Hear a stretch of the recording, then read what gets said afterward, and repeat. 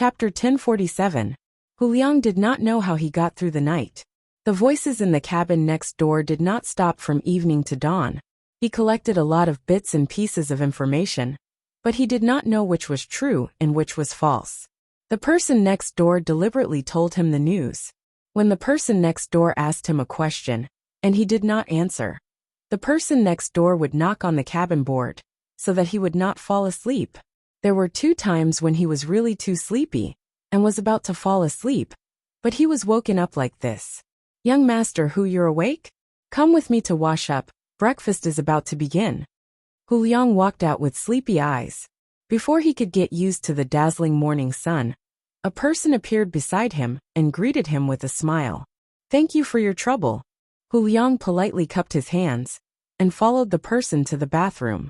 The bathroom in the morning was different from the bathroom where Hu Liang bathed yesterday afternoon. There were 2 large pools for bathing, and there was something that sprayed water from the top. The inside of the pools and the floor were covered with baked tiles. Ordinary people did not even dare to think about using them, and this was only a place prepared for the people of the inner courtyard. The bathroom was 3 large pools that were half the height of a person. They were also covered with tiles. At this time, there were already many people coming to wash up. They were all men. The women were probably more troublesome. There was a row of mirrors in front of the pools. Some of the men were facing the mirrors and tying up their hair. Some were tied up with ribbons, some were tied up, and some were pinned up with hairpins. "Young master Hu, here are your toiletries." The person who led Hu Liang here opened the cabinet in the bathroom and took out a thin porcelain box. He turned around and handed it to Hu Liang. Hu Liang gently opened the box. There were a few things inside, most of which he recognized. There was a toothbrush with a brown handle, a tube of aluminum toothpaste, a towel made of pure flour, a tea-scented soap, a tube of something similar to toothpaste and tea for washing his face, a razor, and a comb. There was only a very small and long scissors. He did not know what to do. He looked around and found that someone was using the scissors to cut his nose hair. He could not help but chuckle and muttered, "Just pull it out. Why bother to cut it? Men are not like men." That person didn't say anything immediately. When Hu Liang started washing his face, and the other party finished cutting his nose hair, he turned his head and said to Hu Liang with an unfriendly expression, "After you're done washing up, we'll go out and fight." "What for?" After wiping his face, Hu Liang asked in surprise. "I'll let you see who's not a man. I'll fight you with one hand. If I can't beat you down within 3 moves, I'll voluntarily quit the Seedling Protection Team. I'll take off the Seedling Protection Team's logo and throw it into the river." The man pointed at the rice seedling logo on his chest. Ugh! Hu Liang estimated the fighting strength of both sides. While squeezing toothpaste into the toothbrush, he said, "Why bother? Actually, pulling is really more convenient than cutting. I've always used the pulling method." "Ignorant. It will grow and become thicker after it is plucked out. At that time, it can only be used to block stones and not dust. I don't think you dare to fight one-on-one." Humph. The members of the Seedling Protection Team left after they finished speaking. Hu Liang began to brush his teeth vigorously as he stared at himself in the mirror. His gaze was unfriendly. After brushing his teeth and preparing to shave, he carefully observed his surroundings and continued to mutter, "Do you think I'm afraid of you? You're just brave and ruthless. I'm a think tank." After shaving twice, he stopped to look at the razor and muttered, "Good stuff. The inner courtyard's special provision is really extraordinary. Let's shave. I didn't shave before, and let it grow on its own." Zhang Xiaobao and Wang Wan said that only rich people can grow beards. Ordinary people grow beards that delay work and grow parasites. So troublesome. After Hu Liang finished cleaning up, the person who led the way just now called him again. "Young master Hu, follow me. What do you want to eat? Do you still have the smoked chicken from yesterday?" Although Hu Liang was full last night, he still planned to eat. Last night, not counting other things, he ate 2 smoked chickens alone. Fortunately, they were semi-big chickens that were specially raised for a short period of time for the sake of tenderness. Meat chickens and egg-laying chickens had not been fully cultivated and needed many generations of cultivation. Zhang Xiaobao and Wang Wan were already working hard to do this. The person who led the way glanced at Hu Liang. Wei Wei shook her head and replied, "There's no whole chicken. There are cold plates made of bits and pieces. If you want to eat meat, there's cold shredded chicken made of chicken breast meat. Once you've decided, you can't change it. It's shameful to waste basic food. It doesn't matter whether you spend money or whose money you spend."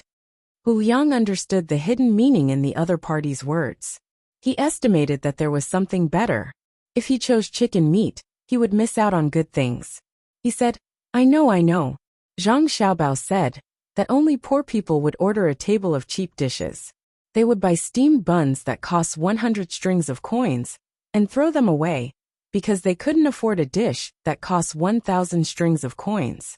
Wait, let me see first. I'm not busy. When they arrived at the restaurant, Hu Liang was proud of his wisdom. He opened the breakfast menu. There were 30 kinds on one page, and a total of 12 pages were listed. While he was dazzled, Hu Liang found it difficult to choose. He wanted to eat everything he saw. He scratched his head and asked the person who led the way, "What do you want to eat?" "A bowl of bean porridge, 3 pies with pork fillings and 3 cucumber and egg fillings, half a plate of radish pickles, and half a plate of garlic and cucumber. That's all," the person who led the way answered. Hu Liang thought about the taste and shook his head. He asked again, "What did Xiaobei eat this morning?" "I don't know. Let me ask." The person who led the way turned and left. After a while he returned. Xiaobei chose a bowl of milk, 2 sauced steamed eggs with salted mushrooms, 2 tails of sugar-free cake, and a fruit platter.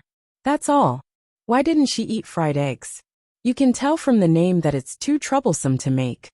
Hu Liang added. She doesn't like to eat it. The person who led the way answered quickly. What about Xiao Yuan? Hu Liang did not plan to eat the same thing as Xiaobei. She added a sauced steamed egg with salted mushrooms. The person who led the way answered quickly. Yes. Xiao Yuan is a boy and has a bigger appetite than a girl. Where's Xiaoqiang? Hu Liang was speechless. 2 bowls of soy milk, half a kilogram of youtiao, half a plate of spicy cabbage, half a plate of salted garlic, and a plate of dried tofu with onion oil. Why do you want 2 bowls of soy milk? Because she likes to drink it. All right. Give me 2 bowls of soy milk, 2 trays of soup dumplings, a large plate of soy sauce smoked chicken wings, 6 spicy duck heads, and a plate of pig's ears. If I can't finish them, can I take them back to the cabin? That's fine. But we can go to the kitchen whenever we want to eat, as long as it doesn't affect our work. If you want to eat buns, I suggest you order tofu pudding instead of soy milk. I like to eat this way. I don't need the duck heads and chicken wings first. I'll go to the kitchen to choose when I'm hungry. After spending a lot of energy on breakfast, Hu Liang finally chose what he wanted to eat. He looked around and chose a table near the window of the cabin of the restaurant and sat down. While waiting for the food to be delivered, Hu Liang continued to observe. The restaurant wasn't small. There were 30 square and round tables inside. If it weren't for the few wooden pillars holding them up, the canopy would probably have fallen down. The words Restaurant Number 1 were written at the entrance. Thinking about it, there should be restaurants number 2, number 3 and so on. Maybe it was a big restaurant and a small restaurant, and Xiaobei and the others wanted to sit alone. While Hu Liang was thinking, the breakfast he ordered was brought over by the servant who was in charge of leading the way. The servant sat across from him. Just as he was about to speak, everyone in the restaurant stood up at the same time and said in unison, Hello, madam. Hu Liang also stood up. He was shocked. Hello, everyone. Please take a seat. When they heard a woman's voice, they all sat back down with a hua sound. Only then did Hu Liang see the person who came out of the door through the gaps between the people who were walking to and fro to get food. With just one look he was stunned. The person who came in was Jiang Wang clan, Madame Wang, Xiaobei, and the other 11 children. They were puzzled and asked the servant opposite them, Is the master eating together? Why are you here if you're not eating together? The servant asked.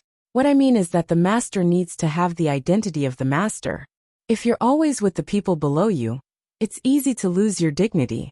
Only by keeping a distance can the people below you respect you, understand? Hu Liang explained. Madam has already kept a distance. She usually doesn't joke with us. Only Xiaobei likes to joke with us. But how can we dare to think that she's easy to bully? Do you understand? The servant replied. That's too casual. Hu Liang insisted on his opinion. If you keep talking about it, I'll chase you off the boat. No, I'll lock you in a small dark room. It's safer to eat together. If there's any danger, the people around you will be your cover. The servant was obviously angry.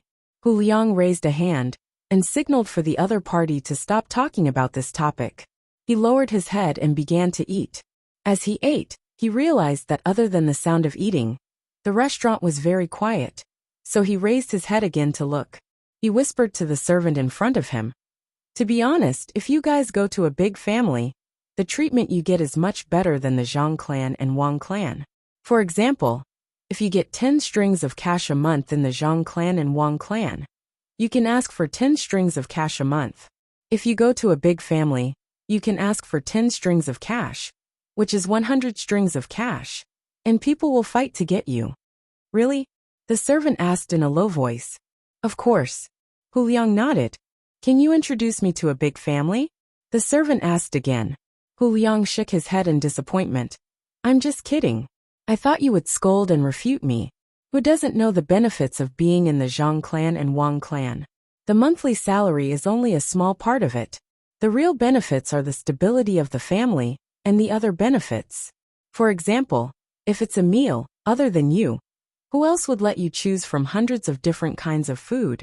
You see, if I want to join the inner courtyard of the Zhang clan and Wang clan, is it difficult? Not difficult at all. Hu Liang was very happy to hear the reply.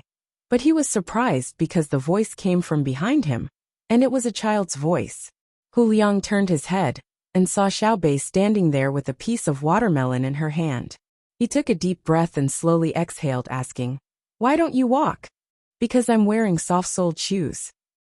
I like to run around, and hard-soled shoes aren't good for my feet. Back to what I said just now. Tell me your family's name and address, and I'll find them. You can directly join the inner yard, okay? Xiaobei raised one of her feet to show the soles of her shoes.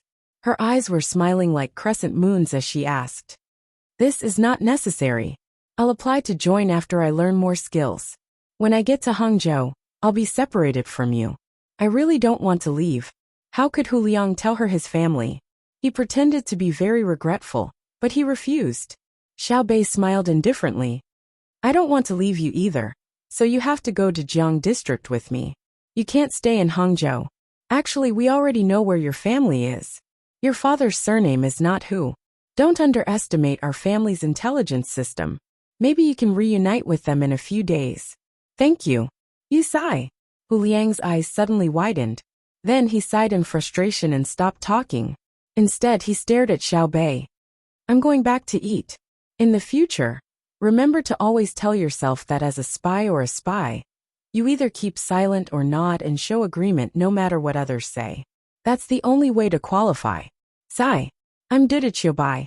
Eat slowly. You can eat whatever you want while you're in Jiang district. There are also various games for you to play. Don't feel burdened. Cherish the peaceful time. Xiaobei said something to Hu Liang, and then silently floated away. Hu Liang fell silent again and lowered his head to eat. He didn't need to ask at all. Just based on his reaction just now, the other party knew a lot of things. The first was that he still had other people. The second was that he cared about his family. The third was that his surname was fake. From the other party's words, he could also understand what the other party meant. He couldn't spread the news. The other party had made it very clear that he knew that he didn't have good intentions. At the same time, he didn't care about what he could do. He might even make use of him. After he finished eating, the inner courtyard opposite him put down his chopsticks at the same time and said, Young Master Hu, come here. You can play games now. There are classic Monopoly games and sandbox games for commanding. If you don't want to play, you can play billiards, mahjong, poker, and so on. Hu Liang nodded and walked out of the restaurant with the inner courtyard. He turned his head and asked, Will I die? The inner courtyard shook his head. I don't know. I only know that you won't die now. Wait until Jiang district. Didn't you already think about dying on the ship when you came? Hu Liang nodded, and then suddenly shook his head. When I came here, I thought that I would have a chance to go back alive. The success rate was very high. Who would have thought that you guys are different from what I thought? It's okay. Maybe Xiao Bei and the others will be happy and let you go. You're just a pawn. It doesn't matter whether we kill you or not. It won't affect us. The inner courtyard comforted Hu Liang again. The two of them walked and talked in low voices. If people who didn't know the details saw them, they would think that the two of them were not enemies but close friends. Old man Wang finished his meal in advance. He was old and slept less, but he slept more often. He liked to go to bed early, and then get up early. After eating, he would find a place to stroll around and talk to people of similar status. When he was in Hangzhou, he usually chatted with the local provincial governor and the people of the various departments. After all, the identity of his master was not ordinary. Although the emperor had somewhat alienated him and sent his master out of the capital, the position of provincial governor was still there. In addition to such an official, he could only find the local big families. Usually, he would do business with them, so there were not many people he could talk to. He was not like Xiao Bei, who could chat with people regardless of their status. Xiao Bei had a good brother and sister. He didn't need to care about what promises he made with others and couldn't fulfill them. It was the same today. He wanted to find the technicians on the ship, or those who specialized in learning to chat. When he turned his head, he saw Hu Liang with the people of the inner courtyard. They were talking and laughing as they walked toward the entertainment room. He was stunned for a moment. He raised his hand to call a maid and asked, "How are you going to deal with Hu Liang? I think he looks good today. Did you reach an agreement with him?" The maid didn't have much defense against old man Wang. She replied, "He didn't sleep well last night. He forced himself to stay awake. He will probably fall asleep when he plays the game later. We can't have any agreement with him. We don't kill him now because he is still useful.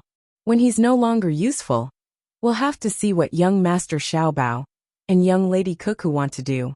I reckon that the two of them won't kill Hu Liang.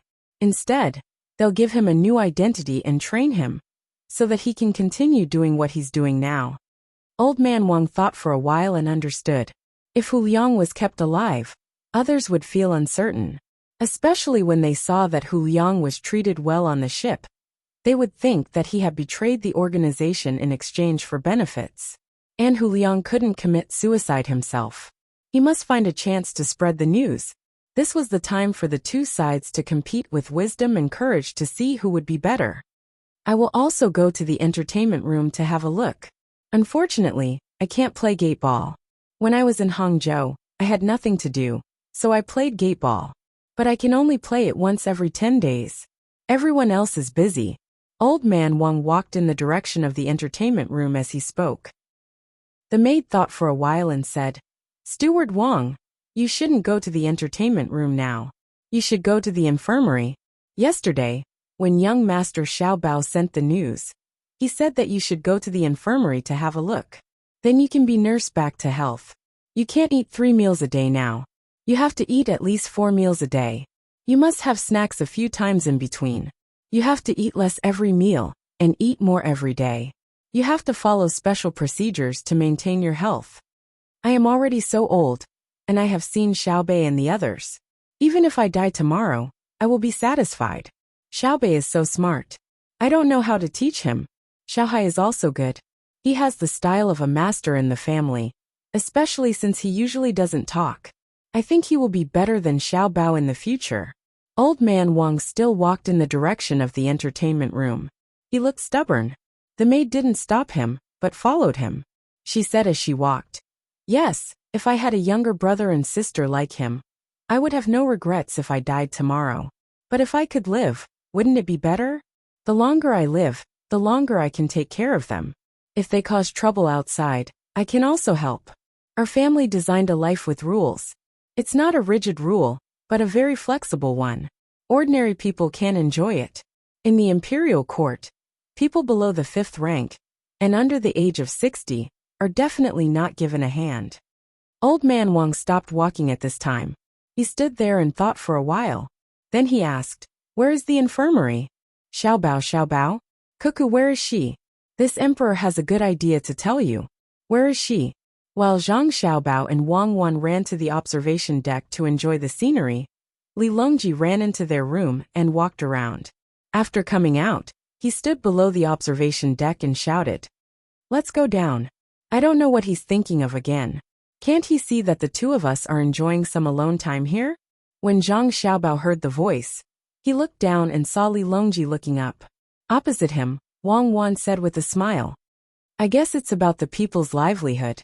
He's recently become addicted to this kind of thing. He always wants to achieve communism one step at a time.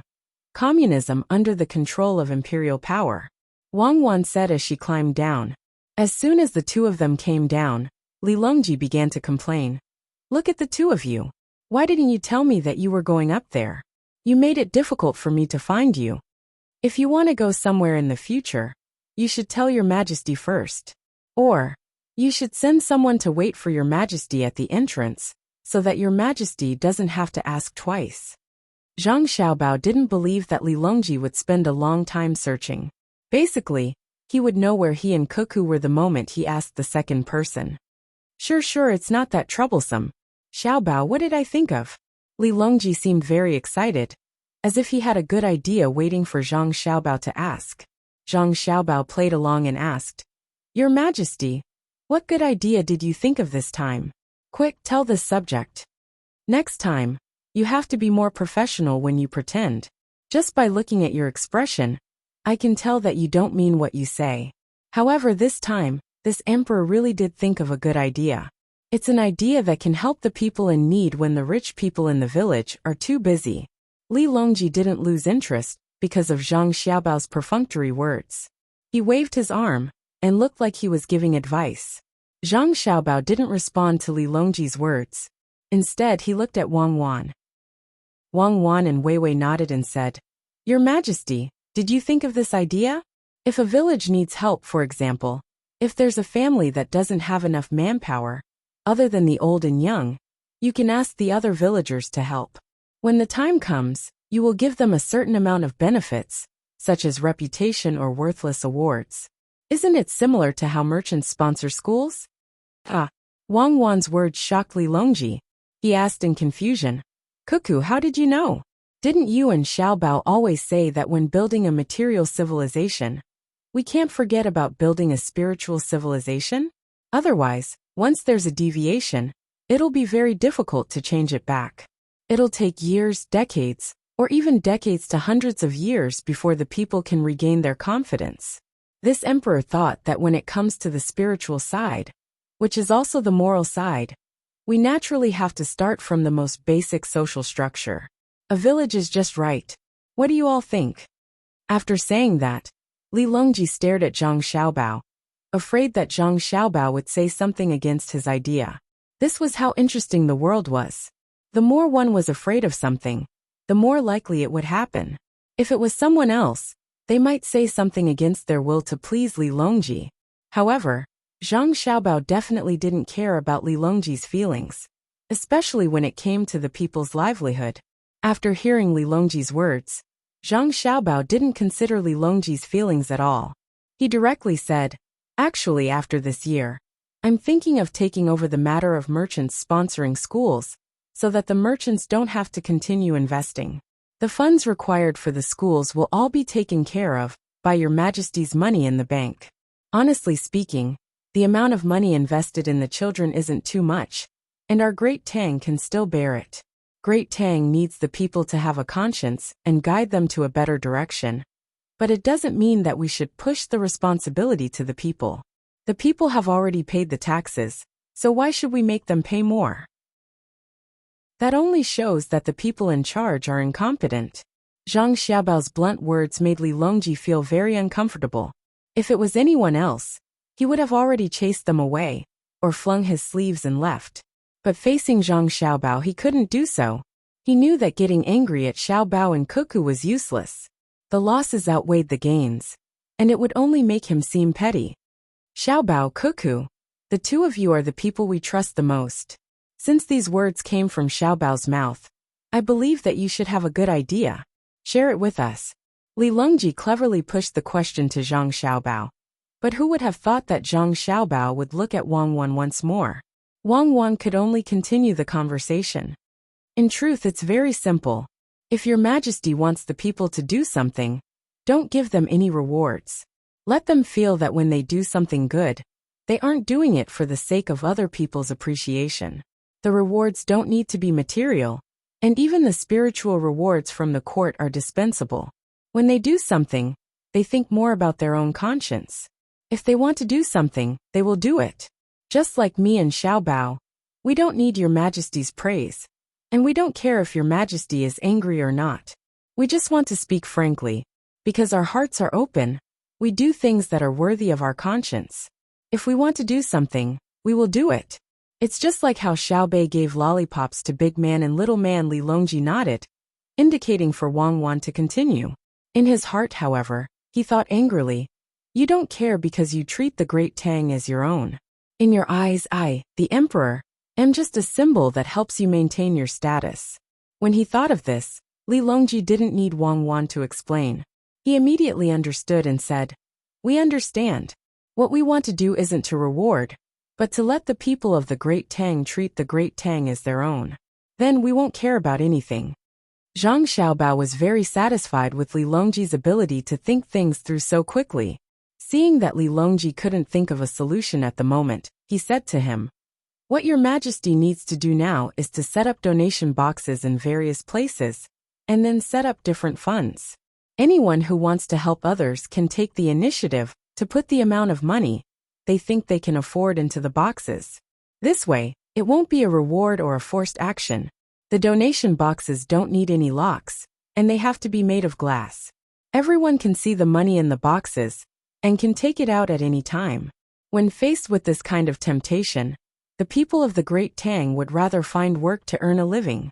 They would rather eat simple food than secretly take money. When that day comes, the Great Tang will be invincible in the world. When the test of human nature is over, that will be the happiest moment of the soul. As Zhang Xiaobao spoke, he thought of the abnormal days he and Cuckoo had 100 years ago. Although many people criticized them in that era, they had indeed done these two things.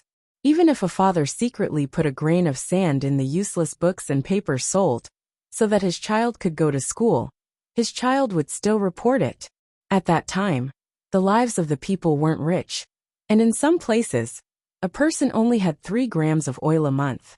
However, it was precisely in that deformed era that people would help each other. It was also under the support of that kind of spirit that they fought one classic battle after another, using the worst weapons to fight against the most advanced weapons. When the horn of charge didn't stop, the horn of charge wouldn't stop. Unfortunately, a deformity was a deformity, and the development of society was too slow. When it developed faster, that spirit was gone. That was an era that made people feel helpless, but also an era that made people reluctant to part with. As he thought of this, Zhang Xiaobao glanced at Wang Wan. Wang Wan could be said to have a tacit understanding of this. Otherwise, she wouldn't have dared to clamor about using cold weapons to fight against the other party's hot weapons. It was because there was a word called spirit, and there was a kind of attitude that was fearless. Those days were truly worth reminiscing about. The world was vast, and how many heroes had led the city to set up camp. But at that time, who dared to call themselves the world's #1 army in the face of a charging army blowing trumpets? Wang Wan smiled, a smile of pride unique to soldiers.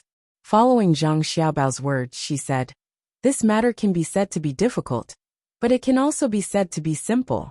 I can guarantee that wherever I and Xiaobao have family members who have been officials, the people there will very consciously abide by this rule. That isn't a rule. If there is good from above, then the people below will follow. Xiaobao and I have already set an example. That is, when facing the lives of the people, when there are people who doubt us, as officials, we can have a clear conscience. When facing the development of business, we can be firm and unyielding. If your Majesty wants to do this, then you should also set an example. Invest the first copper coin, make the first declaration. I believe that at the very least, those people who have been depositing money in the Tang Bank 2 days ago will follow suit and take the initiative to supervise." Li Longji listened and thought. For a moment, he seemed to enter a dreamlike world. Faintly he said, Is it like that ha mirror flower fate that you told Xiao Bei and the others about? Zhang Xiaobao shook his head. In this world, there is no such thing as a gentleman. There are only trade-offs. If you invest in one aspect, you will inevitably be rewarded in another aspect. Take me and Cuckoo for example. In truth, everything we invest in is not in the pursuit of material goods. Although we make a lot of money, the purpose of making money is so that we can support the things we pursue. We don't have high requirements for material goods, at least according to the amount of money we earn. We only do it for the pure land in our hearts. The meaning of our lives lies in this. Thus, we will not allow others to sully this land. Otherwise, we will use blood to wash it away. Li Longji nodded. He had to admit that Xiao Bao and Cuckoo were true to their words. Anyone who dared to touch their bottom line was truly tired of living. Their hands were stained with blood, but in the eyes of the people of the great Tang, they were clean and pure. Those whose hearts were for the people were revered by the people. After thinking about the two's words, Li Longji nodded. We understand. We will think of a way to satisfy the needs of the people in terms of survival. Then, we will make the people feel that survival is not the only thing. There are still many things that they need to do. Their purpose in life is definitely not to eat and wear. Then what should we do now? Immediately have people place glass boxes in the various villages? And then explain the use of these boxes? That won't do. If we really do that, the people will be worried that their money will be stolen. The current situation is actually not bad. At the very least, the trust of the imperial court is still there. The people are willing to trust the imperial court, and they are even more willing to trust us. The first thing we need to do is to strengthen this trust. At the same time, we need to strike at those with unstable minds. When everything has become a habit of life, why would we need to use glass boxes to store donations? Zhang Xiaobao was very glad that the imperial court was still able to control the people, and the people were also willing to trust the imperial court. If a certain fund or association was established, the people would be able to release Qian Wan without worry. They wouldn't have to worry about people being greedy. This was because they knew that the imperial court would constantly send out inspectors to supervise and control each other. They knew that telegrams could be sent directly to the capital. If they found that some officials were unqualified and took away their donated money, the imperial court wouldn't just ignore them if they sent a telegram. This was especially so for himself, Cuckoo, and Xiao Bei. The imperial court had zero tolerance for corrupt officials. It could even be said that if an official was caught by Xiao Bei and the others, even if they didn't die, they would at least lose a layer of skin. This was an era where even the aristocratic families had to consider ethics and morality when doing things. This was because Li Longji, the emperor, didn't say that regardless of whether the underworld was right or wrong, as long as they could get money, they would be good people. Li Longji didn't know what Zhang Xiaobao was thinking. Looking at Zhang Xiaobao and Wang Wan giggling at each other, he asked gloomily. In other words, we can't realize our idea right now, right? There's no place to put the boxes to receive donations, and we can't monitor them. Is that right? There's definitely a place. I thought of a good place. Xiao Bei and the others set up a chain of 4,000 candy houses. Why don't we put them there? When someone goes to spend money, they can put the change into the donation boxes. I believe that no one will dare to touch the unlocked boxes, and no one will suspect that Xiao Bei and the others didn't use the money on related matters. If your Majesty feels that the number is not enough, we can also put donation boxes in all of Zhang Xiaobao and Wang Wan's shops. When the people are relieved and get used to it, we can find the top 100 merchants on the list of top billionaires and ask them to put the boxes in their shops. Zhang Xiaobao didn't need to think too much about it, and immediately said where the donation boxes should be placed. When Li Longji heard this, he nodded repeatedly. Yes, there's a place. So Xiao Bei and the others' candy houses can be used like this. Doesn't that mean that in the future, we can use them anywhere that is similar? Li Longji was happy. He believed that once this matter started, it would definitely achieve good results. When the time came, he would let 100 capable merchants take charge of this matter. Those merchants would definitely not take the risk for a small amount of money. It was not an exaggeration to say that merchants who could enter the list of top billionaires were making a lot of money every day. After the donations were distributed, no matter how much money their shops could receive, it would not be enough for them to take the risk of being greedy.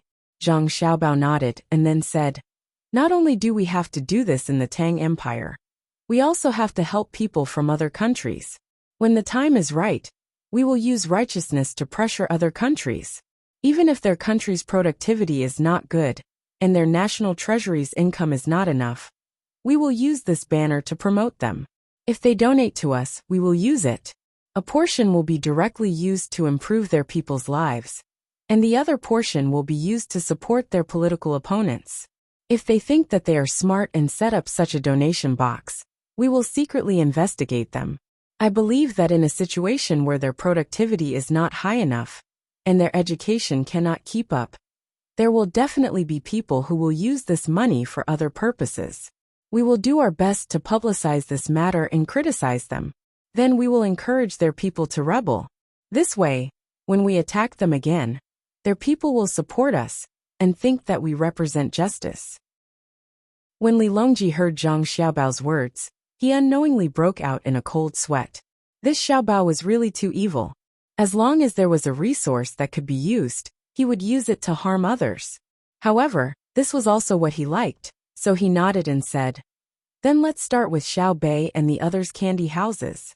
We hope that one day, wherever the Tang empires will goes, the local people will overthrow their government and then welcome the Tang Empire's dragon grace." While Xiao Bei and the group of children were still learning, they received a telegram from their emperor uncle. Xiao Bei was the first to take it and read it to the others. Then she said, "Look, this is how Uncle Emperor trusts us. Tell the people who are building the candy houses in various places to work hard to speed up and strengthen the supervision. I want to see who dares to touch that sum of money." Xiao Bei appeared very excited as she spoke. Her eyes swept across the faces of her brothers and sisters, hoping to get approval. However, her brothers and sisters all frowned. Xiao Yuan asked, "Then where should this sum of money be placed? If it is placed in a bank, who will be responsible for the interest? How do we explain it to the people who took out the money?" "Interest? The interest will be used as labor costs. We have to arrange for people to withdraw the money, calculate it, and then help to send the money to the people who need it. This is all a cost, and when the time comes, we will use the interest to settle the bill. If anyone objects, let them handle it personally and see if they want to be paid. Isn't that right? Even if we don't want the money ourselves, for example, if we want to buy food for the people who need it, won't the transportation cost be added to this? Then it's about how to spend the money. We have to settle the accounts once a month and post it on a notice to let others know that we didn't get any benefits from it. Is that okay?" Xiao Bei circled around this matter. In this short period of time, she had already thought of many things. However, Xiao Yuan still shook her head. "But if we do as you say, the prices of the various items in each place are different. The transportation costs are also different. Some are transported by land, while others are transported by water. How are you going to make the people believe that the cost of the place you mentioned is that high?" Xiao Bei was taken aback. Then she said, "Our existence is a guarantee. Would anyone doubt us? If I were really greedy for money, why would I take out my own money to help others? Anyone who objects to us has bad intentions." "You mean to say that we are not allowed to have different opinions?" Xiao Yuan continued to pour cold water on her. "We are allowed to have different opinions. For example, some people praise us and say that Xiao Bei and Xiao Yuan are great. This is one kind of opinion, but it can also be another. They say that if we don't believe Xiao Bei and Xiao Yuan, who else can we believe? Another saying is that if we have to find a faction that we are not afraid of, it will definitely be Xiao Bei and Xiao Yuan. At the same time, it can also be..." Xiao Bei, stop. Why do I hear you saying all the same thing? We can't be so shameless, okay? Xiao Yuan was speechless when he heard Xiao Bei say the same thing in different words. He hurriedly interrupted Xiao Bei and asked, "What's the matter? You can't always praise? That's easy. Let's have a meeting and say what you think." "That's good." Xiao Bei really couldn't think of any good ideas, So she used the most common method, a meeting. While Xiao Bei and the others were having a meeting, Hu Liang heard about the donation box from the people in the inner court. He couldn't imagine Zhang Xiaobao's goal, but when he heard about this matter, his eyes lit up, and he thought about his own organization. Thus, he didn't rest well during the day, and when night came, he couldn't sleep again. This time, no one disturbed him, although the voices next door were still there. He was excited. He thought that he could use the Great Tang's current policy to help his side gain more benefits. While he was too excited to sleep, Hu Liang was troubled again. He realized that he was still on the boat, and this plan was about to be used by the Zhang Xiaobao and Wang clan. If he couldn't follow suit, he wouldn't have a chance to enter this industry when the time came. That was money. If a person was given 1 copper coin a day, with so many people in the Great Tang, they would receive more than 10,000 strings of coins a day. It was definitely not a small amount. He believed that even those on the top rankings would be tempted, but this money had a limit. If he couldn't immediately spread the news, the organization would miss a good opportunity. With this thought, Hu Liang couldn't sleep. Chapter 1048. While Hu Liang was tossing and turning, unable to sleep, there was also a group of people on the bank of the canal who were very restless. After they got on the boat from Hu Liang, they began to follow the boat. They walked on land and along the river. The boat went with the current. When the weather was good, the sails would be raised. Not only was it easy, but it was also fast. However, the people they were following were riding horses. People could persist for a long time without eating, or eat and drink on the back of a horse. If their riding skills were good enough, sleeping on the back of a horse was not a problem. But as horses they couldn't bear it. Standing up to sleep and constantly rushing were two different things. After running with the ship for an entire day, the horses only rested for half an hour. When night came, the horses clearly could not bear it. There was a small group of 7 people. On the surface they looked like merchants. There were horses and carriages. It was difficult for outsiders to see what was in the carriages, as they were covered with cloth. After half a month of climbing, there was finally a horse that couldn't take it anymore. It wasn't very fast, but it didn't have much rest. It fell down with a boom, and after that, it couldn't get up anymore. No, we can't continue. Otherwise, the horse will die of exhaustion, and we will not be well. A person who had just been riding a horse was now lying on the ground. It was much warmer here than in the capital. Not only were the weeds on the riverbank showing 2 inches of their bodies, even the nearby trees had sprouted new buds. The person who spoke just happened to be lying on the grass. A lot of the grass was pressed down, and he was panting. It was unknown whether it was because he was tired from riding the horse, or because he had just fallen. Third brother, it's a sunny day today. You should get up quickly to avoid catching a cold. Eighth brother is really too much. He said that when he got on the boat, he would think of a way to ask for information, and then send it to us. Now I see him playing with others on the deck, but there is no news at all. I really don't know what he is thinking. Another person said to the person lying on the grass. The person who was lying down propped up his upper body with his arm, and looked at the brightly lit fleet that was still rapidly moving downstream. He said, "Fifth brother, I think eighth brother has his own difficulties. Didn't he already tell us before he boarded the ship? He said that if he can't send a message, it means that he's in a bad situation. He asked us to be very careful. It's best if we can take turns to follow him, so that we won't be targeted. At the same time, we can't send a telegram. Let's wait and see if eighth brother still doesn't send us a message tomorrow. If he does, it means that eighth brother is in great danger." Wait, I also want to wait. The problem is whether the person who sent us here is willing to wait. When the time comes, we will not be able to complete the mission, and will be punished when we return. The one who was called fifth brother by the person lying on the ground was not very happy. Seeing that he could not catch up, he could only grit his teeth and squeeze out the words from his mouth. Another person followed his words and said, "Fifth brother is right. Eighth brother is not so smart that he can do things perfectly. Maybe he really forgot. We should send the message back as soon as possible. Sometimes the more dangerous it is, the safer it is."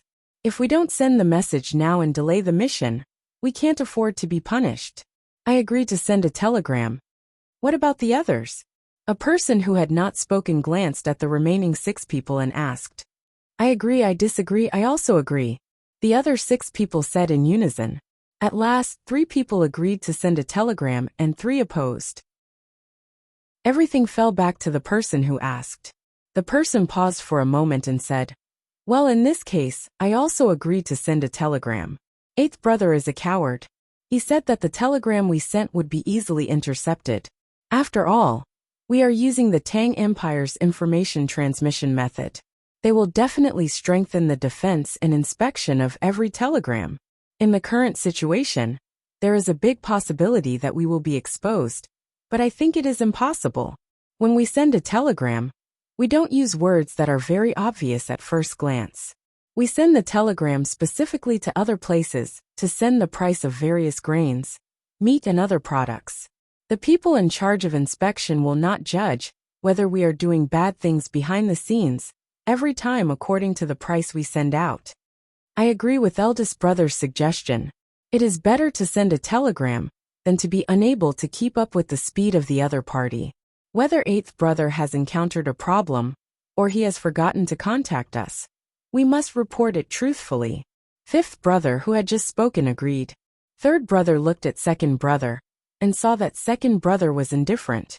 He sighed and said, 4 votes against 3. In this case, let's find a place to send the telegram.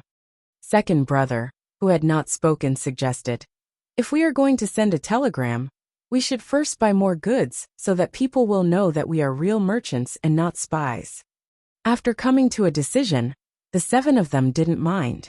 It was still night, so they walked along the road, knocking on people's houses. Especially in places like the small shops. They spent more money than usual to buy things that people cultivated and grew. This made the goods in the caravan even more abundant. Then, without waiting for dawn, they immediately found the nearest place where they could send a telegram.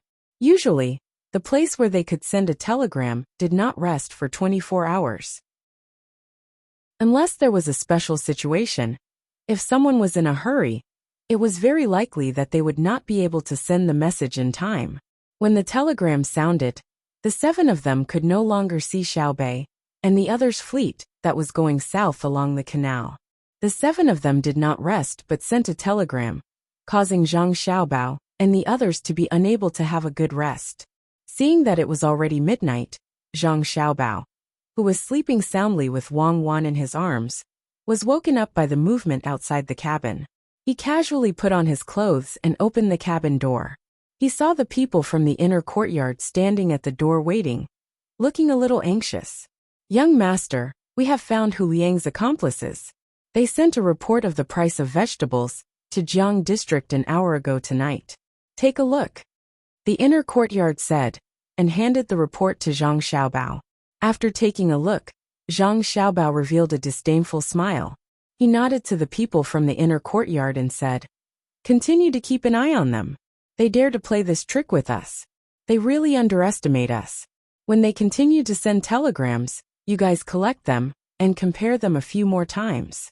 Try your best to decipher the key algorithm. Yes. The person from the inner courtyard replied and turned to trot away. Xiaobao, what's wrong? Did they send a secret message? Wang Wan also woke up and asked while rubbing her eyes. They did. It's a good idea to report the price of vegetables to other places. But it's a little stupid. Where do you think rice can be sold for 7 copper coins per kilogram? This is clearly a corresponding code with a high number. Now that the people in Jiang district have followed, none of them can escape. Even if we can't decipher it, we can follow the clues and find the other party's secret telegram. Zhang Xiaobao shook the telegram in his hand twice and said to Wang Wan. Wang Wan lay down again after hearing this and muttered, there's no hurry. It's impossible for Jiang district to send a price report to the other party tonight. There are still a few hours to arrange. Even if the other party finds something wrong from the telegram, they won't have a chance to run away. Let's sleep. Xiaobei naturally also received the information. After listening to the analysis of the person in charge of this matter, Xiaobei hugged the information and slept well. At dawn the next day, When Hu Liang was about to freshen up again and go to eat, the person from the inner courtyard, who led the way yesterday, came over with a piece of paper in his hand and said to Hu Liang, "Young Master Hu, last night, we received a telegram from someone else. Oh, it's an interception. The content is a price list for vegetables, fruits, grains, and other things. We didn't notice it at first, but 7 copper coins per kilogram of rice is really too expensive. It's more than 3 times the normal price of rice." Some of us joked that the person who sent the telegram was crazy. Where could they find such expensive rice in the thousands of miles north and south of the river? If you don't believe me, take a look. Isn't it interesting? While they were talking, the person from the inner courtyard handed the telegram over. Hu Liang didn't have time to read the contents of the telegram. He only listened to the words of the inner courtyard. In an instant, it was as if he had been struck by a bolt from the blue. All the pores on his body opened up, and he felt cold all over. He took the telegram in a daze and looked at the content on it. Hu Liang exhaled softly and slowly closed his eyes. After a while, he opened them again and asked, "How did you find out?" "We have a group of people who are in charge of figuring out encryption and decryption. The method you used is too simple. We don't have to spend as much effort as you when we send messages. This time, we directly send groups of numbers or letters, and then restore them. Tell me, what's the content of the telegram sent by the 5 of them? I believe you know that no matter who receives the telegram in Jiang District, they can't escape our surveillance. We'll give you a chance to make a contribution. If we're satisfied with your answer, you can still see your family." The person from the inner courtyard explained a little. He watched Hu Liang's expression and asked. Hu Liang nodded dejectedly and asked, "Can you guarantee that you'll let me go? That I can still live a normal life? As long as your answer is useful to us, nothing is impossible." The person from the inner courtyard made an uncertain promise. "Okay, I'll tell you. The content is that they found out that my operation failed. They told the people in Jiang District not to act rashly. It's best to endure for a while. When Xiaobei goes there, don't make any reaction. Hide in the dark and don't be exposed. However, I reckon that the people of Jiang province might not completely listen to the 5 of them. They will still send out men of sacrifice to assassinate Xiaobei instead of not leaving any traces behind. As for the rest, I can't guess. Unless you can provide me with new information, I can help you analyze it." Hu Liang looked like he had lost his fighting spirit. After he finished speaking, he squatted there and looked at the tiny gap between the deck and the wood. He was in a daze. The person from the inner courtyard nodded and said to him, "Okay, I'll report it truthfully. As long as you sincerely repent, you'll still have a new life." After he finished speaking, the person from the inner courtyard left. A few other people were responsible for protecting Hu Liang and preventing any danger from happening to him. The person from the inner courtyard, who got the information, found Xiaobei and the others again. He shook his head and said, "He still didn't tell the truth. I said that they had 5 accomplices, so he followed my words." It seems that the management of this organization is very strict. Even if we found the person who received the information in Jiang District, we couldn't find their roots. Also, I judged that they didn't know that we were going to Jiang District. If there was an ambush, it would probably be in Hangzhou. Otherwise, Hu Liang wouldn't have emphasized the assassination in Jiang District. He got the information from the maids in our inner courtyard yesterday, and the night before yesterday. Xiaobei and the 9 children looked at each other and nodded at the same time. Xiaobei said, "It's fun. It seems that Hu Liang is not an ordinary person. Tell brother and sister. We'll speed up and not give them too much time to react." After this incident, Xiaobei's fleet suddenly sped up. Hu Liang was no longer able to obtain any useful information from the servant girl next door. As a result, on the 3rd night after he was on the ship, he once again suffered from insomnia. 3 days passed by as the wind blew and the clouds moved. In Jiang District, as analyzed, the person who received the information did not immediately contact others. It was a woman. To be precise, it was an old woman. She had 2 houses and a small courtyard where she had just sowed seeds. The person who received the telegram was her. At the same time, she added that she should pass it to her son. However, the intelligence personnel of the Zhang family, and the Wang family could not find out her real identity, let alone where her son was. The only record was the local government's household registration. Her surname was also Hu. She had 3 sons, Hu De, Hu Er, and Hu San. However, the household registration could not record anything in her family. Therefore, it was difficult to figure out whether her son existed or where he was. For the past 3 days, the old woman surnamed Hu lived a very regular life. In the morning, when the sun was about to rise, she would get up and go outside to get a bucket of water from the well to freshen up. Then, she would go outside to eat a bowl of noodles in the pastry shop. After that, she would slowly walk by the local river. At noon, she would go to another restaurant to eat wontons. In the afternoon, she would continue to walk by the river. In the evening, she would randomly find a stall selling food on the street and buy 2 steamed buns. When she returned home, she would eat the pickles she made herself. And so there was not the slightest change. The people monitoring her did not see anyone visit her, and she never spoke much to others. The only time they could hear her talking was when she was strolling by the river. When she was tired of walking, she sat there leaning against a big tree, muttering words that could not be heard clearly as she looked at the flowing river. This news quickly spread to Zhang Xiaobao's ship. After Li Longji saw it, he was confused and asked, "Xiaobao, did you target the wrong person?" Zhang Xiaobao chuckled and replied, "If she is not like this, then it is possible that we are targeting the wrong person. She is too regular, so it is not normal. Cuckoo, are you familiar with her?" "Yes." When Wang Wan heard Zhang Xiaobao's question, she nodded and said, "Order, send someone to watch that tree. At night, secretly go and take a look, but do not make any noise. Also, keep an eye on the surrounding houses." Chapter 1049. There's someone on the tree. Li Longji raised his head and looked at the canopy of the cabin. It seemed like there was someone on the canopy as well. The result gave him quite a fright. It wasn't that there were people up there, but that there were many people. The cabin he was in was the 3rd floor. The ship had a total of 4 floors. Above the 4th floor was a small attic.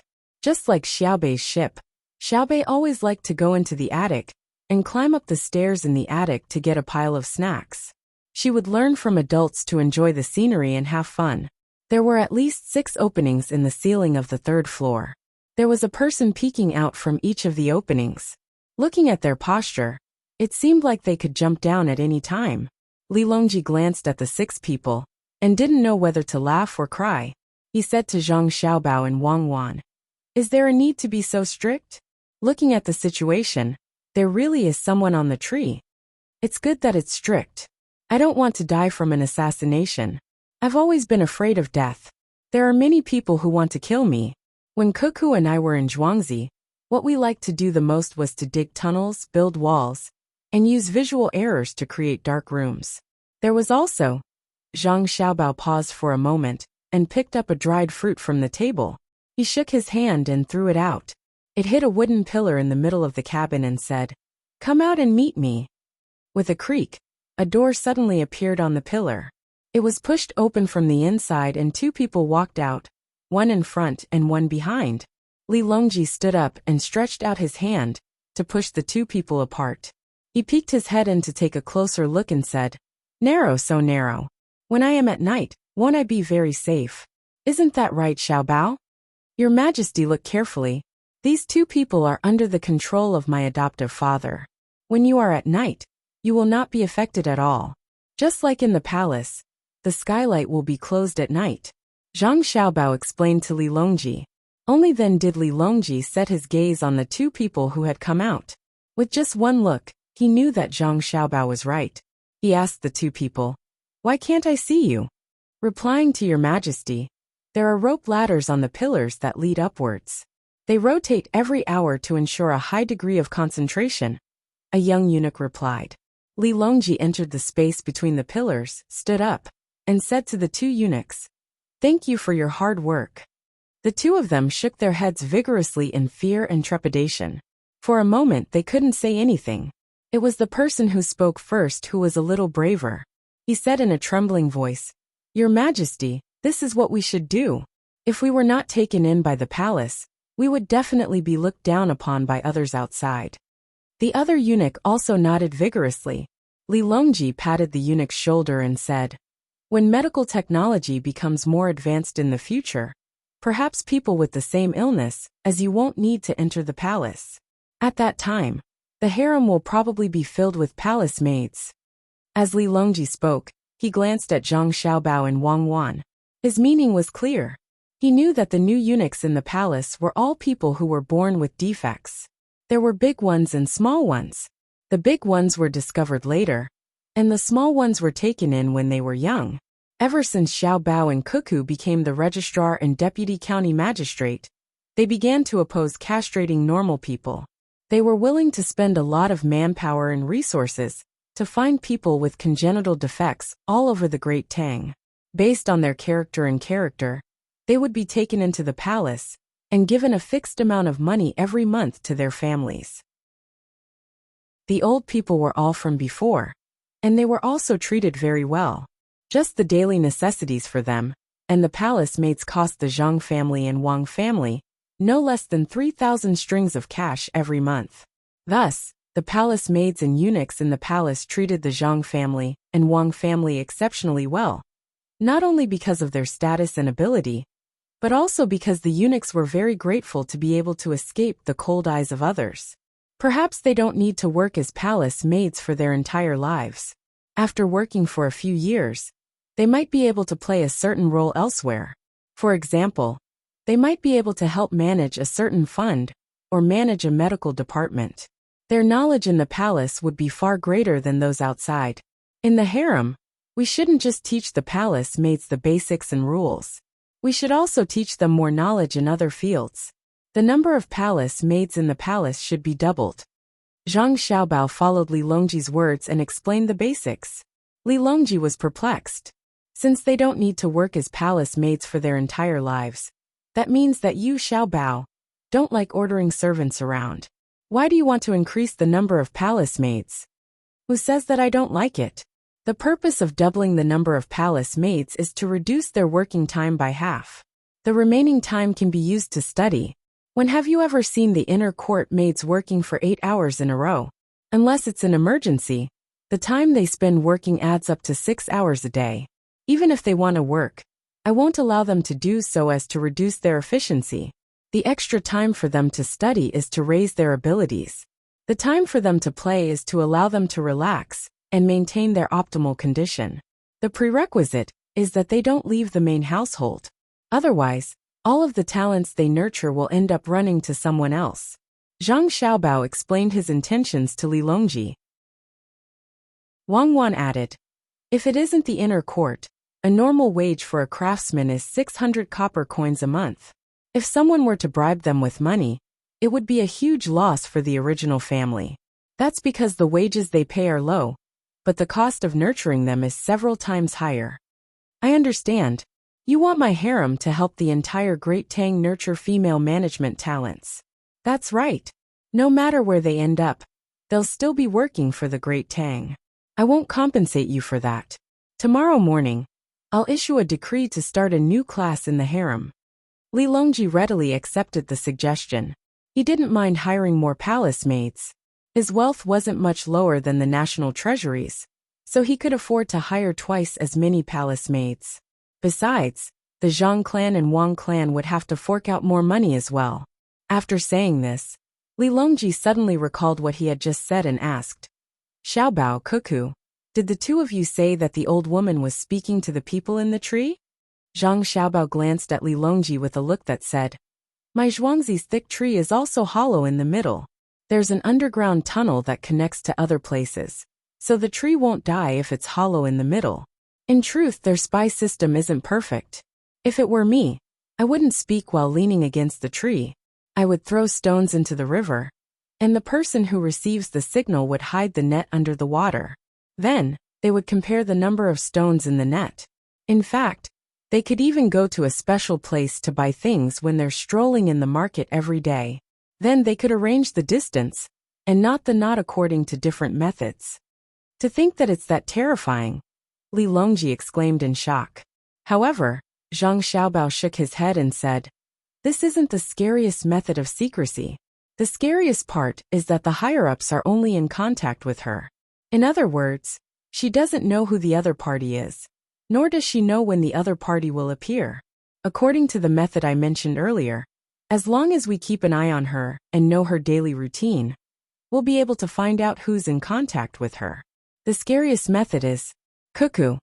The scariest method is that when she goes out to sell things, we'll know the way she walks, the way she arranges the goods, the order and angle of the goods, and even the quantity and price of the goods. She's able to pass information to others. The people who buy things and look at things change every day. It's impossible for us to keep an eye on all the people who pass by her stall. The only way is to capture her and torture her, to get a full grasp of everything she knows. However, she doesn't know who her higher-ups are. When we torture her and waste more time than the time she's supposed to contact the higher-ups, the other party will cut her off. Even if we force her to use the same method to release information, we won't be able to catch her higher-ups." After hearing Zhang Xiaobao's hint, Wang Wan introduced another method of transmitting information to Li Longji. Li Longji was dumbfounded. In his opinion, the most suitable method of transmitting information was secret writing, or transmitting information through telegrams that didn't seem to be relevant. However, he didn't expect that under the situation of a single line of communication, there were many other methods that seemed to be the most common and accurate method of transmitting information. This kind of spy is not easy to train, right? Li Longji finally found the problem. There were methods to use, but it was hard to find talented people. Yes, it's not easy to train them. At the same time, there's a high chance that they'll be discovered. Using the exhaustive method and the elimination method, we can still obtain useful information with a bit of effort. The process is a battle of wits and courage. Your Majesty, Cuckoo and I still have other matters to attend to, so we'll take our leave for now. You don't have to think too much about it. Leave the dark side to me and Cuckoo. Zhang Xiaobao had to go back to work. Just as he said, he and Wang Wan were both from this kind of background. Back then, he and Wang Wan's department were very happy to fight, and he always had the upper hand. It wasn't that the people in Wang Wan's department weren't good enough, but that there were always more loopholes in the government's functions. This was the proverb that said, those who were loyal to justice were the butchers, while those who were ruthless were the scholars. Of course, the most important thing was that the meteor squad of the Special Second Department couldn't possibly keep an eye on Zhang Xiaobao.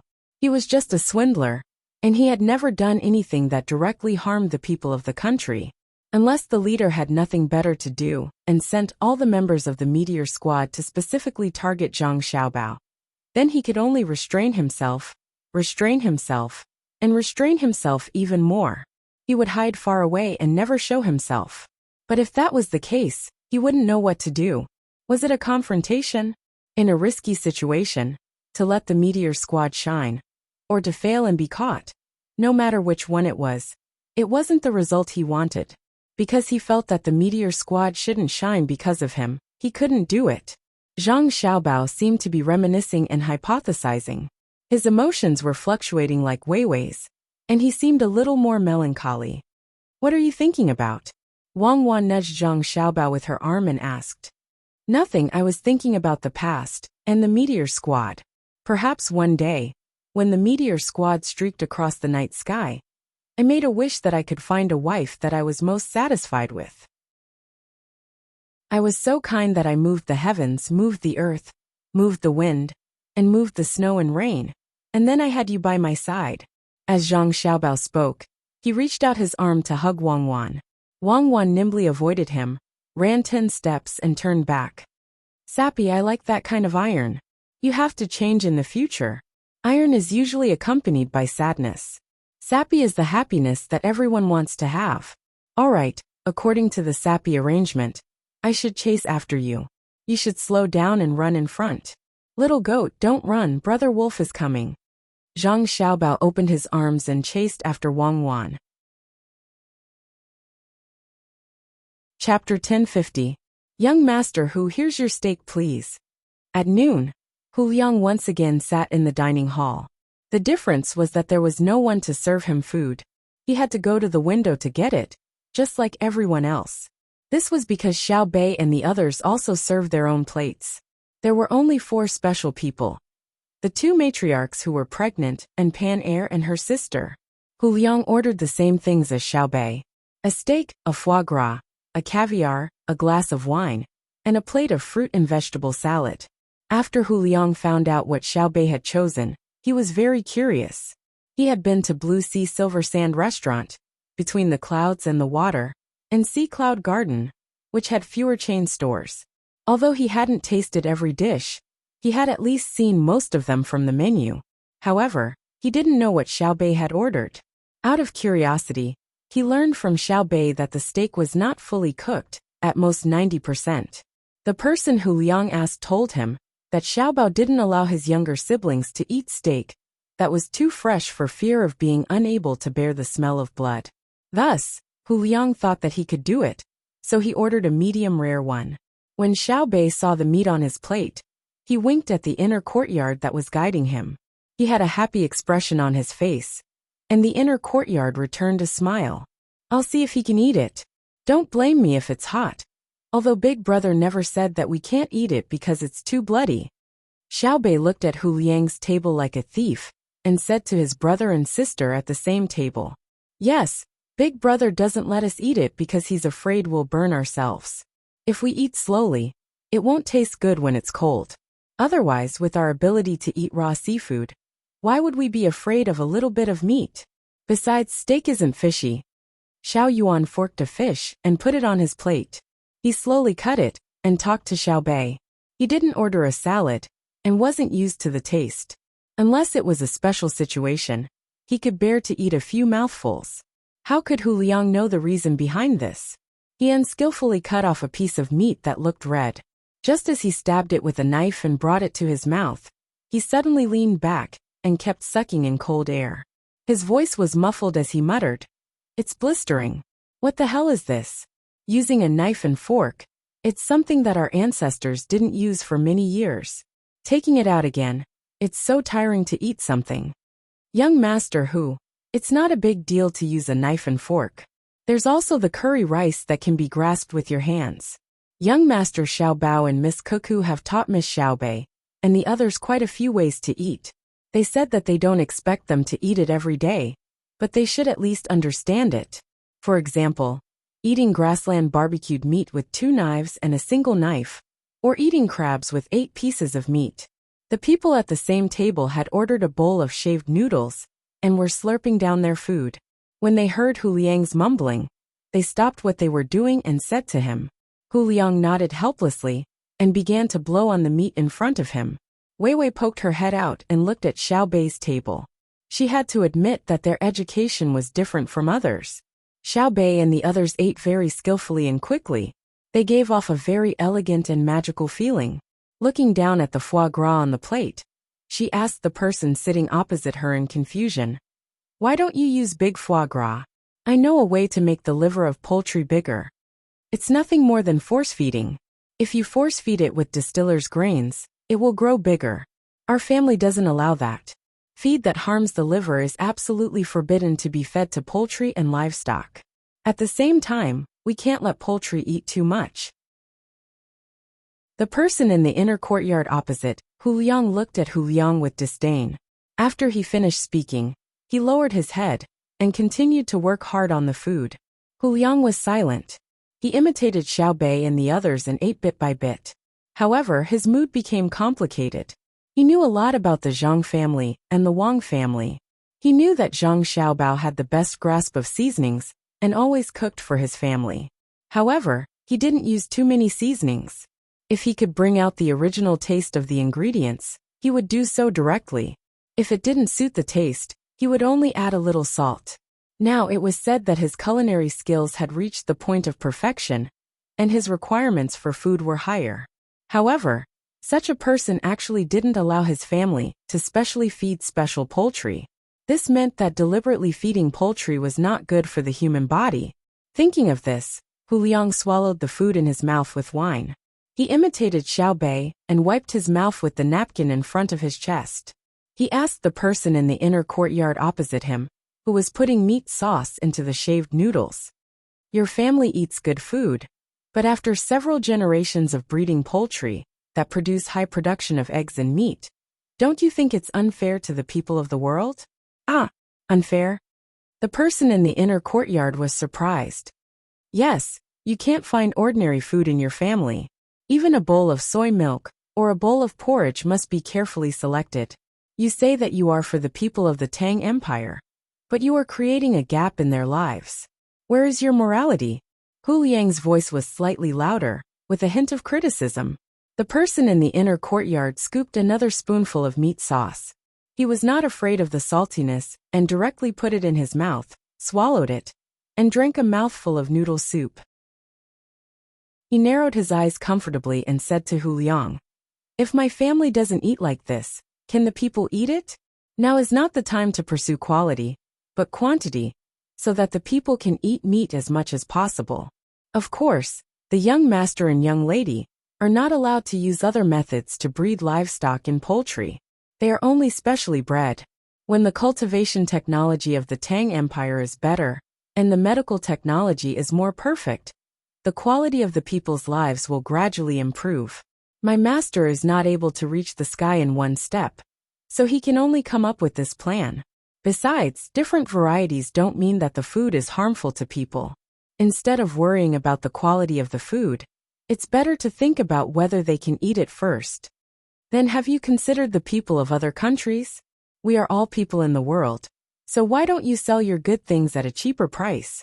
All you sell are luxury goods." Hu Liang continued to ask. "Forget it. You said that they are the people of other countries. What does it have to do with the Tang Empire? If the people of other countries are living a good or bad life, they can go to their emperor. If they want to live a good life, it's simple, get rid of their emperor and acknowledge that there is only one Tang Empire. You are kind. According to your words, all the people in the world are like this. Every blade of grass and every tree has a root of wisdom. Don't hurt them. In the future, you can starve and don't even breathe. Otherwise, you will kill the creatures in the air." After the person in the inner courtyard finished speaking, he did not say anything else, and scooped another spoonful of meat sauce to eat. Hu Liang saw that he was not done eating the meat sauce, so he used a knife to put some into his mouth. He smacked his lips and said, "It's not too salty. What meat?" "The leftover meat from last night. It's cooked and made into meat sauce.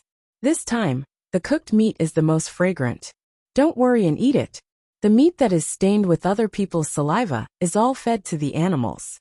Another person in the inner courtyard said. "Oh." Hu Liang was relieved and muttered, "If everyone can eat, wear warm clothes and live in a house that doesn't leak rain, how can there be wars in the world? If that's really the case, some people will have other ideas. Let's eat. We're about to reach Hangzhou. You can see your brothers. 5 people. If you say 5, then it's 5. If there are 10, then kill 5. The inner court official added one more sentence. Hu Liang suddenly lost his appetite. Cold sweat kept coming out of his pores. He opened his mouth and wanted to say something, but in the end, he did not say anything. The 7 people that Hu Liang was thinking about were eating at the moment. They were caught last night.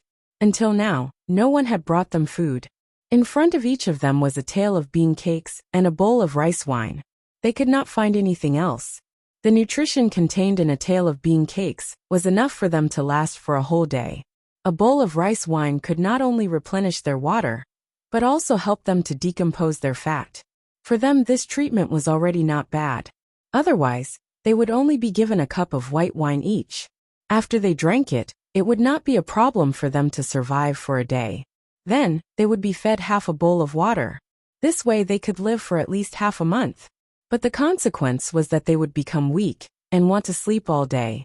Even if they were not tied with ropes, they could not run away. Now the treatment given to them was good. Their feet were tied together by iron chains.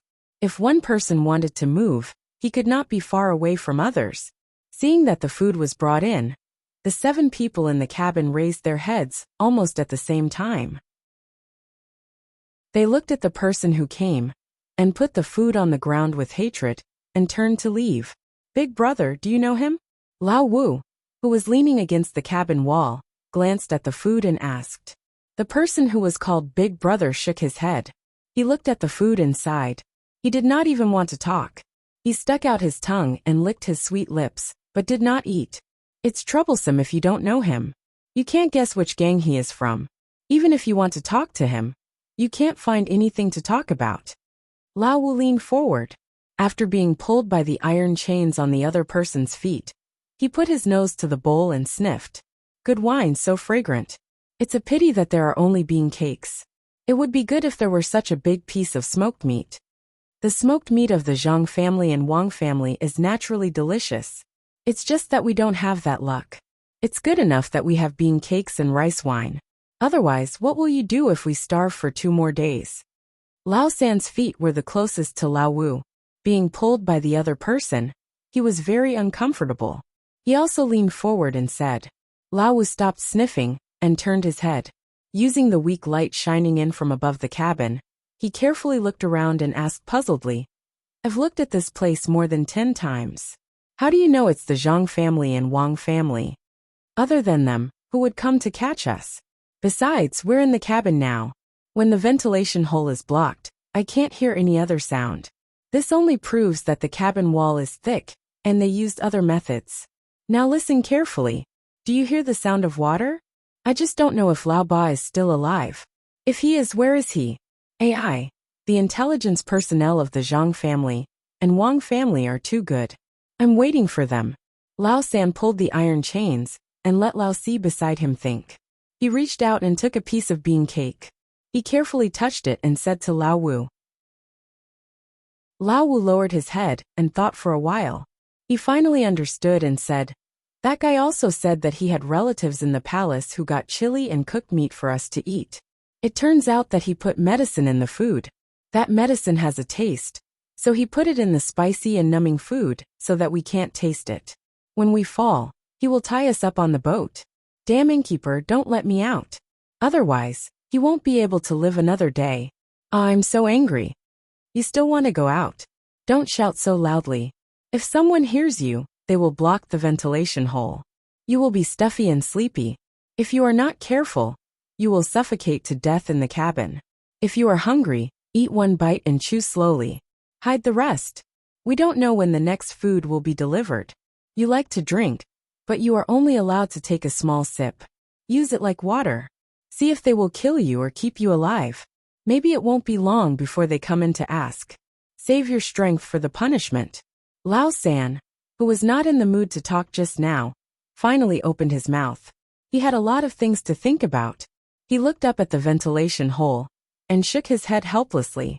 Lao Wu, who had just opened his mouth to eat the bean cake, closed it after hearing Lao San's words. He carefully stuffed the bean cake between his teeth and took a bite. He said, It smells so good. It's so fucking fragrant. I've never eaten such delicious bean biscuits since I was young. Do they want to starve us? If they really want to do that, why would they send us food? They must want to scare us, so that they can get useful information from us. Humph, it's not that I don't want to say it, but I don't know much.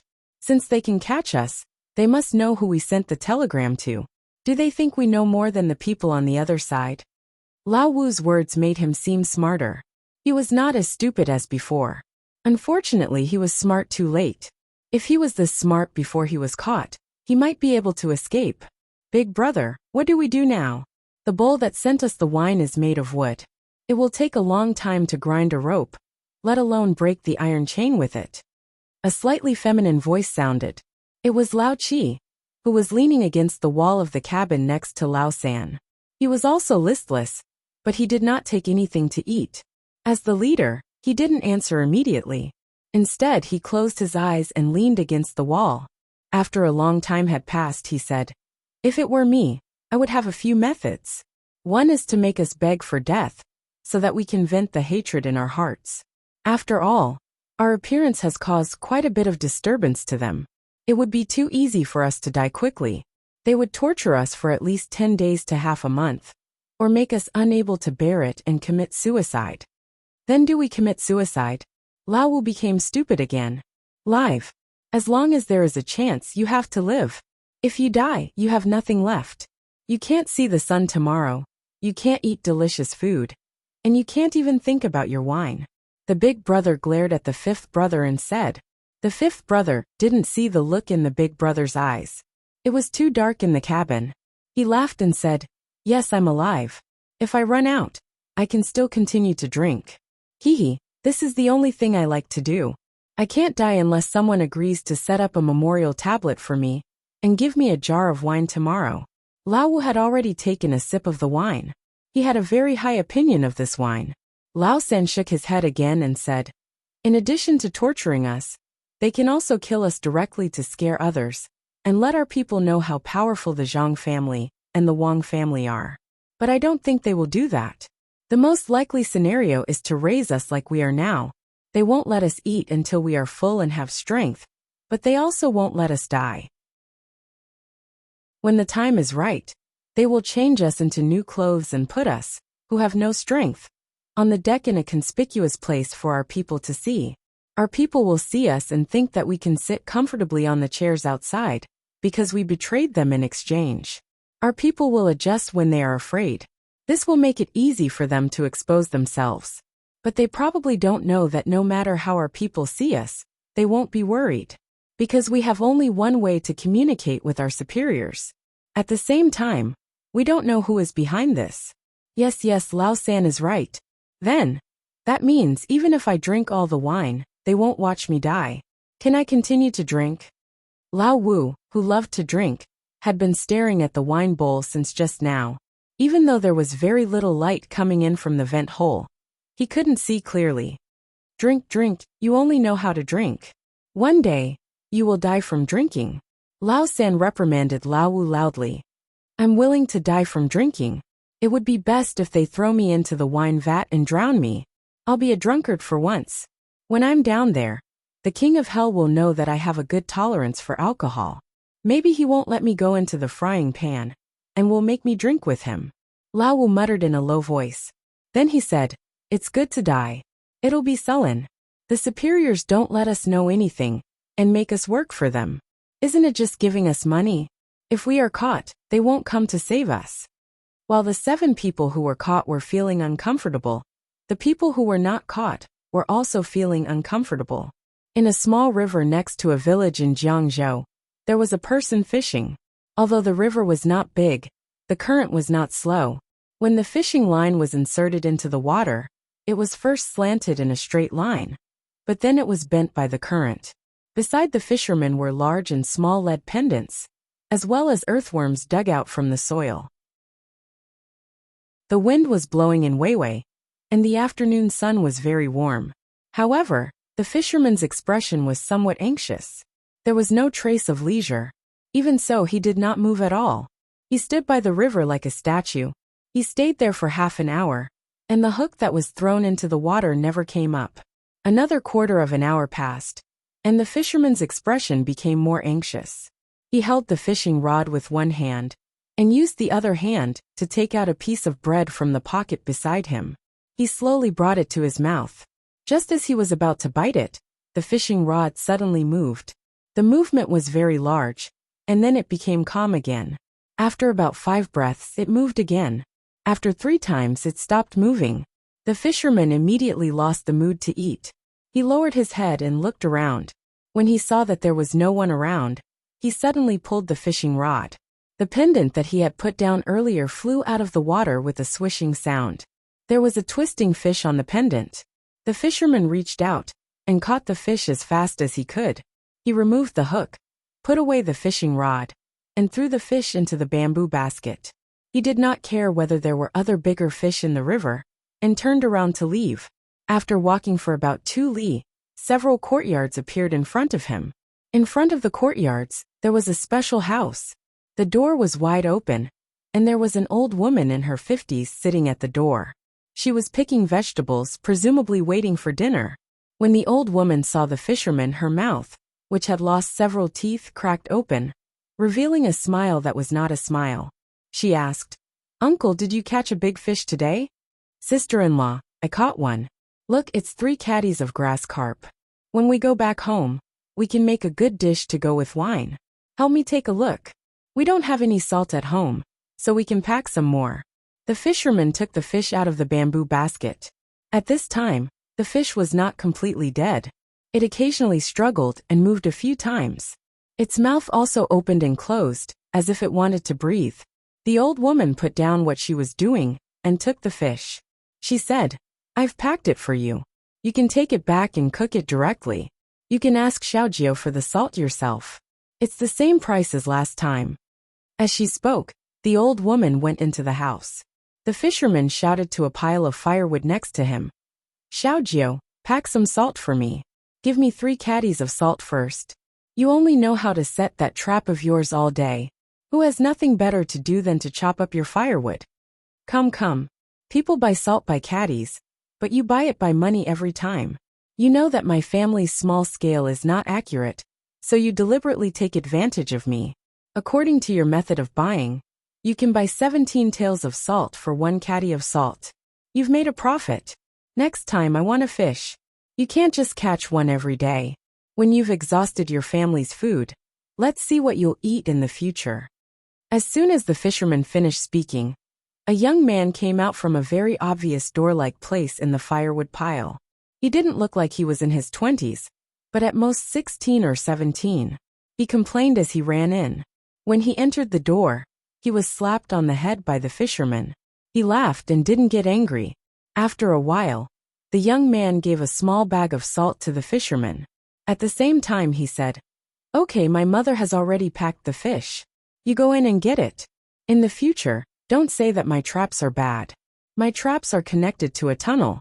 Last time, a stray cat fell in. When I went over, I just happened to see it. Otherwise, I could have caught it and raised it to catch mice for my family. You can't even trap a cat, and you still have the face to say that your traps are good? I didn't see it. Continue with your tunnels and traps. Fish, wait until I'm in a good mood." The fisherman slapped the young man's head again, turned around and walked back. The young man rubbed the place where he was slapped and said discontentedly, "You always have a deadpan face. I don't see you in a good mood. I've said it more than 10 times, but I haven't seen a single fish for me."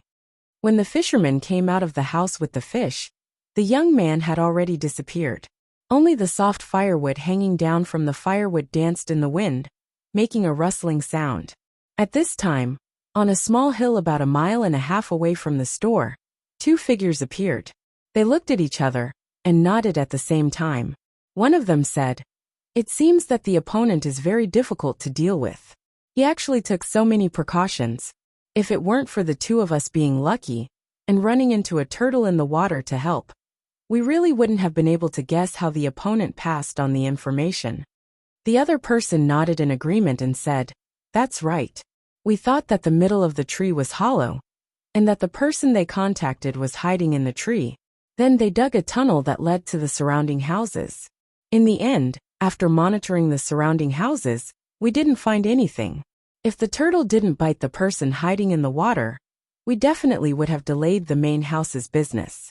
The tree is indeed hollow in the middle, but it's not a tunnel that leads directly to the other houses. Instead, there's a hole for people to hide in." "Is it a hole?" "It looks like it, like an ant's nest." The person who spoke earlier sighed and stared at the firewood without relaxing. He was now very impressed with the other party. There was a tunnel beside the tree that led to an underground cave that was relatively higher than the river. It was all dug out manually. At first he and his partner weren't clear. When a person's head suddenly popped out of the river and climbed ashore in a sorry state, he used a stone to smash the neck of a turtle that was biting on his leg. Only then did he and his partner determine the general situation. Then they waited for another day. When the mentally ill old woman, who liked to lean against the tree and mumble to herself, left, he and his partner waited for a while more before jumping into the water. Only then did they finally drill into the hole and confirm their initial judgment. As for the person who was bitten by the turtle, the 2 of them guessed where he would go. Yes, it was the person who fished in the lower reaches of the river every day. The person hiding in the tree should have obtained the information, written it down, and stuffed it into the stomach of a fish. Then, with a knotted bamboo, he groped in the river and placed the fish on the hook of the angler. Then, the angler took the fish to the store and cleaned it up. As for who the information was passed to, it was still unclear. Perhaps the other party had confused the angler, and the information was still with the angler, or perhaps the old woman had taken it away and transferred it through other means. But now, it seemed most likely that the young man was the culprit. After observing for 2 days, he found that every day, he would pack salt for the angler, and then enter the firewood pile again. It would be better if he observed for a few more days, but the main family didn't have much time to waste. He could only take the risk. Thinking like this, the person who spoke earlier said to the other person, "Feng, follow me." "Okay, you go first." "I'll follow." The person called Feng nodded and followed the first person. He took out his pistol and ran toward the firewood pile. In the end, when the two people were about 10 meters away from the firewood pile, the old woman who had been sitting at the entrance of the store first came out. She happened to see the two people running toward the firewood pile and immediately shouted, "Who are you? Are you going to steal my firewood? Someone, there's a thief. He's going to steal the firewood." When she shouted, the two people who were running almost exploded in anger. Who wouldn't push a cart to steal firewood? How much firewood could they steal with so much firewood? Carrying it would be tiring. At the same time, the two people also realized that there was something wrong with the firewood pile. Moreover, the old woman must be related to the other party. They sped up and reached the door-like place in a few steps. At the same time, they raised their guns and shot inside. After a few consecutive gunshots, they raised their legs and kicked open the wooden planks blocking the way. At this time, they didn't care if they had made a mistake. They killed a normal young man. If they really made a mistake, there was no other way. They could only ask the main family for help. When the two people entered, the flashlights were turned on at the same time, illuminating the place in front of them. When they saw this place, the two people heaved a sigh of relief. They didn't hit anyone just now. Moreover, the firewood pile was relatively spacious, about 3 to 4 square meters. This 3 to 4 square meters was empty at this time. Let alone a person, there wasn't even a bug. The ground was flat. Where are they?" The person called Feng asked in surprise. "Don't worry, they should be down there. Use the binoculars to look at their mouths. Didn't they say that the young man liked to set traps and dig tunnels? Then it must be true. They actually dared to say it. Let's go down and take a look." The person called held his gun vigilantly and signaled Feng to check the ground. Feng took small steps and suddenly stopped. He said, "Here, wooden planks ready." When the two people carefully squatted down and opened the wooden planks, the old woman outside was still shouting. Moreover, there were more than 6 people's footsteps. In addition to the sound of running, there were also inquiring shouts. It really looked like someone was stealing firewood, and the neighbors were helping each other. I can see that the people in the several courtyards in this place are probably all together. How amazing! How did they get bribed? And who bought them? Feng said as he shone the flashlight down. You looked down and saw that there was a hole that was neither big nor small. If 2 people crawled into the hole together, they would definitely squeeze into the hole. One person would still have some space to spare. Seeing this situation, Yu gritted his teeth and said, "I'll go first. You stay behind. If you find something wrong, remember to go back alive and call more people to investigate." Understood. If something happens to you, I'll kill everyone here first. No, leave one alive. Feng turned around and pointed his gun at the entrance, ready to shoot at any time. Okay. Rain shouted a word and jumped down. After a while, Feng, who was waiting at the top, listened carefully, but he didn't hear anything else. Even the footsteps outside disappeared. He couldn't help but shout anxiously into the cave, "Rain! It's here. It's very far, about 30 meters away. There are actually 6 forks below. Don't move, I'll find a way to get out." Damn it, isn't this the situation below our village? Others have also learned it. Yu's voice reverberated from below. After hearing it, Feng didn't continue to stay there. Instead, he walked out with his gun. That's him. There's another person who wants to steal my firewood. As soon as he appeared, Feng heard the old lady's voice. He looked up and saw 9 people standing in front of him, including the old lady. Except for the old lady, the others were holding various kinds of farming tools. There were pickaxes, hoes, and forks for forking manure. They were all waiting for him, and all of them looked angry. Feng shook the gun in his hand and said, "I guess you all know me, right? Seeing this thing, you can guess my identity, right? Yes, I'm the spy of the Zhang family and the Wang family in Sanshui County. I have a special right. That is, when I'm carrying out a mission, if I suspect that someone will threaten me, I can shoot him directly without taking any responsibility. Now, I suspect that you are involved in an illegal organization that endangers the safety of the Tang Empire. I order you to put down your weapons, put your hands on your head and lie down.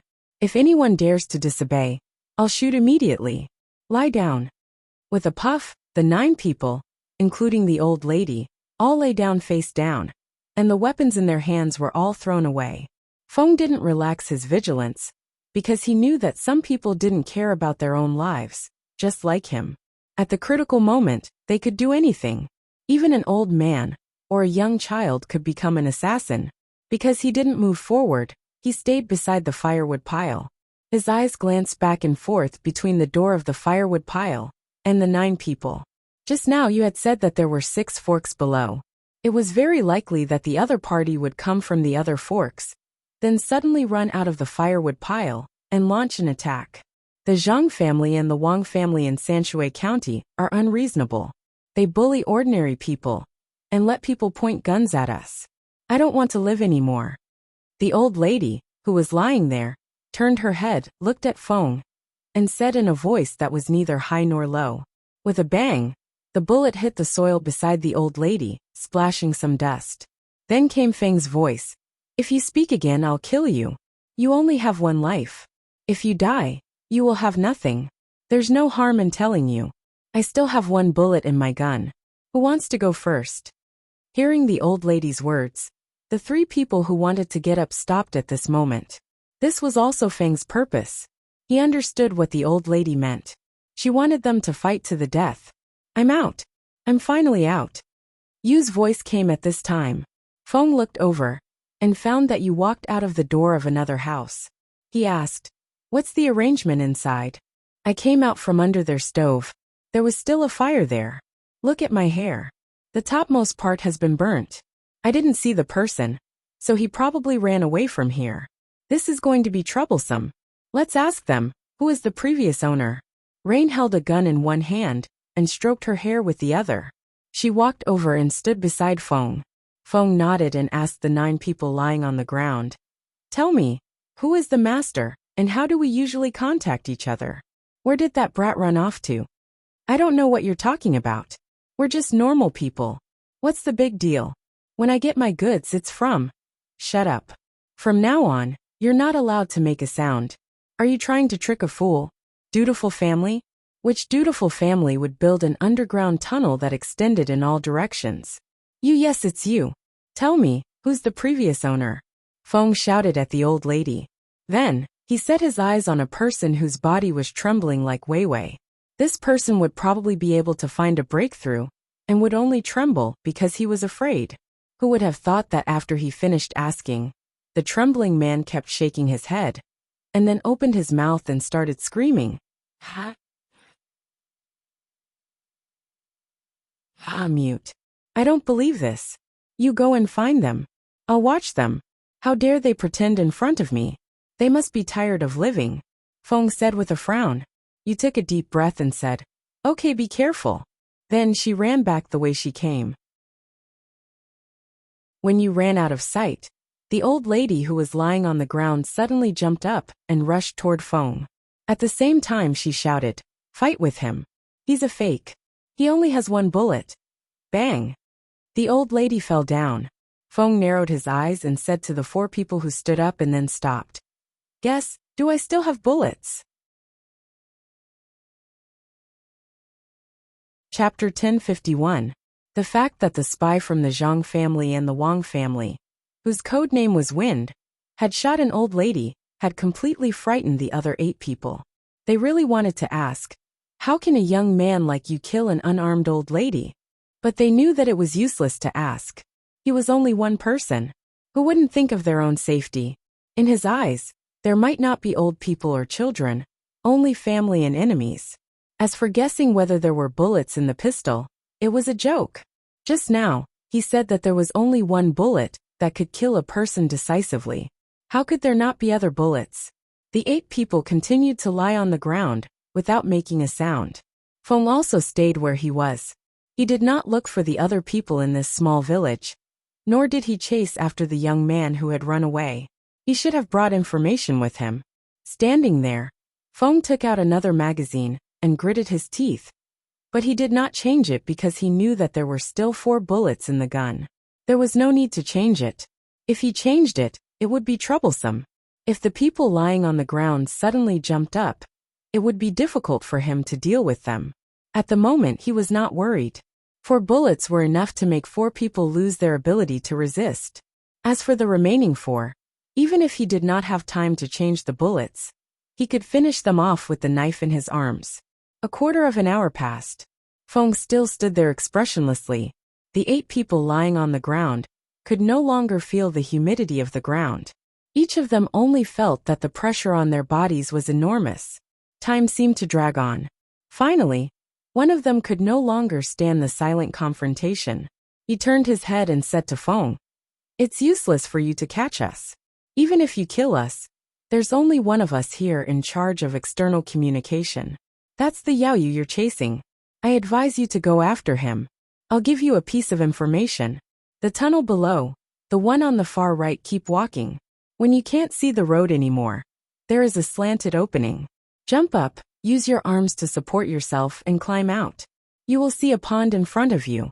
Jump down again and swim to the bottom of the opposite side of the pond. There is also an opening that goes up. After you go in, you will go down again. There is only one way. Go to the end and climb out again. There is a patch of reeds.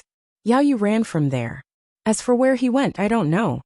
After the speaker finished speaking, he looked at Feng with hopeful eyes, hoping that he would chase after him. However, Feng did not move. After 10 breaths, Feng finally spoke. "Let's not talk about whether the information you provided is true or false. You only told me now. Do you think I'm a fool? Can I catch up?" The reed marsh was densely covered with reeds, and there were puddles of water below. As someone who wasn't familiar with the terrain, I reckoned that if I fell in and died, I would only end up as fertilizer. I'm perplexed. Is the Great Tang's rapid development not good enough for you? Your children will be able to go to school to study, and you pregnant people will be able to deliver babies for free. In the past, when you gave birth to 3 children, 2 of them would die. If things went wrong, the first child would die together with the mother and child. Nowadays, it's very difficult to die during childbirth. Also, don't you feel that the money you spend to see a doctor is 50 to 60% less than before? The medical center also had a cost. Wouldn't the imperial court settle the extra money for you? Rebellion? Only you can think of that. Humans should have a conscience, right? Aren't you afraid of ghosts knocking on your door when it's dark? If it were me, I wouldn't be able to sleep." Feng's words were very harsh, and even went straight to the heart. He didn't want to educate the other party, nor did he want to help reduce the other party's punishment. He was very clear about the personalities of the young master and young lady. Although they usually looked magnanimous, they had an uncrossable bottom line. If you were bullied by the local government, you could resist, you could report, and you could even send a telegram to the capital. As long as the telegram was sent, even if the matter was very small in the eyes of ordinary people, even if there was a possibility that there was a false accusation, the young master and young lady would send people to investigate. This was a kind of attitude that made the local officials constantly remind themselves not to interfere. If they did, they would be caught. Of course, the person who complained also had to send a telegram with their household registration. However, the young master and young lady's tolerance only went so far. If there were people who wanted to rebel, they would definitely be brutally suppressed, and they wouldn't even be given a chance to explain. It wasn't that they were ruthless, but that they had zero tolerance. If you felt that the officials were bullying you, you could report them. Even Buddhism and Taoism, as well as other places that needed incense oil to worship, were strictly guarded. It was fine to spread the doctrine in a small area, but it was not allowed to incite. Moreover, Temples and monasteries had to pay high taxes. According to the young master's words, the various sects shouldn't collect money in the name of collecting money for their descendants. Since they were spreading the doctrine, they should be poor. As for the affairs of their descendants, the imperial court would take care of it. Thinking of this, Feng hated the 8 people lying on the ground even more. How much time did the young master and young lady spend for other children to play? It was because of this that the Tang Empire had its current prosperity and peace. In the end, there were still people who wanted to destroy it. They deserved to die. The 8 people lying on the ground didn't know what Feng was thinking. They were still worried about their own lives. They were not like the old lady who had just died. The old lady was worried about her family, but they were different. What was different? Naturally, the benefits they received were different. Thus, seeing that the other party was silent, the one who had just spoken spoke again. We are not rebelling. We are doing this for the good of the Tang Empire. The Lord said that war will make us poor, and war will make the Tang Empire lose the support of the rest of the world. We are against war. We are against war. We want to follow the Lord and help those who want to do harm to other places change their minds. We want to make the Tang Empire a paradise for humans, a paradise without oppression and war. The other 7 people also chimed in. When Feng saw the expressions in their eyes and heard their words, he knew what was going on. It was very simple. They were like those people who had been taught by various sections. They only believed in ghosts and gods, and were unwilling to accept reality. Their goal was basically the same as that of the young master and young lady. The young master and the others were working so hard to instill in the minds of the people of the Tang Empire that their Tang Empire was the strongest, and that no one in the world was nobler than the people of the Great Tang. Thus, no matter where the people of the Tang Empire were, their souls would always belong to the Tang Empire. Although he knew, there was one thing that made Feng very angry. The young master and young lady had not only instilled such thoughts in the people, but had also been working hard to improve the living standards of the people of the Tang Empire. The military power of the Tang Empire had also provided a corresponding guarantee. The people had received practical benefits. Why couldn't they be proud of the Tang Empire? But what had the other party done? They had actually easily used a mysterious theory or doctrine to deceive the people, and still supported this organization so stubbornly. Thinking of this, Feng asked the one who had just spoken, "What benefits did they give you?" "Benefits? Why do we have to pursue benefits? Isn't it enough that we help each other? People don't live for benefits. In our village, we are like a family. If there is not enough firewood to burn, there will be young people to help. If there is not enough rice, they can go to other people's houses to eat. Isn't this kind of care between people enough? Do you have to say that giving us money is helping us? No, we have the ability to obtain more things. We should help others. If each of us does something, many people will have a chance to survive. Why don't we do it?" The one who had spoken first began to reason with Feng. Another person who was lying on the ground said, "Little brother, he's right. Humans don't live for money. It's more about the feelings between humans. We should unite and help those who need help. We give them food that we can't finish, and empty rooms for them to live in. If we lose our house and food one day, there will be people to help us. You see, now we are helping others. If our lives are good, we will not let those who can't eat starve. In fact, our village is not only the original people, but also the people who don't have a house. They don't have the ability to live now. Whether it is because they can't find a good job, or because they don't have the strength to farm, we can help them. Isn't that good? Look at our fields. The yield is so high. Do we have to leave it all for ourselves?" "Bah!" Feng spat at this person and said, "You still have the face to say that. Don't you understand why the grain yield in your fields is high? That's because the Sinong Temple is doing experiments in various places, saying that the Jiangnan West Road is representative of the places along the river. That's why we sent the good seeds to you for free. Do you understand? The Sinong Temple didn't ask for a single copper coin from you.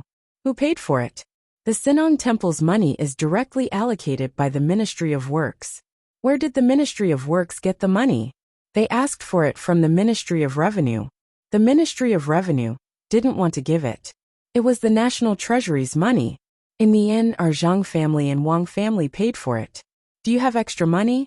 It's because your family's education and medical expenses are borne by the emperor and other merchants. You can pat your chests. Do you dare to say that you haven't received benefits from the imperial court and our Zhang family and Wang family? When you sell grain, no matter how low the price is, it can't be as low as 20%. It's only 20%. When you buy other daily necessities, such as salt and vegetable oil, no matter how high the price is, it can't be higher than 20%. Look at the clothes you wear. More than 10 years ago, you could wear cotton clothes, but can you wear fine linen clothes? Even if we give you 2 sets of coarse linen clothes, you have to watch who goes out before you can wear the clothes. Those who don't go out don't even have clothes. What do you know? Every time there's too much rain at the source of the river in important areas, how many people are worried? Just when there was a flood here, our family's fleet came over with the things His Majesty the Emperor allocated the money to buy. Don't you know what's going on? The more Feng spoke, the angrier he became. It seemed that he wanted to open his mouth and bite everyone who was lying down. Yes, we all know. But this is the grace of the Lord. The person who spoke just now nodded and admitted. You motherfucker, shut up. If you speak again, I'll beat you to death. Feng burst out with a swear word. It was clear from the words in his words that he had definitely come into contact with Xiao Bei. Normal people wouldn't say this word.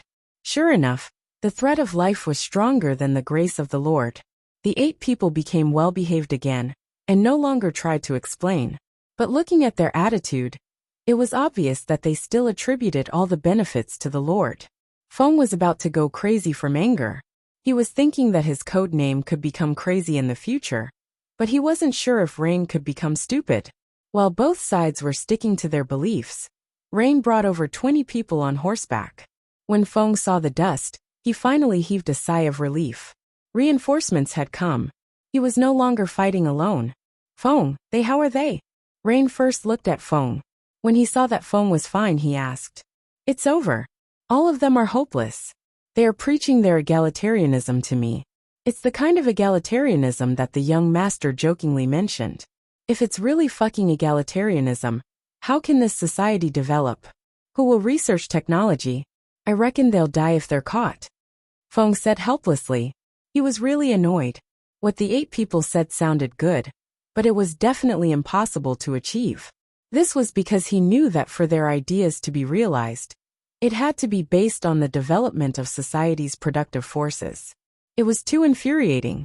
Others were working hard to research technology, but they were spouting nonsense while enjoying the transformation of technology into productive forces. We can't die. The Lord said that death is weariness of this world. It's sinful. We have to continue to care for others. We live because we are the seeds of love. We have to spread it and then grow strong, just like your strong seedling protection team. The person lying on the ground tried hard to raise his head and said to Feng. Feng raised his hand and patted his head. He said to Rain, you guys take over. My job is not to educate the people. This kind of task is too difficult. Fortunately, our seedling protection team didn't hear it. Otherwise, their combat power would be reduced by at least half. Rain couldn't help but shiver. He said to the people who followed, send a few people to watch over them first. The rest of you follow me to check the surroundings. Don't let your guard down. If you feel that someone is a threat to you, let them go see the Lord. Damn it. The more than 20 people who followed them didn't understand the situation. Some people who felt that they were thick-skinned were responsible for the task of watching over them. They needed to be taught by the Lord's messengers. Those who could persist and not have tinnitus were all elites. Feng and you continued to lead people to search on horseback. When the sky was dark, they caught 14 people. These 14 people actually walked along the main road. At night, they lit a fire. It seemed that their Lord didn't give them a lighthouse. The light from the Lord couldn't guide them for the time being. No, I don't know where that brat ran off to. Today, I finally understand the power of religion. No wonder the young master and young lady were so oppressive. A person without special training, with the help of the Lord, can actually run so fast through his own psychological suggestion? You took out the grain and other food in the small village. He made a big pot of rice and stewed some dishes. He ate and said to Feng. Feng fished out an unknown thing from the basin. He stuffed it into his mouth and said, "Next time, don't cook the stew first, okay? Did you pour the food in before the oil was boiled? Add salt, don't add soy sauce. What do you think this is? It's so black. If I hadn't been trained, I would have spat out my intestines after eating your food. Let me see. This. I guess it is. Guess? Let me take a bite. Ha, I know. Eggplant. If you don't believe me, look. It's black on the outside, but not on the inside. There's also something like eggplant seeds. Does it look like them? Tell me honestly, does it look like eggplant seeds?" You bit open a black thing and showed it to Feng. "Okay, it looks like them. The Lord said that it doesn't matter what it looks like. The most important thing is that it can fill people's stomachs. I want to go back to the main house to eat.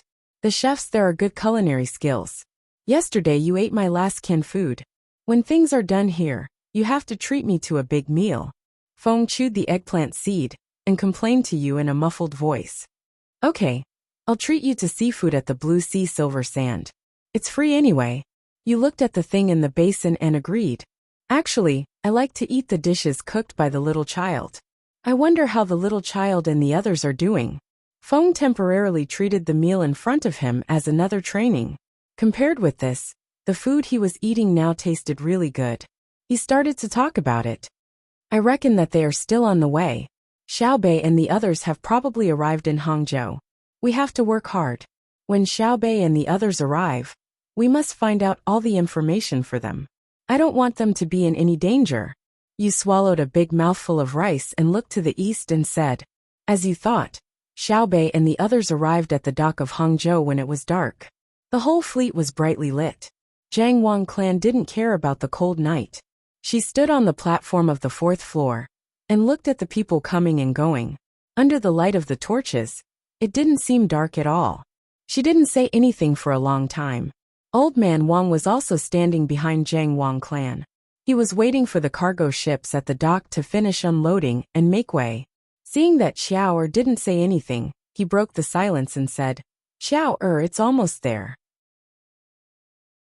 Look, Master and the others have already lined up and are waiting. Why don't we let the cargo ship go to the side first?" "Whose cargo ship is it? It's in the way." Zhang Wang clan shook her head and said, "No, it's not easy for others. I didn't come back to bully them. Just wait, it'll be over soon." "Then Xiao, go back to the cabin first. Be careful of the cold wind. Even if you don't think for yourself, you have to think for your child." Old Man Wang advised again. Zhang Wangshu did not speak. Instead, she turned around and glanced at the maidservant beside her. The maidservant hurriedly called for someone to pull up the curtains around Zhang Wangshu, so that the wind could only blow in from one side. That was definitely impossible. The wind would not come in when there was no way out, and then go back through the opening, unless it was against the wind. Xiaobei and the group of children were also waiting. They had already changed their clothes and put on their official robes. They were still wearing the decorations that didn't conform to the rules. The inner courtyard also put up all kinds of ceremonial weapons. There were banners, flags, umbrellas. There were many of them, including the ceremonial weapons of Zhang Wang clan and Madame Wang. Finally, the dockworkers at the front unloaded the goods at the fastest speed. They didn't even dare to delay the payment, and left immediately. They were afraid that the Zhang clan and Wang clan behind them wouldn't be able to wait. The other ships in Xiaobei's fleet made way for the flagship to pass.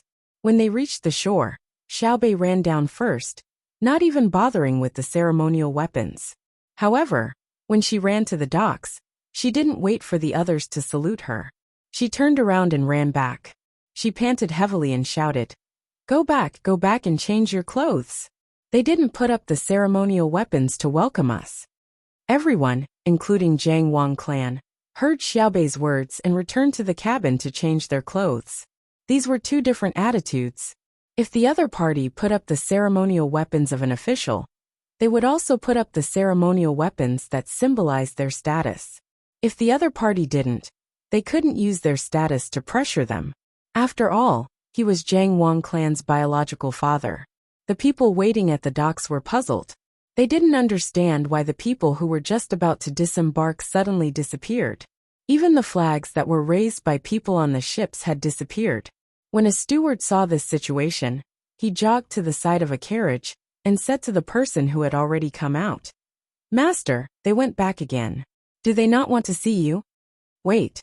This person, who didn't look very old, only said one word. He didn't give off the feeling that he was very anxious. His tone was calm. However, under the light of the fire, the little wrinkles on his face and the frown on his brows made it clear to everyone in the family that the master was very anxious. It was a kind of anxiety that had never been seen before. The odd job workers and maidservants in the family felt this anxiety, but no one made a sound. They all anxiously looked at the big ship docked at the docks. To be precise, they were looking at the figure on the ship that was still hanging on the gangplank at the docks. None of the people who came to receive them were new people. They were all people who had been in the family before.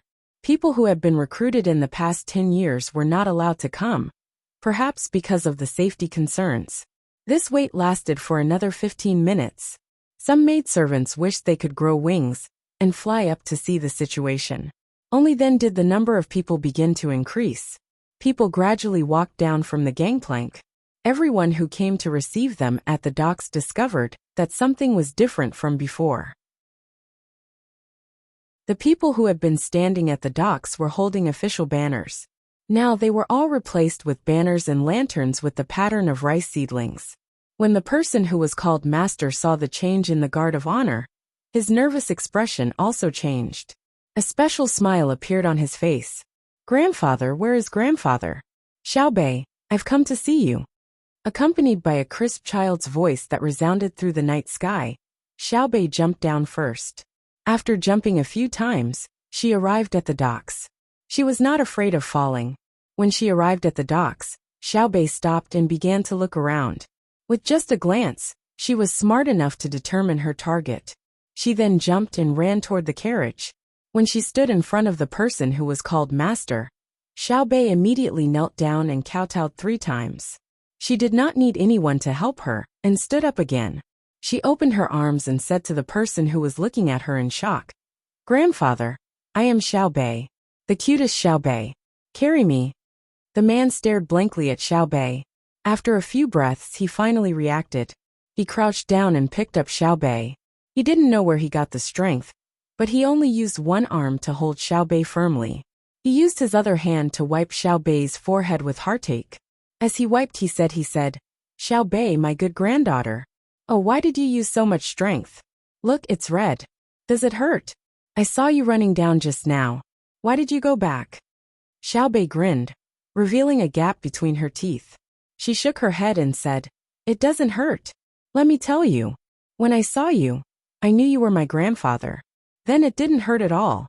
In fact, I wanted to come and see you for a long time, but I didn't have the time. Grandfather, you don't know. I'm very busy. The Tang Empire always makes me meet bad officials. I can't avoid them even if I want to. Don't you think it's very infuriating? When I saw it, I had to care. I was used to it just now. I also wanted to patrol the place. But when I ran down to take a look, guess what? It was not the official's ceremonial welcome. Oh, I just remembered. I came to see grandfather. How could there be an official's ceremonial welcome, right? I ran back and changed my clothes. Look, do I look good? There are decorations in this part of the clothes. I like this set of clothes the most, so I want to wear it for grandfather to see. There are also candies. The candies from the precious candy house that I opened with them are for you to eat. Xiaobei was very excited as she spoke. She showed her clothes to the other person and took out candies from her pocket. She peeled off the candy wrapper and stuffed one into the other person's mouth. Then, she tilted her head and waited for the other person to praise her. The person holding Xiaobei was already speechless. With the candy in her mouth and tears in her eyes, she kept nodding. She nodded and whimpered as she nodded, as if she was answering Xiaobei. The person in charge at the side was dumbfounded. He even suspected that the girl in the master's arms was real. That was the Tang Empire's patrol inspector. It was said that whenever she saw an official, she would always be cold and dignified. However, the girl in front of him was not dignified at all. She was just a cute little girl, the kind that made people want to kiss her. She was not just a little fun. Her mouth was sweet and her smile was sweet. Could it be that the legend was false? With this thought in mind, he opened his arms and said, "Master, please take care of yourself. Let me carry you." Who knew that just as he finished speaking, the smile on the cute little girl's face suddenly disappeared. She glared at him with a gloomy expression and questioned him. "Who are you? I'm letting my grandfather carry me. Do you want to take advantage of me? Do you have that kind of life? Leave." The person in charge was shocked. Wasn't she too skilled at changing her expression in an instant? In front of him was no longer the little girl, who was smiling like a flower. She was clearly a high and mighty princess. The indifferent look in her eyes was as if she was going to kill someone in the next moment. "Grandfather, is it because Xiao Bei is very heavy and tired of carrying me? Then I'll go down. Is the candy sweet?" Xiao Bei changed back to a smile. Although she said that she wanted to go down, she did not make any move to go down. She still stayed in the person's arms steadily. With a pop sound, Xiao Bei was kissed. Then he heard the other party say, "Not heavy. Ha ha ha ha, my Xiao Bei is so good. Sweet, so sweet. The candy of my baby candy house lives up to its name. Leave. Look at how scared my precious granddaughter is." The person in charge left gloomily. He cursed in his heart. Who is the one who ordered who? No wonder the officials were so afraid of Xiao Bei and the others. They were really good. The look in their eyes just now was really murderous. Although the person in charge was gloomy, he did not dare to harbor any hatred. Not to mention that the master would not protect him. If he really offended Xiao Bei, even if the master protected him, he would not be able to keep his life. Xiao Bei did not even need to use the power of the family. She only needed to stand on the bustling streets of Hangzhou and shout about how things were going on here. The people of Hangzhou would probably drown him with a mouthful of saliva. With Xiao Bei's prominent status and cute appearance, there was a reason even if there was no reason. "Grandfather, let me tell you. In the future, let the servants in the family watch their expressions. They want to get involved in everything. That won't do. Look at the inner courtyard of my family. They are like my family. Good, you know what I am thinking, right?" Xiao Bei continued to talk to her grandfather. She was very good at talking. It was not good to criticize other people's servants, but she kept praising her own family. She even compared the inner courtyard to her family. "Yes, then I'll dismiss him later. I don't want him anymore, okay?" The person asked Xiao Bei. The person in charge became nervous. He was afraid that Xiao Bei would nod. However, Xiao Bei did not agree. Instead, she said, "No, he is also afraid that you will be tired. He is loyal. If he does not do well, you can teach him. But if he is loyal, you can't teach him. Therefore, not only can you not chase him away, you should also take time to reward him." When the person in charge heard Xiao Bei's words, he was so moved that he was about to cry. He felt like he had a close friend. He wanted to say to Xiao Bei, "You finally said something fair." Xiao Bei's grandfather nodded at the person in charge. Then he asked Xiao Bei, "What if your family's inner courtyard makes a mistake?" "Change." Xiao Bei's answer was very simple. "Then what if he continues to make the same mistake?" The person asked again. "That will explain two things. First, my family's teaching is not good. Adjust the details of my family's education. Second, he is not suitable for this position. It is my family's arrangement that is not good enough. Adjust his position." Xiao Bei raised two fingers and said, "But after these 2 points he still makes a mistake. What do you say?" "Ah, again? Then there is a big problem. Who recruited him into the inner courtyard? Investigate the person who recruited him, and then send him to the outer courtyard. That is too harmful." Xiao Bei's answer surprised the person in charge. It was actually to deal with the person who had been recruited into the inner courtyard. But after thinking about it, it did make sense. If someone wanted to enter the inner courtyard of the Zhang family and Wang family, they had to first train outside. Yes, their system was different. Xiao Bei put this topic aside and said to the person in charge, "Grandfather, if you like to eat the candy from baby's candy house, I will specially ask someone to make it for you in the future. You are not allowed to eat too much candy. Eating too much is not good for your health. When we sell candy, we don't sell it to anyone who wants to eat as much as they want. Regardless of whether it is an adult or a child, we earn money from our conscience. Okay. Eat more in the future, but eat less.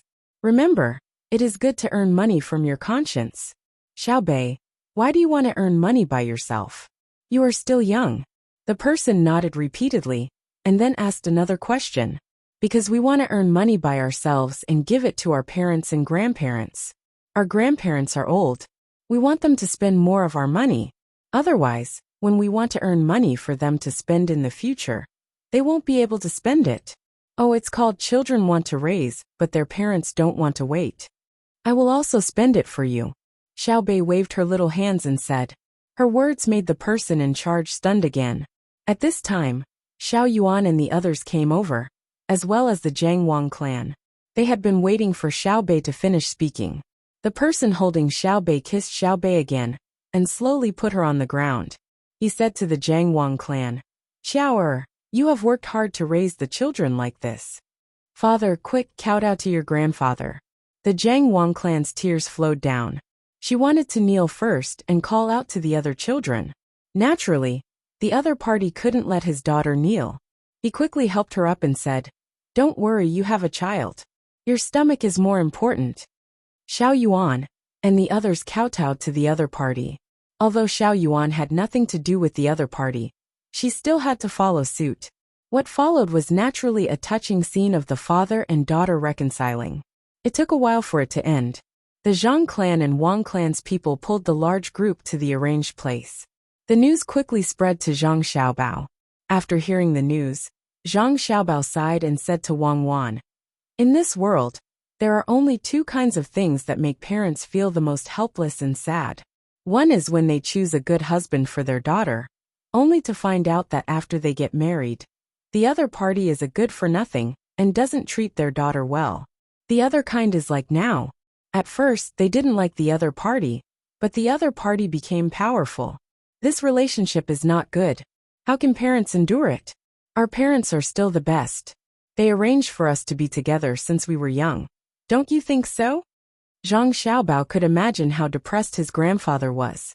His grandfather was Wang Ju, the Minister of Revenue of the Tang Empire. He was also known as the Prime Minister and a meritorious official, but in the end, he didn't have a good ending.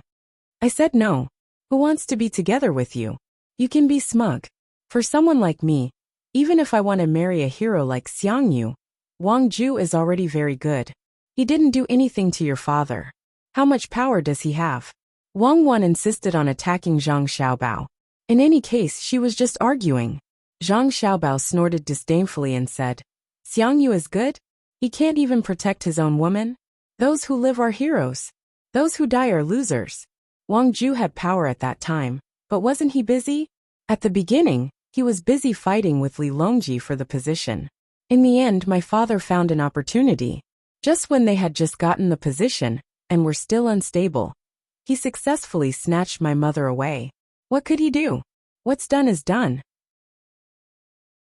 Isn't he worried about being attacked by others? Actually, at that time, I think he already realized that something was wrong, so he used most of his energy to curry favor with Li Longji. In the end, when the position was stable, he was alienated by Li Longji. Not long after we came out. At that time, if he really wanted to do something to my family, Li Longji would probably think that he was fickle. The alienation would turn into disgust. Besides, he doesn't only have one daughter. He doesn't have any other relatives. Girls aren't as important as boys. Who said that girls aren't important? I think they are. For example, Xiaobei isn't important. Who is Wu Zetian? Do you know her? Wang Wan continued to argue. I don't know her. I haven't seen her before. If she sees me, I'll definitely let her know how powerful I am. I'll make sure that she can't become empress. As Zhang Xiaobao spoke, he yawned and turned around. He hugged Wang Wan and said, Go to sleep. We still have to wake up early tomorrow. We're in a hurry. The next morning, Zhang Xiaobao had just finished cooking the porridge. When he was about to call Li Longji and the others to eat, the report from Jiangzhou arrived. Zhang Xiaobao casually glanced at it. This time, he didn't have the mood to eat slowly. He hurriedly ate until he was half full. He picked up the report and read it carefully. He handed it to Wang Wan, who was also eating quickly, and said, "It seems that things are a bit troublesome." Wang Wan took the report and read it from top to bottom. After she finished reading, her expression became serious and said, "It is indeed troublesome. The thing that I'm most worried about has finally appeared. I remember that something like this shouldn't have happened." Zhang Xiaobao understood what Wang Wan was saying. She was referring to the history they had studied. It didn't mention anything other than Buddhism and Taoism. There wasn't much about the Arabian region either. As for the current situation, there wasn't even any mention of it in the unofficial history. If one really talked about the religious struggle in the Tang dynasty, it was nothing more than Buddhism and Taoism. When one rose, the other would inevitably be suppressed. Or more seriously, it could be said that it was almost destroyed. Not only was it not allowed to spread, but it was even killed. Like all the religions in the world, they fought with each other. Under the banner of teaching people to be good, they used iron and blood to eliminate dissidents. Politicians also liked to use religion to achieve their own goals. Maybe it has changed, or maybe no one mentioned it. Anyway, that's the case. I don't know about other things, but I know that the power of religion is very strong. It can confuse people. They have been propagated by people with intentions, and gradually improved in the process, filling in all the possible loopholes. They are all people with great wisdom. My meaning is very simple. There is only one way. Kill until they are afraid. Kill until they feel that believing in this thing will not only not bring them any benefits, but will also lead to a fatal disaster. If you don't kill, it will be difficult to use conciliatory methods. For example, if they don't have food to eat, and you send them food, they won't thank you. Instead, they will thank something like God, believing that God sent you to send them food. Their piety has moved God and so on. This is the most disgusting situation. Fanatical religious belief can turn a group of people into madmen who don't care about their lives. We don't fear madmen, but we can kill people who are about to become madmen. Don't you think so? Zhang Xiaobao no longer pursued whether it was recorded in history or not. Instead, he spoke of his own method of dealing with the current situation. Wang Wan was also disgusted by this kind of religion, especially when it was used by people with intentions. It could produce many effects and harm to a regime. Overthrowing a regime was all too common. She didn't want to continue conniving. Even if she knew that the current religion couldn't overthrow the Tang regime, she didn't intend to be soft-hearted and let it develop, and then create some kind of uprising. Therefore, Wang Wan agreed with Zhang Xiaobao's words and said, "What I mean is kill. Because people who are obsessed will have their minds changed. They will only choose one path and walk down it, no matter how you educate them. Just like what was written in the intelligence, they walked on the path we built, used the seeds we provided to grow high-yielding rice and wheat, and also enjoyed the treatment we provided to them in terms of medical treatment. But the result? In the end, they thought that all this was brought to them by the heavens, that the God they believed in was helping them. So they continued to do things that destroyed the peace and stability of the Tang Empire." After the two of them spoke, the tone was basically set. As for how many people would pay with their lives in the end, Zhang Xiaobao was not a soft-hearted person. He could even do it himself. Wang Wan also didn't care about how much blood she saw. Li Longji was still eating slowly. He didn't see the intelligence report. Seeing Zhang Xiaobao and Wang Wan say such things after reading the intelligence report, he was very puzzled. He stopped eating and asked, "What happened?" "It's just a small matter. It's just a few people dying. Someone is preaching. Cuckoo and I have the same idea. Whether it's the preacher or the believer, we'll kill them as soon as we catch them. However, we can't let the local authorities do it. Your Majesty, it's best that your people don't do it either. First, your people's management is lacking compared to our family's protection team. It's easy for people to kill unjustly to gain merit. Second, if we start killing people, it'll be bad for our reputation. Let me and Cuckoo take the blame. Anyway, we've done a lot already. It won't be a big deal this time." As Zhang Xiaobao spoke, he passed the intelligence report over. It was written in detail on a piece of paper, and there were even more descriptions of the underground tunnels. Li Longji took it and read the general introduction on the first page. He couldn't eat anymore. He also knew how powerful this religion was. He had used it before, and he had also attacked it before. Even now, he was still using it to teach the people of the Tang Empire. A belief, a code of conduct. No matter who was in power could abandon it. The consequences would be even more serious. If that was the case, even the basic morality would be abandoned. Xiao Bao and Cuckoo had explained the consequences of not being restrained by morality. Just thinking about it was scary. As he thought about it, Li Longji put down his food and read it carefully. After he was done, he asked Zhang Xiaobao, "Xiaobao, are you and Cuckoo really going to kill people? I reckon that we'll have to kill a lot of people. Can you find the person behind this and get rid of him immediately? Without the support of a leader, the people who believe in him will gradually become suspicious and change their minds." Li Longji really didn't want to kill his own people. He couldn't protect them all, so how could he bear to kill them all? After thinking for a while, he said, "Xiaobao, do you think that I didn't do a good job as an emperor? I was supposed to educate the people, but in the end, something like this happened. Sigh, I can't bear to do this. You're so smart, can you think of another way?" Zhang Xiaobao looked at Li Longji and sighed in his heart. An emperor who didn't care about life had become like this. Should he feel lucky or speechless? But since the other party wanted him to think about it, then he would think about it. Zhang Xiaobao lowered his head and began to think. Half an hour passed, and just as Li Longji was about to support the two of them to kill the people, Zhang Xiaobao suddenly raised his head and said with a smile, "Actually, it's fine even if we don't kill them." Chapter 1052. When Li Longji heard Zhang Xiaobao's words, he smiled. This was exactly what he was waiting for. He already thought that Xiao Bao and Cuckoo had already completed their apprenticeship, and there was nothing that could stop them. Now that he saw it, it was indeed so.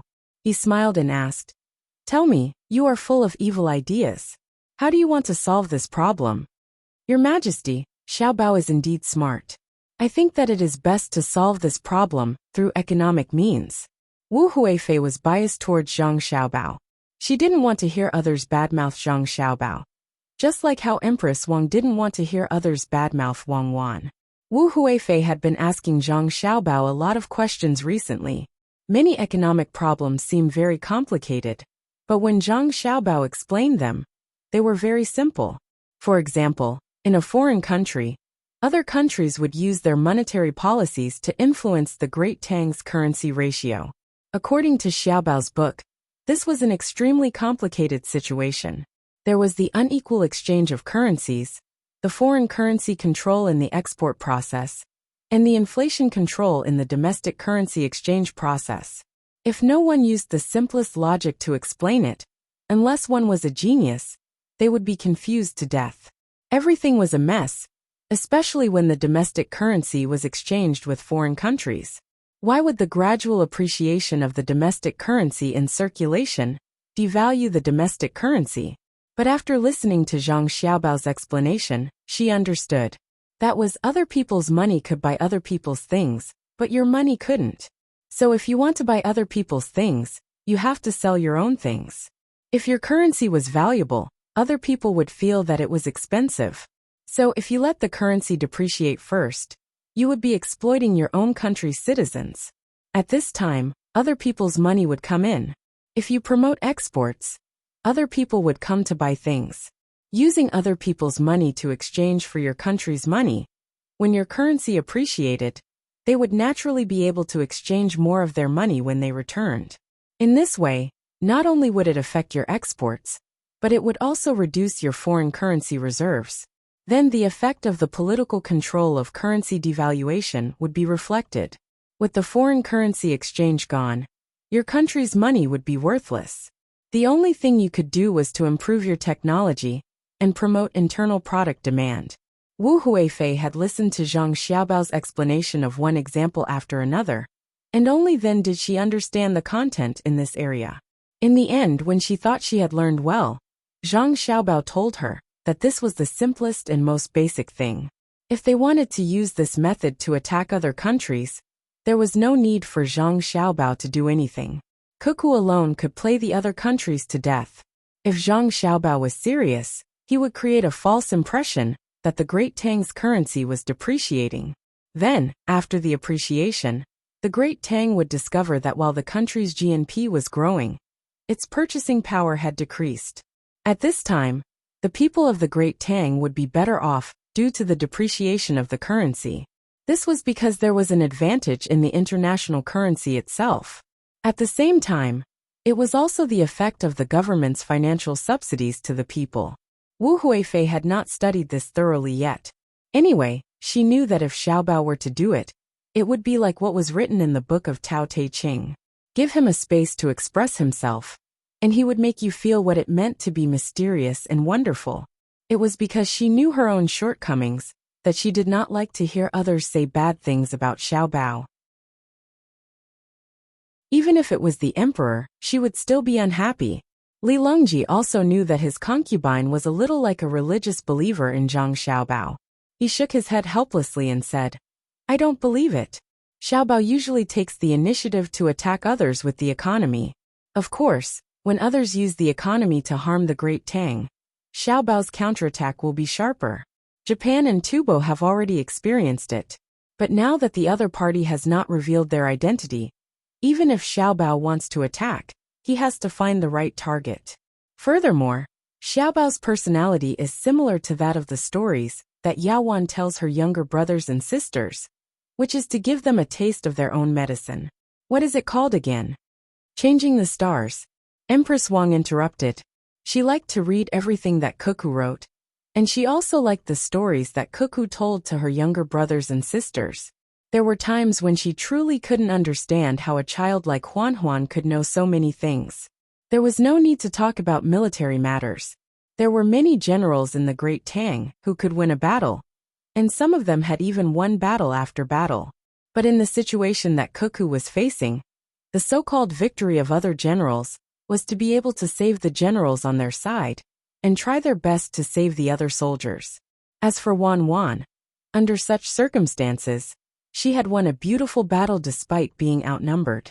Furthermore, she had directly threatened the safety of Tubo as a whole. Then, she had successfully retreated, leaving Tubo with endless regret and humiliation. At the same time, Xiaobao finally showed the world what was called two swords in harmony. This was the most worthy legend of the two of them. However, Cuckoo could still tell many stories and write many poems. What was more surprising was that Cuckoo was very familiar with the politics in the palace. If there was no Cuckoo, she might not be where she was now. Xiao was really amazing. She could not win against her. Empress Wang looked at Zhang Xiaobao, and then looked at Wan. She muttered to herself, "That's strange. Even if there is an expert teaching them, how can the children learn? I have seen many geniuses, but I have never seen people like the two of them. If it was someone else, they might not be able to learn a thing or two from the two of them in their lifetime. Xiao Bei and the other children are smart, but compared to their older brothers and sisters, they are still too far apart. I can't understand. I hope that Pan and the rest can learn more. I am satisfied with half of their abilities." Empress Wang's voice was not soft. After Zhang Xiaobao and Wan heard it, they looked at each other and saw the helplessness in each other's eyes. They knew that it was impossible because the education system was different. At that time, there was no need to say that they were geniuses. The things that normal children learned would scare the people of the Tang Empire to death. The reason why the younger siblings were smart was because the two of them used the most classic teaching method. That was the treatment that only the children of rich families had. They gave individual lessons and encouraged education. Just the money spent on the children in a year was no less than 3 million. This was not the nurturing method of the family, but the price of the elite kindergarten. Wu Huifei sighed. She knew that her son had no hope. At the same time, she felt that Empress Wang was too greedy. She wanted to learn half of it. How much did Xiao Bei and the rest learn?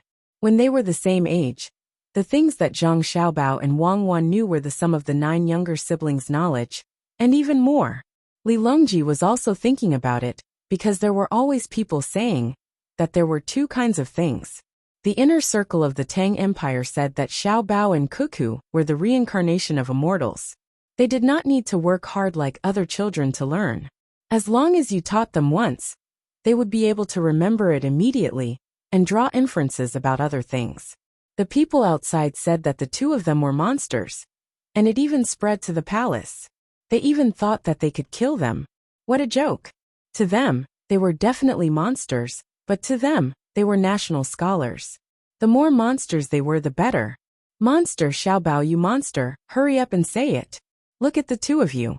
How many people's hearts are affected by your every action? Since young, you have never allowed others to have peace. What auspicious sign! Isn't it just a greenhouse? Then you took explosives to blow up other people's wells. At that time, the furnace for steelmaking was not done properly. You made something like a rice flour and sold it at a sky-high price. How are you going to deal with them? You can't live a good life, but you insist on believing in some other religion. Can't you believe in us? Even if we are high and mighty, we can believe in the 2 of you. Speak. As Li Longji was thinking, he suddenly realized that Zhang Xiaobao had lowered his head and was eating again. He did not have time to eat his own 2 fried eggs. He actually shared them with his wife with Xiaobao. Didn't the 2 of you eat medium rare? Ours is medium rare. Ah.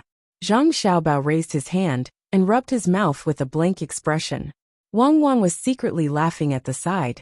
Just now, when Xiaobao saw that the other party had entered a state of deep thought, he brought over the food that the other party was eating. The reason was very good. He said that thinking about problems exhausted one's brain and needed to replenish one's nutrition. It was not like physical work, where one could just replenish one's protein. A brain worker's first thought was to replenish one's glucose. Thus, he ate the other party's eggs, which were high in protein. I'm asking you a question. Speak. Only you, Xiaobao. If it were any other subject who dared to ignore us, we would definitely have Xiaobei arrest him. Xiaobao, if we had Xiaobei arrest you, do you think Xiaobei would do it? When Li Longji was talking about serious matters, he changed the topic again. In response to your Majesty's question, Xiaobei would capture this subject to tell them a story. This subject's idea is actually not special at all. There are only 2 points. One is to fish in troubled waters, the other is to add fuel to the fire, and the other is to fight poison with poison. Zhang Xiaobao helped to correct the topic. How do we play? Will many of our great Tang citizens die? This was what Li Longji was most concerned about. In theory, no. In practice, there might be some losses. This is the best method I can think of, Zhang Xiaobao replied. What method? Li Longji and the others asked at the same time. Zhang Xiaobao immediately said. Instead, he took out a small box from his bosom and handed it to Wang Wan. Wang Wan glared at Zhang Xiaobao and said, when people smoke cigars, they don't inhale into their lungs. They use their tongue and nose to feel the purity of the smoke. When you smoke, you inhale into your lungs. There's something wrong with you. Although she said this, Wang Wan still cut the cigar that Zhang Xiaobao had instructed her to roll. After roasting it, she lit it up and stuffed it into Zhang Xiaobao's mouth. What purity! At the beginning, cigars were used as stimulants. They can even be eaten. It's such a pure smoke, it's a pity not to smoke it. There are also people who eat it. Compared to the exhaust gas and smoke from the chemical industry, this little bit of smoke is nothing. On average, I smoke one every 5 days. Zhang Xiaobao explained first. Then he said to Li Longji and the others, it's actually very simple. No matter how strong a fortress is, it's most afraid of being breached from the inside. Since others use this kind of religious method to deceive people, we should follow their example. I'll arrange for some people to join in, and then come up with their doctrine. Cuckoo and I will modify it to make it more reasonable. Then, we'll send it back. At this time, the other party will have a hard time. If they accept the new doctrine, they will not be able to face the censure of their original doctrine by the people we have placed in their past. If they deny the new doctrine, they will have to deny their own doctrine, for we have changed it according to the basis of their doctrine. In this way, their external struggle will become their internal struggle. It's very interesting. When we design several principles based on their original doctrine and come up with a new doctrine, it's inevitable that they will split up, because their religion itself is very ambitious, and only those with ambition in their hearts would think of a way to spread it. Once there is a gap between the various leaders, when they see an opportunity, we don't have to worry about it anymore. At that time, I'll arrange for people to infiltrate and capture their leaders. After that, we'll take their power back. Then, we'll further improve the doctrine and let the people return to normal. If there's still someone who's not normal, we'll send them to the border and encourage them to follow the doctrine and fight. This is the only way. When Li Longji heard Zhang Xiaobao's words, he felt his hair stand on end. This is too sinister. Without waiting for him to say anything, Wang Wan followed Zhang Xiaobao's train of thought and said, "Actually, it's not too difficult to seize power. The reason why they succeeded was because we didn't have the time to carry out the spiritual civilization of the people. As a result, they found a small loophole to take advantage of. When we carry out the spiritual civilization of the people, it'll be difficult for their religion to develop. At the same time, if they want to develop well, they need financial support. In front of similar doctrines, the believers can't tell which is true and which is false. They prefer to see the practical results. We provide the money. This way, the people we arrange will have more say in the religion, overthrow the original leader, and establish a new spiritual pillar." This time Li Longji and the others agreed. Indeed, all seemingly sturdy factions usually started to disintegrate from the inside. "Xiaobao, Cuckoo, we understand what you mean. Perhaps it will take some time, but the effect should be good. When the time comes, we'll capture their people and kill them all. Let's see who dares to do anything to harm our great Tang in the future." Li Longji planned to support this, meaning that he would also send people to join in. The more people there were, the more chaotic the religion would become. When Wang Wan and Zhang Xiaobao heard Li Longji's words, they shook their heads at the same time. Zhang Xiaobao said, "Actually, Cuckoo and I just find it annoying. We don't want to specifically target the leaders sent by the enemy. We want to know which faction, or organization, or country is causing trouble. When the time comes, we'll directly target the most basic figure of the enemy. I hope it's not Silla, Japan, or a group of small countries in the southwest. Otherwise, our energy is limited, and we can only arrange for the other ministers in the court to take action." Wang Wan pointed to the northwest, implying that she hoped that it was the people of Duoshi who were causing trouble. "Then what would the two of you do if it was another country?" Li Longji asked. "Endure. For the time being, we'll cut off the other party's hand. Then we'll endure until we have free hands," Zhang Xiaobao replied.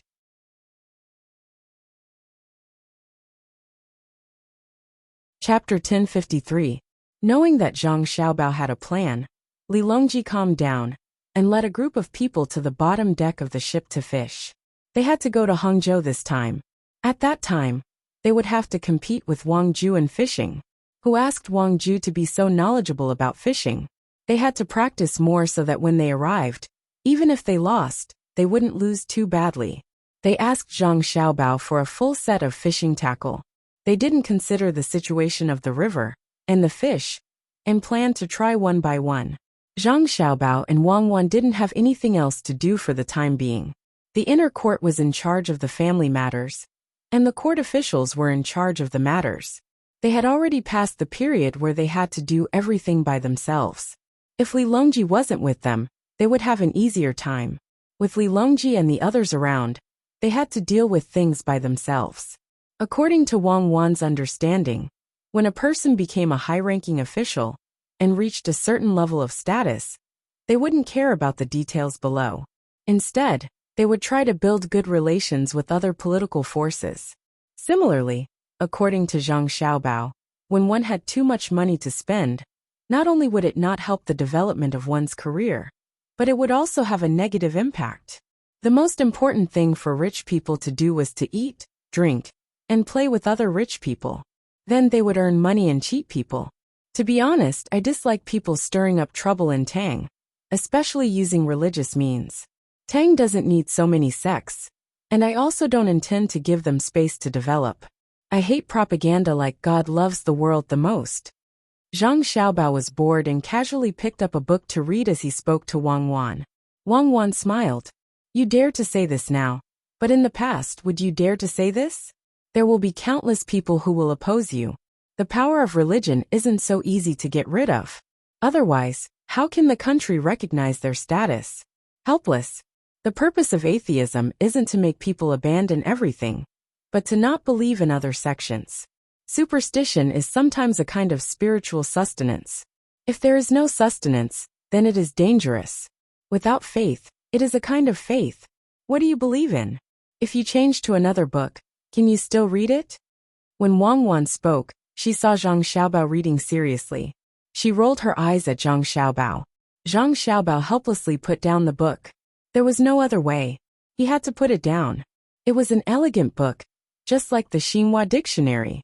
He had already memorized it when he was young. How much leisure time did he have to read the dictionary?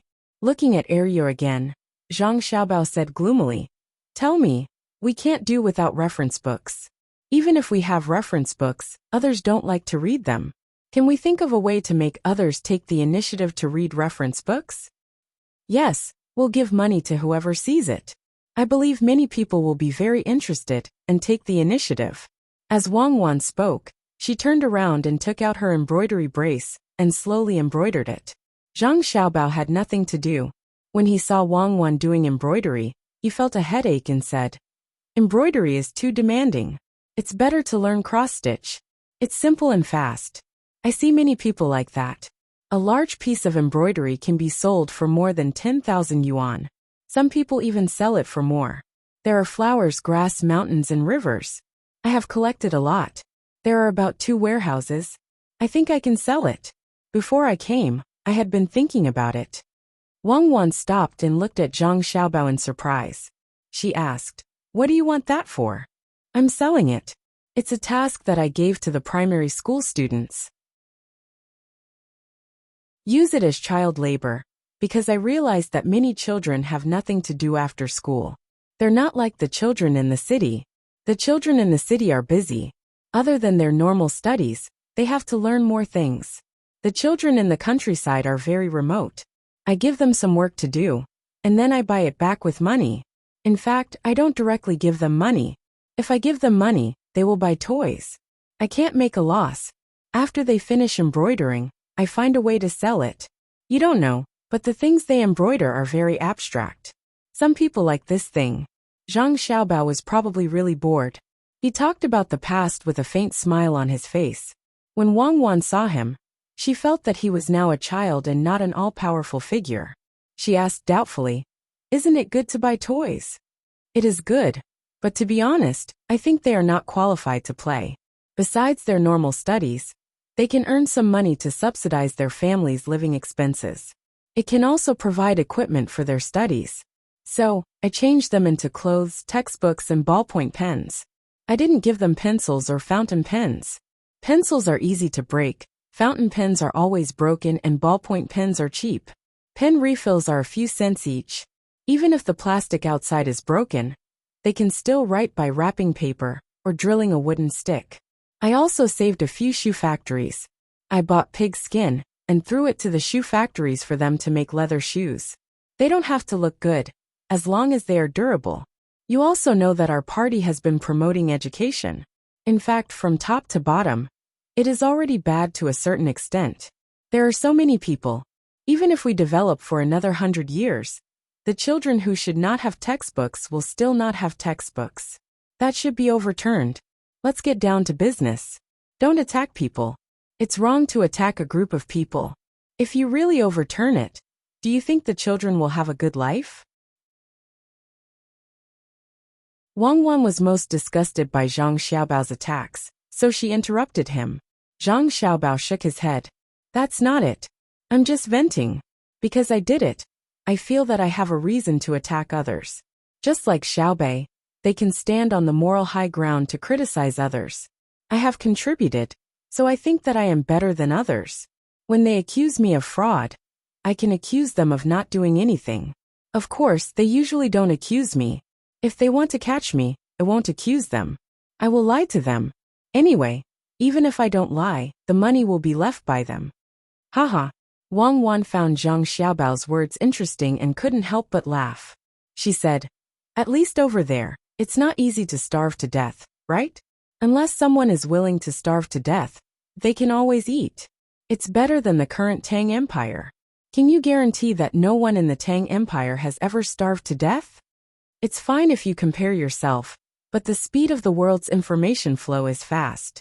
If you compare yourself to others, it's over. The Tang Empire is now much better than other countries. Who dares to find trouble? Not to mention there really is. The matter of the Jiangnan West Road is not over yet. Until now, I still don't know who is behind it. It's a very smart guy." As Zhang Xiaobao spoke, he found the map and spread it on the table. He pointed at the Jiangnan West Road and said, "Do you know? My favorite TV program is The Animal World. Look at the seasonal migration of the grassland animals. Look at the cows, zebras, and other animals running and running. As they run, they live and die. As soon as the foals are born, they can't keep up with the speed, and will definitely die. When the stallions see the maras being eaten by the lions, they can only show sadness in their eyes. They are afraid. They know how powerful the lions are, but they never take the initiative to attack. I've been anxious for them more than once. I want to tell them that when thousands of horses are running, all lions and tigers will fall for me. After seeing so many of them, I know the helplessness of life. I'm also glad that I'm a human, and a person who won't stand by and watch. When a group of people run away from a lion, they deserve to die. It's like people who are forcibly demolished and poured gasoline on themselves. Xiaobao, you don't seem to be in a good mood today. What are you going to do? Go back and encourage others to rebel?" Wang Wan interrupted Zhang Xiaobao again. Zhang Xiaobao raised his hand and scratched his head in embarrassment. He said, "No, how can I go back? I don't even know how I came here. Of course, I definitely don't believe that God sent me here. Unless God is cheap, otherwise if I belittle them, how can they help me? Just like what you asked just now. Do I dare to talk about other religions at that time? Why wouldn't I dare? Not only do I dare, but I also opened a dance hall next to their church. It's very old, very Broadway style, very lively. What can they do to me? In the face of power, force, and money, all dignity is nonsense. Have you forgotten how the people in the Arabian region were bullied a long time ago? I killed cows in front of Indians and ate pork in front of Islam. What can they do to me? You are always attacking the beliefs of others. Think about it, if others attack you, how would you feel? You still have to respect what should be respected. Just like what you said just now, people should be united," Wang Wan advised. In fact, she was very clear that many religions had various requirements later on for the convenience of life. They were not like that at the beginning. They could not drink wine because it consumed food. They could not eat pigs because it was also a waste of food. Another reason was that it was unhygienic to raise and eat pigs. Cows were naturally labor, not only in India, but now they could not be killed casually. The emergence of religions was a need for the survival of social groups. There was no need to elevate them to a high position. It was just that there were too many people, and it was not easy to kill them. Zhang Xiaobao curled his lips indifferently. "Attacking my beliefs? That's good. I believe in the law of the jungle. Attacking me is a part of my beliefs. Even if they don't attack me, I will take the initiative to attack others. When have you ever seen a crocodile talk reason with a deer and respect the deer's beliefs? All right, you're crocodile. Let me see if you're crying because you've eaten too much salt. I know what you mean. You've said so much because you want me to kill people with you. Everyone involved this time, no matter how old or young they are, kill them all. Since their religion wants to rise, then they'll have to suffer all kinds of hardships during the rise. Death is also a kind of new life." Wang Wan finally understood why Zhang Xiaobao was not in a good mood. Zhang Xiaobao was angry. He did not want to kill all of them, and he could not do it. But if he did not kill them, others would see the opportunity. So, he was looking for a reason to kill them. Thinking about this, Wang Wan suddenly felt that Zhang Xiaobao was kinder than her.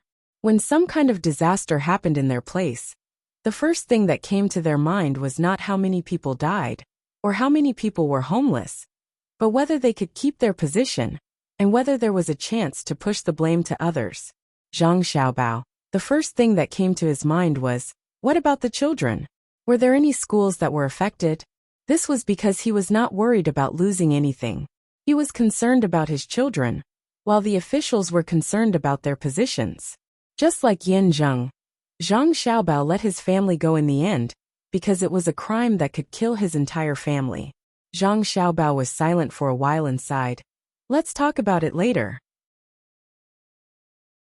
Fishing, let's go. You accompany me to fish. It won't delay your embroidery. You have been embroidering for a few days. What are you embroidering? A baby's doo-doo. Embroider a few more. When our new siblings are born, let them wear them. Let's go. When the time comes, you will probably have to compete with your grandfather in fishing. The odds of winning are not high. Wang Wan took the pole and walked out first.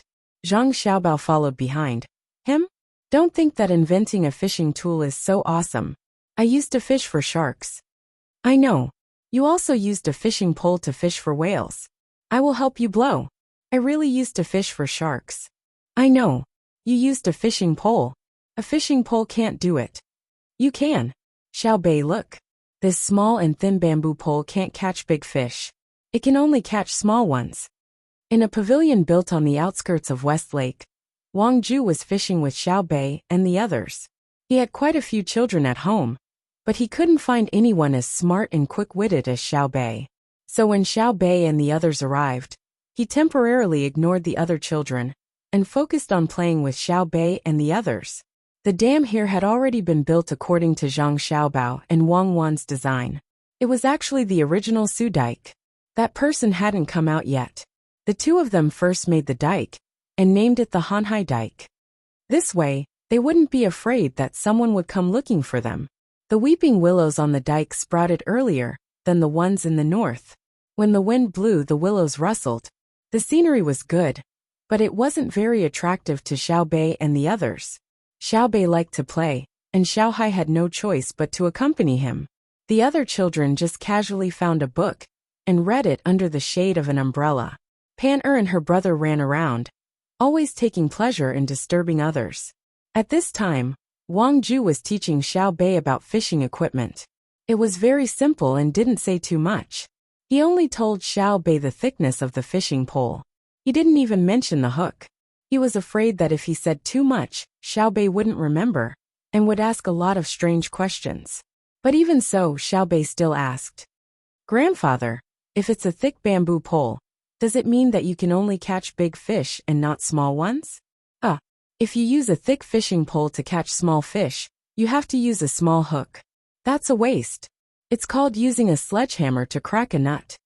Wang Ju took out a thick fishing pole and gestured a few times as he explained to Xiaobei. Xiaobei nodded and asked, "If you put a bamboo pole horizontally on a pole, and there are a lot of fishing lines running down it, and there are small hooks at the bottom of each line, wouldn't that be using a sledgehammer to crack a nut?" That's not the case. If one of the hooks is bitten, you have to lift the entire pole, right? It's troublesome, right? Wang Ju really didn't think of this problem. He finally realized that Xiaobei was different from other children. Although he felt that Xiaobei's idea wasn't good, he was very happy in his heart. Xiaobei lowered his head and thought for a moment, then shook his head and continued to ask, "Grandfather, why do fish bite the hook?" "Because there are all kinds of food on the hook. As long as you find the right food that fish like to eat and put it on the hook, the fish will eat it." Wang Ju thought that this problem was simple.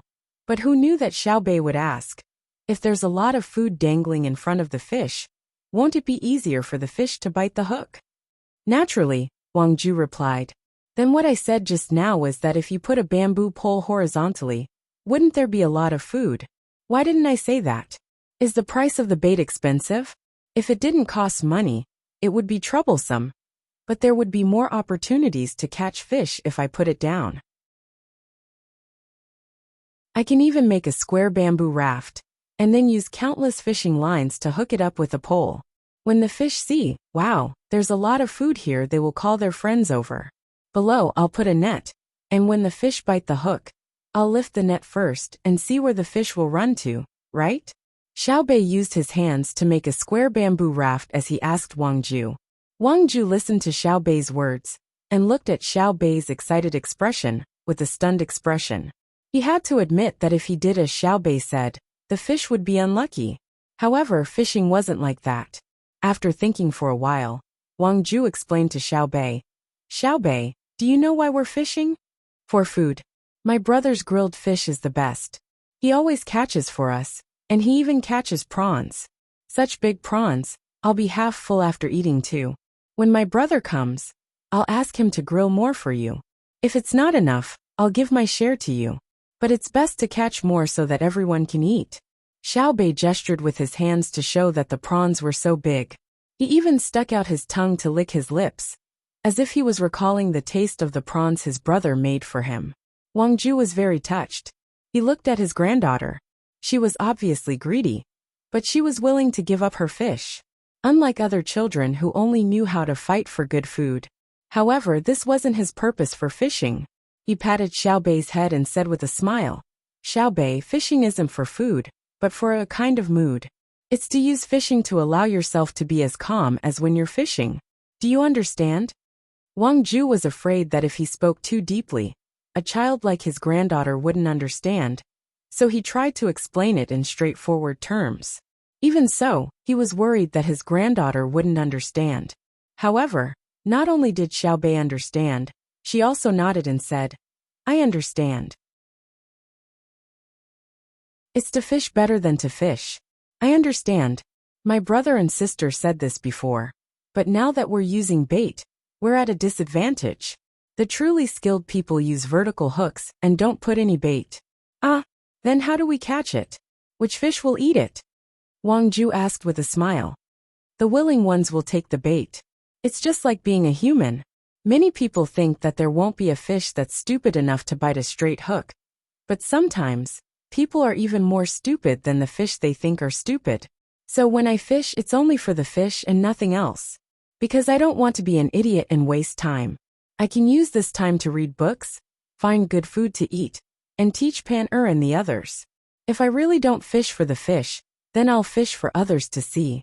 I'll let others see me fishing. Grandfather, what's wrong with you? Let's just continue fishing. Just treat it as me playing. Playing is also something that must be done. Brother said so." As Xiaobei spoke, she waved her hand in front of Wang Ju's face. She found that her grandfather's eyes were fixed on her. Wang Ju returned to his senses and suddenly stood up. He looked at Xiaobei, then looked at Xiao Hai who was crouching on the hook, as well as Xiao Yuan who was reading a book in Pan-Er who was playing around. He swallowed a few mouthfuls of saliva and asked Xiaobei in a trembling voice, You guys normally, your brother and sister teach you this? You like to hear it? Don't you find it annoying? Aya, you children are so obedient." At this moment, Wang Ju could no longer be described as shocked. He was thoroughly frightened. He couldn't understand how Xiaobei's words came out of her mouth. That wasn't something that a child should say. For a child of Xiaobei's age, her words should be filled with fantasy and ignorance. Then, when adults heard it, they would laugh or occasionally say something adults would say, and show a proud expression. He observed the other children, and found that they were all very normal. It seemed that there was nothing wrong with Xiaobei saying this. This kind of normality was abnormal, especially the 7 people who were reading books. Many children from wealthy families didn't like to casually pick up books to read.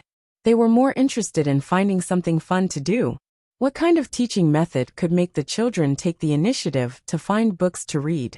After asking a series of questions, Wang Ju stared at Xiaobei and waited for her to answer. He wanted to understand what was going on. Xiaobei was confused by her grandfather's actions and questions. She blinked her large eyes and looked at Wang Ju with a look that said, "What's wrong with you? Xiaobei, tell grandfather when your brother and sister teach you. Don't you feel annoyed?" Wang Ju crouched down and asked softly. Xiaobei shook her head vigorously and replied, "No, grandfather, don't you think it's very fun? Brother and sister tell us stories, and the people in the stories say that After they finish, they become powerful, very powerful. Then are you willing to read books? Wang Ju asked again. Yes. Xiaobei nodded. If I don't read books, how can I listen to stories? If we learn well, the people in the stories will be powerful. If we don't learn well, the main character will always be bullied, so we can only learn more. Now the girl who represents me is already level 45, and she has half a body of good equipment.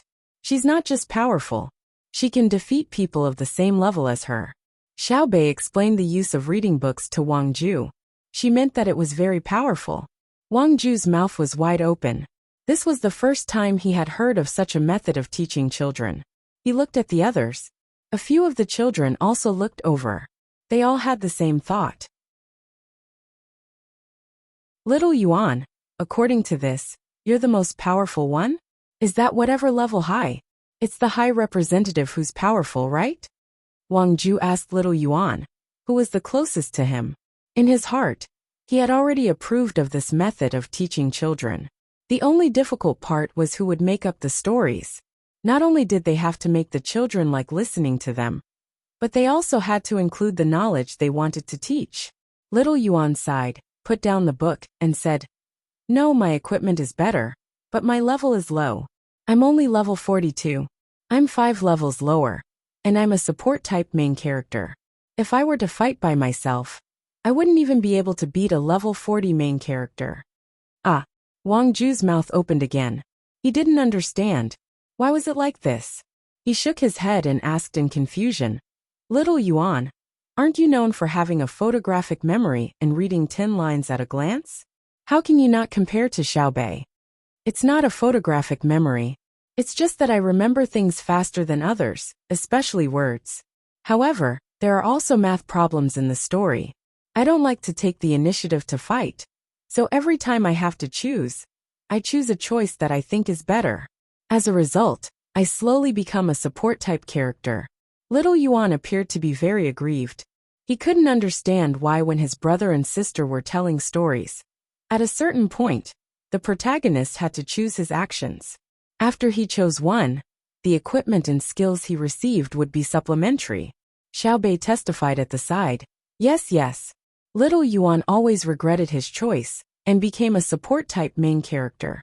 However, Little Yuan has a skill that's very powerful. It's a mutual destruction skill. His brother and sister said that Little Yuan is the kind of person who won't take the initiative to attack unless he's forced to a dead end. However, when it's really necessary, his final blow isn't something that anyone can withstand. Wang Ju completely understood this time. The personalities of the characters in the story were basically the same as in reality. Every choice was a test that his grandson, Zhang Xiaobao, and granddaughter-in-law, Wang Wan, gave his younger siblings. They judged their younger siblings' personalities from their choices. If they were upset because the main character in the story couldn't fight, then they could change their minds the next time they made a choice. Thinking of this, Wang Ju suddenly had an impulse to immediately meet his grandson and granddaughter-in-law and take a good look at them. This was because he knew very well that when the two of them told stories to their younger siblings, they weren't just playing with them. Instead, they were teaching their younger siblings knowledge that children of the same age couldn't learn and weren't willing to learn. At the same time, they were letting their younger siblings experience life in the story. The main character's personality was basically the character of their younger siblings in reality. Then, if Little Yuan felt that his main character was getting more and more aggrieved as he lived, he would naturally change his choice. However, what changed was not only the choice, but also Little Yuan's own personality. As for Little Bei, if she liked to fight, there might be a situation where she couldn't fight in the end and needed to give in. Then she would understand that sometimes giving in did not mean that she had lost. This was a principle that a person could only understand in a long life, but it allowed Xiao Bao and Wang Wan to understand it faster in the story. No wonder they know so much, and no wonder the children are so much like adults. But why do they not lack the innocence of children? Wang Ju murmured. He really couldn't understand. He realized that Little Bei was a group of children. Although they knew a lot, they weren't as deep as adults. They liked to do all the things that children should like to do. Little Bei was also willing to carry a doll, feed it, and change its clothes. Grandfather, go fishing. If you really can't catch anything, I'll go down and catch some for you. I'm very good at catching fish. My brother and sister both praise me. Little Bei's voice rang in Wang Ju's ears. Yes. Go fishing. If you can't catch anything, Little Bei will catch it. Little Bei is really good. Wang Ju decided not to think about it. It was just like how he couldn't understand how Zhang Zhong, whom he had looked down on back then, could be so successful now. It was too much of a headache. Little Bei puffed out her chest and raised her head, looking like she was the best. She picked up the fishing rod and threw it into the water with all her strength.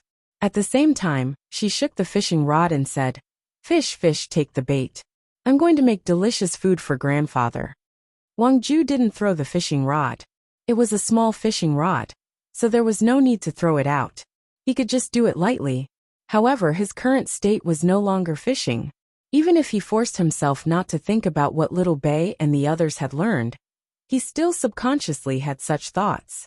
As he continued to fish, Wang Ju couldn't find the feeling of fishing. Just as he was about to find something else to play with Little Bei and the others, the figure of a small boat appeared on the surface of West Lake in the distance. Looking at the situation, the small boat was slowly approaching. Wang Ju looked up, and then lowered his head to continue fishing. He knew that the boat couldn't come over.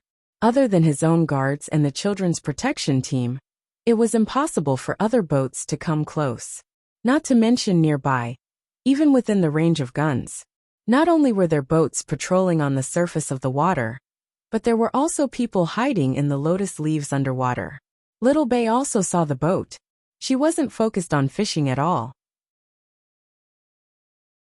Perhaps she wouldn't feel it even if all the bait was eaten by the fish. Looking at the approaching boat, Little Bei said, After a while, there will be many lotus flowers blooming here. Unfortunately, I don't think I can see it. I'll stay here for a day today and another day tomorrow. When the fleet is resupplied, I'll go to Jiangzhou. Who dares to go against my business? Humph. I'll go and see who has the guts to do so. When Xiao Bei mentioned this, Wang Ju's face was filled with reluctance. This was because he couldn't find a single child in the family who could compare to Xiao Bei and the others. They could sing and dance, and when the 9 children were together, they could even form a band. Their knowledge was also incomparable. He wouldn't get tired of such a child staying by his side all day long. However, if she wanted to go to Jiangzhou, he couldn't stop her. Little Bei listened to her brother and sister and went there. Furthermore, the emperor would be coming soon. He had to make preparations. Even if the emperor didn't need the local government to bear the cost of welcoming and sending him off, he still had to do what he had to do. Thinking of this, Wang Ju said to Little Bei with concern, When you're outside, you have to hide well. Don't always stand in front. It's easy to be in danger. It's not good even if you're injured. Go and come back quickly. Kill those who should be killed and capture those who should be captured. When you come back, the lotus flowers of West Lake will bloom. Little Bei nodded vigorously. Oh, I understand. The people there are probably not good people. A small portion of them are not good people. When we arrive, I'll hide behind the guards. When we come back, the boat will be following the current. Quick, look at the lotus flowers. What do you say? Xiao Yuan, it's the lotus flower that sister mentioned. After all, during the 6th month of West Lake, the scenery is not the same as during the 4th month. The heaven-reaching lotus leaf is infinitely green, and the sun-reflecting lotus flower is exceptionally red. Xiao Yuan lowered his head and looked at the book. He casually said this out loud with great chemistry. He knew what Xiao Bei was asking. Good poem. Who wrote it?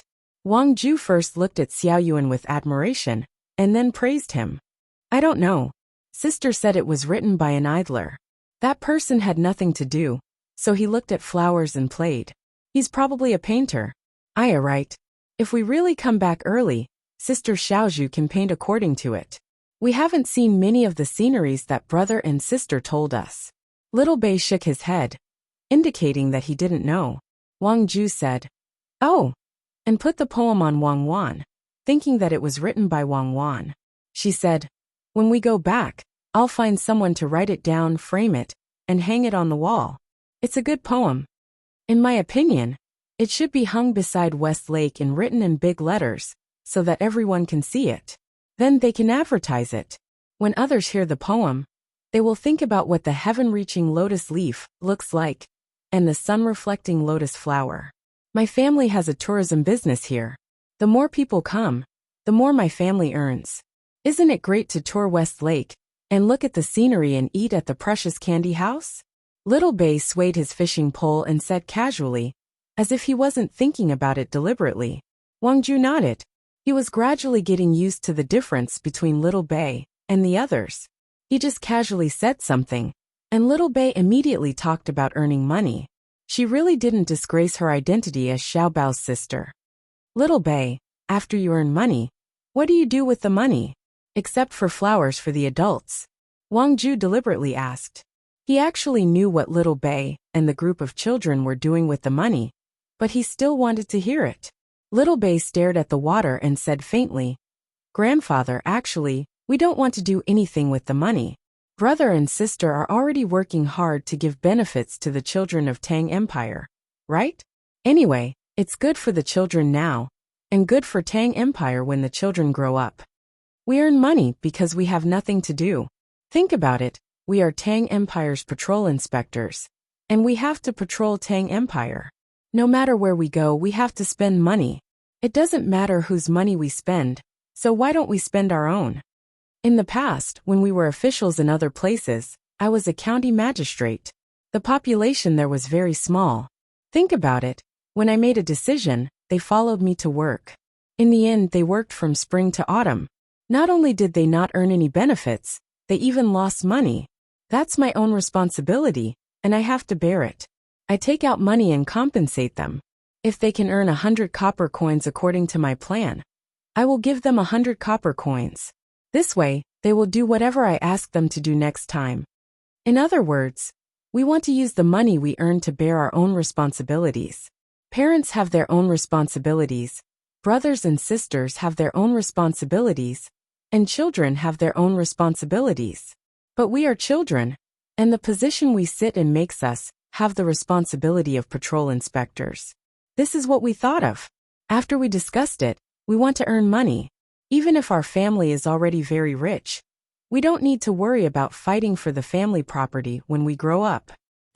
Why is that boat still heading here? This is my family's tourist area. If we don't allow it, why would it come here?" Xiao Bei said something that should only come out of the mouth of an adult. As he spoke, he suddenly pointed ahead. The boat that was still very far away was gradually approaching. There was already a boat that went over to warn them, but that boat still came over. It was estimated that if it went a little further and didn't stop, they would be attacked. The range of the warning was still a little bit away from the final limit of the defense, so they weren't immediately attacked. Wang Ju was still thinking along with Xiao Bei's words. When she heard Xiao Bei mention that boat, she paid attention and said, "Don't worry about them. If that boat really dares to come over, someone will naturally take care of them. Xiao Bei, you guys are already so powerful now. What are you going to do in the future?" "Powerful? Oh, it's powerful. Our official position is very high. It's the same rank as maternal grandfather. Oh no, it's one rank higher. Other than Uncle Emperor, we're one rank higher. In the future? We don't know what we're going to do in the future. I'll listen to elder brother and elder sister. They'll make arrangements for us. When the time comes, we'll do whatever they want us to do. In any case, I know they won't lie to us." Xiao Bei didn't seem to care about the future. His eyes were still looking at that boat. Wang Ju listened to Xiao Bei's words and thought about it. Although Xiao Bei and the others were very independent now, they always had to follow the rules set by the Zhang family and Wang family. When they grew up, Xiaobao and Cuckoo would definitely find suitable things for them to do according to their personalities. In this aspect, they were much better than other families. Other families, no matter how powerful they were, would usually make arrangements for their children in advance. Of course, when making arrangements, they usually didn't look at what their children could do, but what they wanted their children to do. As for Xiao Bei and the others, The family would decide what they were suitable for based on their thoughts and abilities. No wonder the emperor had thrown his 2 children here. It turned out that, when Wang Ju thought of this, she was suddenly shocked. Because she suddenly realized that if this continued, the future emperor's throne wouldn't be the current crown prince. Then what would the current crown prince do? Would he rebel? The more she thought about it, the more worried Wang Ju became. The Great Tang's development was many times greater than before, but if a civil war broke out, the situation would change. Not good. I have to send someone to keep an eye on the crown prince. Otherwise, the imperial palace will be filled with danger. What can be done? Wang Ju was someone who had helped Li Longji in his rebellion, so when she thought of others, she couldn't help but mutter to herself. Little Hai was still looking down at the surface of the water. There seemed to be something more important there that attracted him. As for the ship that was coming over, he just glanced at it and then ignored it. After hearing Wang Ju's words, he finally spoke to his grandfather after being silent for a long time. Maternal grandfather, no one can rebel, and no one believes that a rebellion can succeed. With elder brother and elder sister here, it's impossible unless someone is tired of living. In truth, it doesn't matter who becomes emperor. What matters is who wants to be emperor, and how they plan to be emperor. If elder brother and elder sister aren't satisfied, even if they become emperor, they'll remove them. I'm confident that elder brother and elder sister can do it. After saying this, Xiaohai fell silent and continued to look at the float in front of him. Wang Ju was already used to the matters of these children, or perhaps he was numb to it. But when he thought about it, he realized that he had suddenly thought of something and was in a bad mood. Right, no one could rebel. The current Great Tang was very stable, and the people didn't lack food. If they wanted to rebel, they needed someone to support them. The officials in the court wouldn't support them, unlike the current emperor. A fishing rod, a pot of wine, a bright sun, a floating cloud, a clear lake, a bait to attract a fish. Dare I ask, is the Great Tang patrol envoy here? While Wang Ju was thinking about this matter, the sound of someone chanting came from the water. It was clear that the other party was coming for them, and they clearly had a goal in mind. Xiaobei blinked and turned to Wang Ju. Maternal grandfather, this person's voice is really loud. He's so far away, but we can still hear him. Admirable. Hearing Xiaobei's words, Wang Ju smiled. The other party shouted like that, but Xiaobei was actually concerned about whether the other party's voice was loud or not. Xiaobei, he's coming for you. Do you want to meet him? Of course he's here. Why don't we meet him? Also, brother and sister have sent us a message saying that if someone comes voluntarily, we'll take them to Jiangzhou. If they go willingly, then so be it. If they don't want to go, we'll catch them and make them do it willingly. Xiaobei covered his mouth and laughed as he said to Wang Ju. Then he shouted at the top of his voice, I am. What do I do? Wang Ju listened to Xiaobei's shout and felt that it was more interesting. At the same time, he admired his grandson very much. He could even calculate this. No wonder people called him Lianhuan. He was really amazing. At this time, the other party also shouted, I'm a villager from the mountains. Today I'm here. I heard that the Great Tang patrol envoy is also here, so I'd like to meet you. Then come over. Let's search you first. Xiaobei shouted back. Soon, a person jumped onto the guard's boat and was pulled into the boat. It seemed that they needed to go through a detailed search. The boat was also heading towards the shore.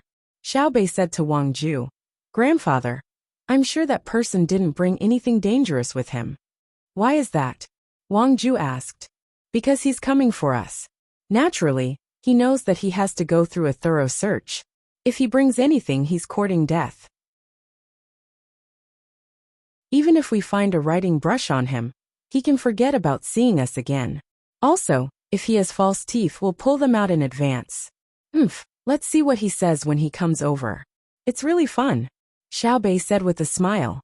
Wang Ju patted Xiaobei's head and praised. Our Xiaobei is really smart. Yes. Xiaobei was not modest at all. The person on the boat did not know that the person he wanted to meet had such an evaluation of him. After waiting for about 5 minutes, the boat approached. The person was escorted to the bow of the boat by 2 guards. one on the left and one on the right, and waited to go ashore. Wang Ju carefully sized up the other party. This person was wearing a gray robe and was relatively thin. His hair was casually tied up on his head with a wooden hairpin. His cheekbones were prominent, and he looked to be in his 40s. However, his eyes were very lively. He opened his mouth and asked, "Who are you? Tell me your name." The question was not polite at all, but the person on the other side did not care. He confidently put his hands behind his back and said with a smile, "I'm a villager from the mountains. My name is not important. Just call me Mountain Wind." After saying this, the person who called himself Mountain Wind looked at Xiao Bei and asked, "You are Xiao Bei. Let me ask you, what do you have to be able to become the patrol inspector of the Great Tang Empire? How do you patrol the Great Tang? Is it just like playing?"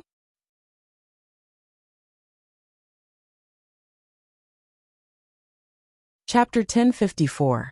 Hearing the other party's words, Wang Ju's face immediately darkened. He was about to speak when Xiao Bei spoke first. "Because I have a good brother and a good sister, I can easily see Uncle Emperor. That's why I'm a patrol inspector of the Tang Empire. You don't, so you can only say that you're a mountain villager.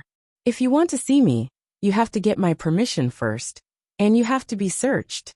If I want to see you, even if you don't agree, I can have you captured. That's my ability. You don't agree? You still dare to ask me? Look at how sad you are." When Wang Ju heard Xiao Bei's words, his eyes almost popped out. His granddaughter was too amazing. She didn't care about other people's provocative questions.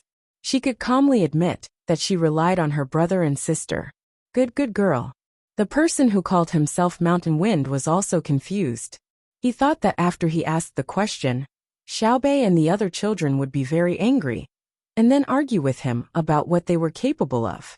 For example, they were good to the people of the Great Tang, and they had learned a lot.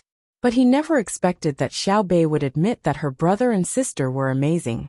What a petty person, not hiding at all. She even scolded him, degrading him to be worthless. This is troublesome. It's different from what I expected. It's not easy to deal with. Thinking of this, Shan Feng pretended to be relaxed and smiled. He wasn't in a hurry to go ashore. He just stood at the bow of the boat with his hands behind his back and said to Xiao Bei, "I don't have a brother or sister, but I live freely by myself. I live in the mountains, and don't ask about other people. Can you do that? If there's something, you have to run around. Rich people have their troubles, and villagers have their pleasures. Am I right?" "TSK." Xiao Bei curled her lips and said, "You're free? I'll make you uncomfortable now.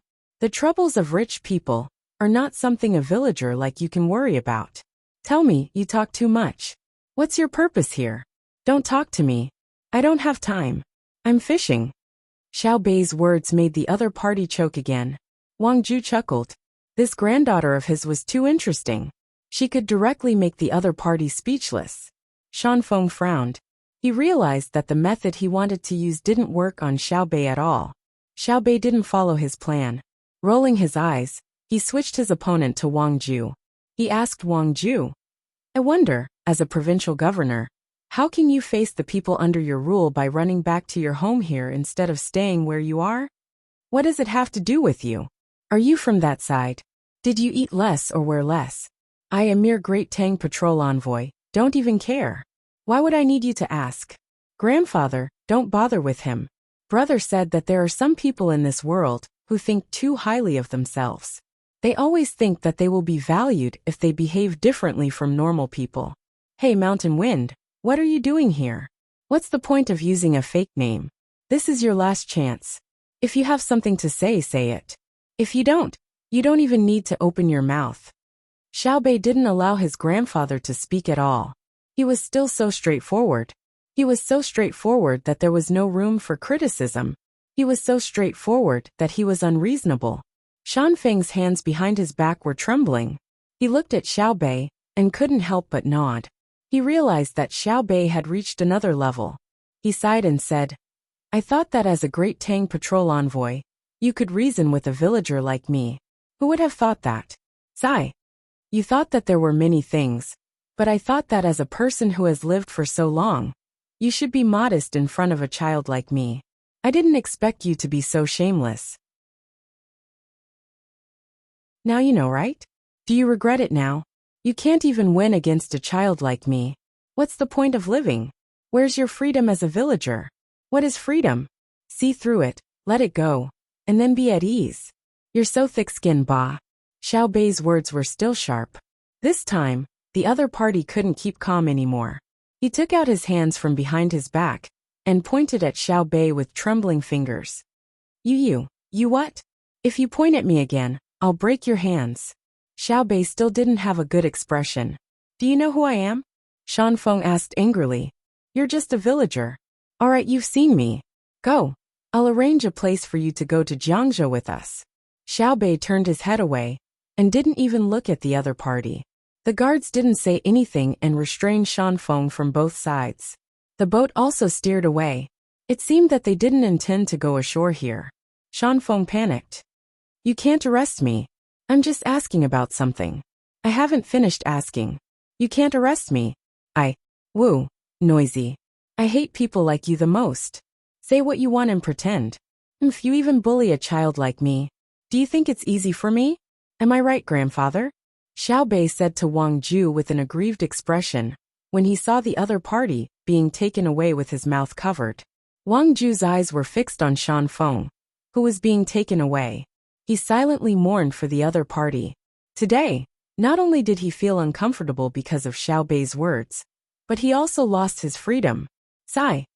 Grandfather, am I right? Am I right? I feel wronged.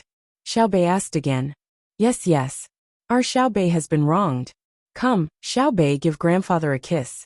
What else could Wang Ju say? No wonder Her Majesty liked Xiao Bei and the others so much. It was too interesting.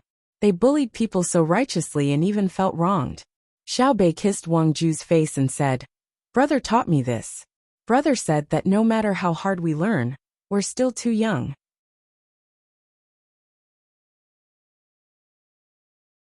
It's easy for others to trick us and bully us. So when we meet such people, we should deal with them directly. Then the world will be at peace. Yes, Xiaobao is amazing. Do you know the identity of that person just now? At this time, Wang Ju was thinking about how to tell Xiaobao when her grandson came over, so that he could bring his own child with him. This was not only a teaching exercise, but it would also teach them the simplest way to avoid being bullied. It was very useful. After all, Xiao Bei and the others were still children. No matter what they did or said, others would not be able to find fault with them. It was wrong for an adult to argue with children. I know. It's with that Hu Liang we met on the way. Just put them together with the other 7 people. Let them stay together and discuss a plan. Give them a chance to collude. There must be a lot of people watching us now. If we really caught the wrong person, then it's their bad luck. We'll let them go after we find out the truth. But I guess this person is not innocent. As Xiao Bei spoke, he lifted the fishing rod with all his strength. Just as he was about to express his anger, a fish was suddenly pulled out of the water. Haha, I caught it. Xiao Bei cheered and pulled the fish in front of him to remove the hook. Wang Ju watched from the side and felt sad for the fish. This was because the fish was not caught by eating the bait. The hook was hooked on the fish's gills. When Xiao Bei pulled up, the fish was swimming beside him. Grandfather, I'm amazing, right? Xiao Bei did not care how he caught the fish and asked proudly. Amazing. Grandfather is not as good as you. Wang Ju nodded. Then let's continue. Let's see who catches more. Let's get another boat. Isn't it boring to just fish? Xiao Bei did not take the bait and threw the hook into the water. His eyes were full of anticipation as he looked into the distance. In Wang Ju's house, a few rooms were specially set aside. Hu Liang and the other 7 people were locked up in the rooms. The people on both sides had not met up yet, and the 7 people did not know how close they were to their 8th brother. Boss, do you still have strength? I can't go on anymore. Among the 7 people locked in a room, the 5th brother asked the eldest brother, who had closed his eyes and was not moving. Don't be afraid. They won't starve us to death. Let's hang in there. At least they sent us some water. When it's about time, we can eat something. The eldest brother was also hungry. He knew that he was hungry now, but it was not because of the discomfort in his stomach. His stomach had been numb for a long time. He only drank a little wine a day, so he was numb from hunger. If we knew this would happen, we wouldn't have sent a telegram. We don't know if the people on the other side have been caught. Sigh. I'm so hungry. My eyes are full of stars. Old Fifth kept swallowing his saliva. Only by doing so could he feel a little better. The other 5 people were also in the same state. They didn't even have the strength to open their eyes. They leaned there, looking like they were on the verge of exhaling, but not taking in any breaths. Compared to their discomfort, Hu Liang was in a different situation. He did not lack food and drink. The only thing he lacked was freedom. Since he came to the house, he could not go outside casually. It was not like when he was on the ship. He could go to the deck and walk around. After he had eaten in the morning, he was escorted into the room. Here, not only was there a comfortable bed and mattress, there was also a bookshelf with many books on it.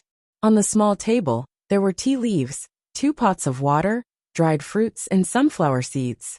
At this time, he was holding a book in his hand and reading. For the past few days, he had been used to this kind of life. Although he was still worried about others, he could endure this worry and try to not be so irritated. Just as he was reading the book, there was a knock on the door. Someone asked, "Is young Master Hu here?" "Yes, please come in." Hu Liang put down the book and looked at the door. He wanted to know what was going on. Under normal circumstances, no one would disturb him. As the door was pushed open, the inner courtyard, who had been in charge of his daily life, came in first and said to him with a smile, "Young Master Hu, do you feel bored?" "It's okay, there are books to read. It's better than just staying here. I just don't know when you will be able to get on the ship again. The days on the ship are more comfortable than here." Hu Liang frankly expressed his feelings. Then, he looked at the inner courtyard, hoping that the inner courtyard would tell him the purpose of his visit. "Young Master Hu, actually, we've also considered this matter. We reckon that you'll need to wait for another 2 days. In order to make sure that you won't be lonely, we've specially found a companion for you. Take a look and see if this person is all right." As the inner courtyard spoke, they shouted to the outside. Then Shanfeng was pushed in. In an instant, Hu Liang and Shanfeng were stunned. The 2 of them opened their mouths at the same time and said, "Why is it you?" "See, I knew that young master who knew him." "Good, you 2 can be companions. We will go out first. Young Master Shan, don't think of going out alone. Otherwise you will easily lose your life. Goodbye." The inner courtyard left behind these words, smiled at the 2 of them, and turned to leave. Why didn't you hide properly? Why were you caught? Aren't you in charge of one-way communication? Where did they catch you?" Hu Liang did know the other party, and he also knew that the other party's status was not low. However, it was precisely because of this that he felt strange. Could it be that the spy system of the Zhang family and Wang family had infiltrated? When Shanfeng heard Hu Liang's question, he shook his head helplessly. He sat on a chair in the room, picked up a raisin, and stuffed it into his mouth. He slowly chewed until he swallowed it and said, "Don't mention it. I originally planned to meet Xiaobei and get some useful information from them.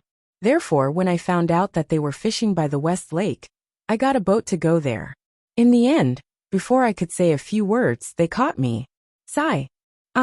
You are walking into a trap. You are confused. It's over. Just wait and see. It won't be long before they get the information from you. You should kill yourself." When Hu Liang heard the other party's words, he already knew what was going on. He actually went to provoke Xiaobei. When he was on the boat, he heard Xiaobei's words. Anyone who took the initiative to come over was to be caught and sent to Jiangzhou. It didn't matter even if they were caught wrongly for the time being. What was it called again? Oh, it was called better to catch 1,000 wrongly than to let one go. Shanfeng stopped eating and looked at Hu Liang in surprise. He asked, "Why would I commit suicide? I was in their place and had the opportunity to get information. When the time came, I would think of a way to escape or pass the information back. Wouldn't I have died for nothing if I committed suicide? If they asked me, I wouldn't say anything." "Oh, I see. Have you already told all your secrets to him? You traitor. No wonder you are in such a good place. You must have told them what I looked like. Otherwise, they wouldn't have caught me directly." Shanfeng was furious. His eyes were red as he questioned Hu Liang. Hu Liang sneered. What difference does it make whether I told them or not? I have been in contact with the higher-ups. Moreover, the 8 of us have probably all been caught. I just don't know if the other 7 are dead or alive. Betray you? Every time I see you, you don't have a fixed place. If I want to betray you, I have to know where you are. You don't know how powerful they are. While the 2 of them were arguing, there was a knock on the door again. The person who had just left came in with the same smile. He said, How was your chat? I know that the 2 of you are still a little lonely, so I sent a few more people to you. It will be more lively when you are together. After saying that, Hu Liang shouted to the outside like before, Bring them in. This time 7 people came in. All of them looked weak. When both parties saw them, they said at the same time, Why are you guys here?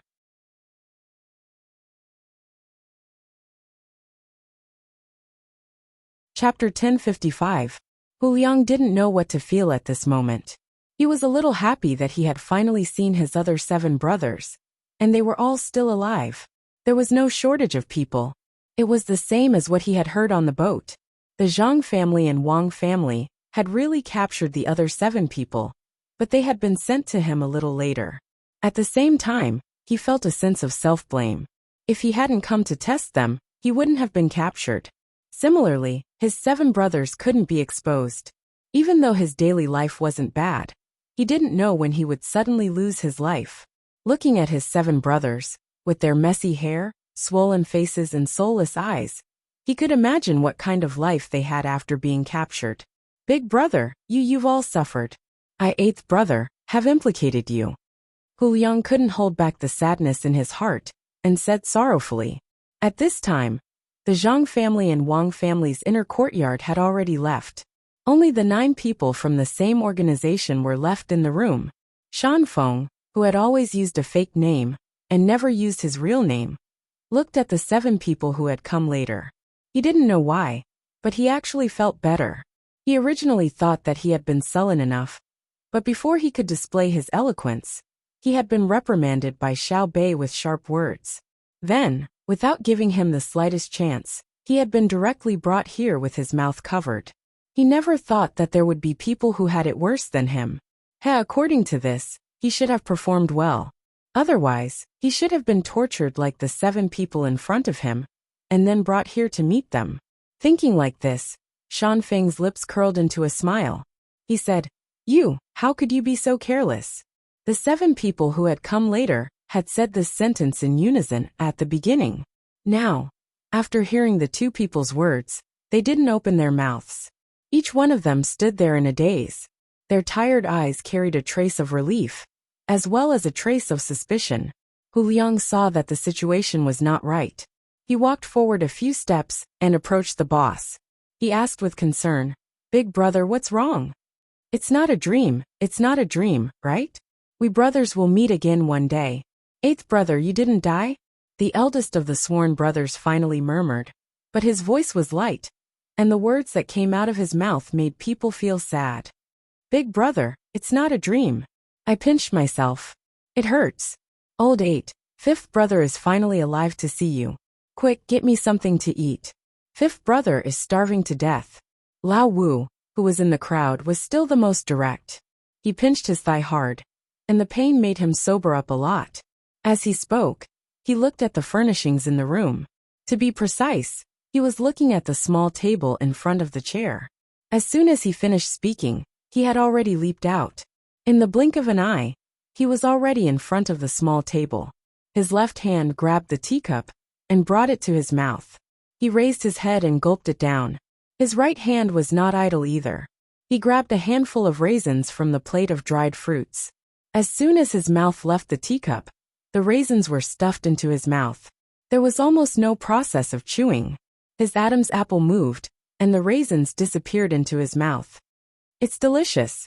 Damn, I've never tasted such delicious tea or eaten such fragrant raisins in my life. Old 8, it seems that you're doing well.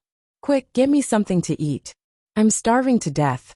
After the teacup and raisins entered his stomach, Lao Wu felt alive before he could digest them. His mental state was many times better than before. Hu Liang did not need to ask. Through Lao Wu's actions and words, he knew very well what the 7 brothers had encountered. He quickly set up a tea set. He did not put tea leaves into the teapot. He picked up the thermos and poured water one by one. He called for the brothers to drink. The 7 people who came later did not hold back. They did not even care if the water was hot or not. They drank from the teacup one by one. When the water entered their stomachs, they breathed in and felt the discomfort of their empty stomachs for the past few days. The fruits on the small table were divided among the 7 people in an instant, and the plate became clean. Hu Liang ran to the door and opened it. He shouted, "I want wine and food. Send it over quickly. I don't care if it's hot or cold. Quick, I'm going to die." The person at the door nodded with a smile. "Young master Hu, please wait a moment. It will be sent over immediately. But the people who were caught later have not eaten properly for several days. Please don't hold out." "Thank you, I understand." Hu Liang did not forget his identity. He thanked the person and turned back. Of the 7 people who came later, after drinking the water, they looked more energetic. Of the 7 who ate a lot of fruits, 3 of them kept vomiting. It should be the gastric acid reaction. Even so, the 3 of them endured and did not vomit. They knew that they would be fine after a while. Hu Liang picked up the nut pliers on the small table and used the fastest speed to open the shells of the nuts. He did not say anything and just let his brothers deliver the food. Shanfeng did not help. He found an empty chair in the room and sat on it to size up the 8 people. When he looked at the 8 people, he was puzzled. Hu Liang had been caught and received a separate room, books and other things. Why did the other 7 not have it? It seemed that they had been hungry for a period of time. This made him feel strange. Did the other party's different methods mean something? The 7 people who came later also did not say anything. They drank bowl after bowl of water and ate everything that could be eaten immediately. Other than letting old 8 help to open the nuts, they picked them up and bit them with their teeth. This hunger made them feel that anything they ate was delicious. It was just a feeling. As for the real taste, they did not have the time to taste it, although they knew that the food from the Zhang family and Wang family would not be bad. In less than half an hour, people came in one after another. They placed a large round table in the middle of the room and put all kinds of dishes on it. In a short while 16 dishes, 8 cold and 8 hot, were served. There was also a large bowl of soup, as well as cold steamed buns and hot rice. The steamed buns could not be heated up in a short time, but the rice and noodles could be kept warm. There was also a large jar of wine that weighed 10 catties. The group of people who served the dishes shuttled back and forth for a while.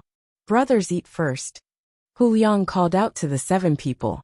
He accompanied them, but did not touch his chopsticks. The 7 people did not stand on ceremony. Very tacitly, no one touched the wine. Instead, they did the same action, holding a steamed bun in one hand and a pair of chopsticks in the other. Every time they choked, they would drink a mouthful of soup. Seeing that each of his brothers stuffed 2 steamed buns into their mouths in the blink of an eye, Hu Liang picked up the wine jar and poured wine for his brothers. He advised, "Eat slowly, eat slowly. If you eat too fast, your body can't take it. Eat slowly." "How long has it been since you guys ate?" Shanfeng also sat at the table and did not touch his chopsticks. He was not hungry yet. Seeing that the 7 people were almost done eating, he asked. Once again, the 7 people very tacitly ignored Shanfeng. Their relationship with Shanfeng could not be considered close. In the past, when they occasionally came into contact, the other party still had that kind of high and mighty attitude. Now that they had been captured, the other party actually wanted to use his identity to show off to them. Did he think that since they were all prisoners, his previous identity was still useful? However, he was more interested in Hu Liang. Old Fifth took a sip of wine and used his hand to grab a braised pig trotter. As he chewed, he asked, "Old Eighth, we thought that you had been killed. Who knew that you were doing well? What did you do with them?" "There was wine and food." The casual question stunned Hu Liang. For a moment he did not know how to answer. He really wanted to tell the truth and say that he did not do anything. From the time he boarded the ship until now, he had been treated well. But he suddenly reacted. It was easy to say, but others would not believe it. If he did not do anything, why was he treated well, and others not treated well? Moreover, the 7 brothers were captured and suffered a lot. You were enjoying yourself here. Could it be that you did not betray us? Thinking like this, Liang sighed. He poured himself a bowl of wine and held it up. His eyes slowly swept across the faces of the 7 brothers. He drank another mouthful and said, "It's my fault. At the beginning, I thought that I could board the ship alone and find out some useful information. I would immediately meet up with you and pass on the message. Who would have thought that as soon as I boarded the ship, my plan would be seen through? Then, I was brought to the deck and placed there for others to see. They searched the surrounding area intensively. If their intelligence systems set their sights on an area, the secrets of that area would not be able to be kept. Just as you can see, my days are not bad. From the time I boarded the ship until now, I have seen the wine and food provided by the Zhang family and Wang family. I can also eat dishes that I have never heard of before. But my days are good, but my heart is uncomfortable. The day before yesterday, they told me that they wanted me to see you, but it was delayed until today. Today, not only did I see you, but I also saw Brother Shanfeng. I guess they have achieved their goal. Our family is in danger." When he said this, it was much more comfortable to hear. Liang did not mention whether he had betrayed others. Instead, he indirectly emphasized the power of the Zhang family and Wang family's intelligence system. "Old 8, we understand. If you were the one who betrayed us, you should have come to persuade us when we were captured, and not have someone send us here today. After all, you also know what we know." As the eldest brother, he told Liang a few words to reassure him. The other brothers who had different thoughts before felt that this was indeed the case when they heard the eldest brother's words. They nodded one after another. Liang was very moved. His brothers understood him, unlike Shanfeng, who doubted him first when they met. He was in a good mood. He picked up his chopsticks and found a cold dish to eat. He also poured wine for his brothers, raised his bowl and said, "I think you have not had a good time in the past few days. From now on, until they decide whether to let us die or not, you don't have to worry about not being able to eat. Cheers. Cheers." The 7 of them raised their bowls at the same time. "You guys are really open-minded. Don't you know the other party's methods? They want you to live a comfortable life for a while, then torture you. Now you should listen to me. Rest for today, and wait for me to find an opportunity. Follow me out. Even if you have to risk your lives, you have to deliver this important news to the higher-ups. God is watching us." Shanfeng still did not touch anything on the table. He sat up straight, looked around, and said in a deep voice. His words received cold looks from the 8 of them. Liang directly asked, "You think you can break out? You want us brothers to die. If you want to break out, do it yourself. Don't drag us along. We haven't lived long enough." After speaking to Shanfeng, Liang said to the 7 of them, "7 brothers, in the past few days, I've been following the teams of the Zhang family and Wang family. I've heard and seen a lot. Only now did I know that our God is a fake. He didn't do anything, and he didn't help the people of Tang become rich. Don't talk nonsense. Haven't you seen how powerful our God is? The Zhang family and Wang family are all liars. Our God said that he would make Tang better. In 1 year, everyone would be able to eat delicacies. In the end, Zhang family and Wang family ruined it. But our God is still our God. His ability is not something that mortals can imagine. Even if the demons of the Zhang family and Wang family wanted to stop him, our God still gradually made Tang better." Shanfeng raised his hand and pointed up. His face was full of sincerity, making it seem like he was right. The 7 brothers were stunned. They also looked up at the canopy and nodded. Their faces were also full of sincerity. However, Liang snorted in disdain and said, "Liars, you are the liars. The Zhang family and Wang family are not. Do you think that little light effect you made can fool others? Do you think it can fool me? Do you know what Xiaobei's reaction was when I told her how powerful our God was?" "Old 8, what is a light effect? You told Xiaobei?" "Xiaobei? That little girl from the Zhang family and Wang family? You can still see her?" Old Fifth put away his pious expression and looked at Hu Liang. Although the Lord was powerful in his heart, he felt closer to a brother like Old Eighth, who had gone through life and death together. The Lord was too distant, but brothers were real. Hu Liang glanced at Mountain Wind and explained to his 7 brothers. The lighting effect is to make use of the various changes in light and the different reactions of people's eyes to light. Then it's a fake thing. Anyway, that's what Xiaobei told me. In the past, when we were pulled into a room and looked out of the window at night, we saw people flying into the sky and making all kinds of movements. Fake, all fake. Xiaobei let me see something even more amazing. That thing Xiaobei called a movie, also called an animation. I could only see it clearly when I saw it. Humans were humans, animals were animals. They appeared on a piece of white cloth, as though they were right in front of my eyes. There were also sounds coming from all directions. Xiaobei is the little princess of the Zhang family and Wang family. Since I boarded the ship, I saw them every day. I saw what they did for Tang, and I saw all kinds of news about Tang from the inner yard. Only then did I know that the one who was really thinking about Tang was not the god, but the Zhang family and Wang family. Xiaobei, they are still children, so they have to think of ways to help the children in other places of Tang. Hu Liang thought about the days on the ship and felt endless emotions. Not only did he see shocking images, but he also saw and heard what the Zhang family and Wang family had done. When Hu Liang said this, the 7 people's expressions changed. They were more willing to believe in their 8th brother. Old Five, who had always been straightforward, asked curiously, "Is Xiaobei as cute as the rumors say? Is it easy to make a movie?" Old 8, "Can you ask them to show it to us? Just hearing about it makes my heart itch. It's better to see it with my own eyes." "No problem. When we get on the ship again, I'll mention it to them. It won't be long. Xiaobei will only stay in Hangzhou for 2 days. She has to leave for Jiangzhou soon." Hu Liang agreed without hesitation. In his opinion, it was not a big deal. In the past few days, he had watched 3 animations. He had even seen the glass that produced the animations.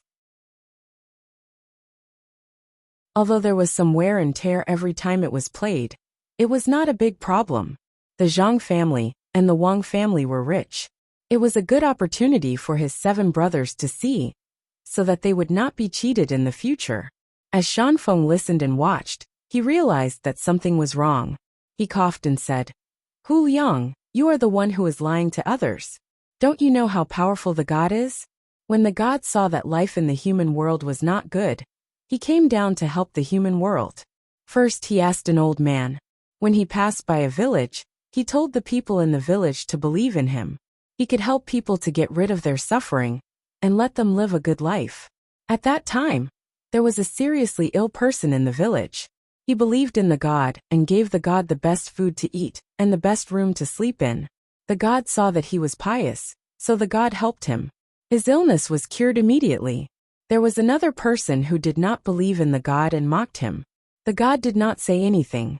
After the god left, this person fell ill because he knew how powerful the god was and was afraid. When Shanfeng spoke, his eyes were fixed in one direction. He did not move, as if he was the incarnation of the god. When he saw the 8 people looking over, he said, "Another time, the god passed by a village and turned into a child. He told the people in the village about his identity and made them believe him. Many people in the village believed him, but some did not.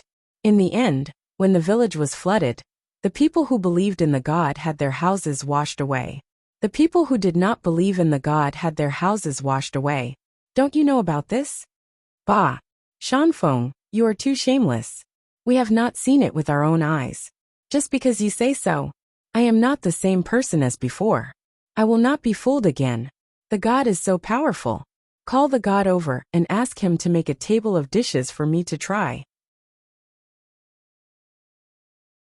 In the past, I always heard you talk about this and that. At first, I believed it, but now that I know, who doesn't know how to talk about it? Make it up. Who doesn't know how to make up stories? Xiaobei's story for Pan is even better. I heard a lot, but I have not seen it even once. Also, you said that there was a flood.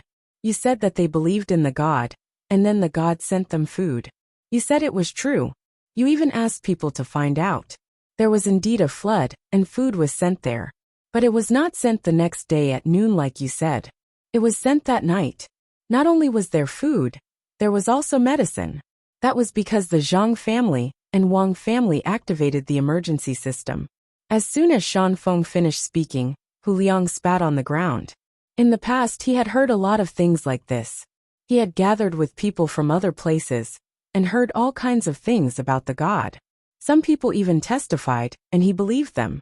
But when he got on Xiao Bei's boat, he compared some of the things he had heard before and asked the people from the Zhang and Wang families. The inner courtyard directly gave him the data, including how many people were affected by the disaster, how large the area was, how many things were sent, who paid for it, how the disaster happened, and everything else. Hu Liang's 7 brothers looked back and forth between Hu Liang and Shan Feng. For a moment, they didn't know who was telling the truth, and who was telling the truth. Shan Feng sneered and questioned Hu Liang. You said that what I said was false, so what you said was true. Did you see it with your own eyes? Didn't you hear what the Zhang family and Wang family said to lie to you? The god has already said that the Zhang family and Wang family are scourges on the world. Of course they would lie. Hu Liang didn't answer Shan Feng. Instead, he poured wine for his 7 brothers and said sincerely, Brothers, I admit that I didn't see it with my own eyes. But when I was with Xiao Bei and the others, I heard the idea they came up with. The day before yesterday at noon, they were building the 4,000 Candy House combined amusement park in various places of the Tang Empire. There was a piece of news in Penglai, Dangzhou, that many children there were sick. There were bugs in their stomachs. Sometimes, they were found when they were defecating. You all know that there is medicine to drink, but most of the time, it can't be cured. Old 8, I know. I had it when I was young. Now I still feel that there are bugs in my stomach. But it's fine as long as they don't harm me. Who knows how the bugs got in? Old 5 said, indicating that he knew what was going on. The eldest brother also asked, Old 8, it's normal for children to have bugs in their stomachs. Why? Do they have a solution? I heard from the elders that it's okay to drink vinegar, but not all. It's uncomfortable when you get sick. Hu Liang nodded and said, Yes, it's not easy to cure, but that was in the past. When Xiao Bei got the news, he immediately sent a telegram to the medical school.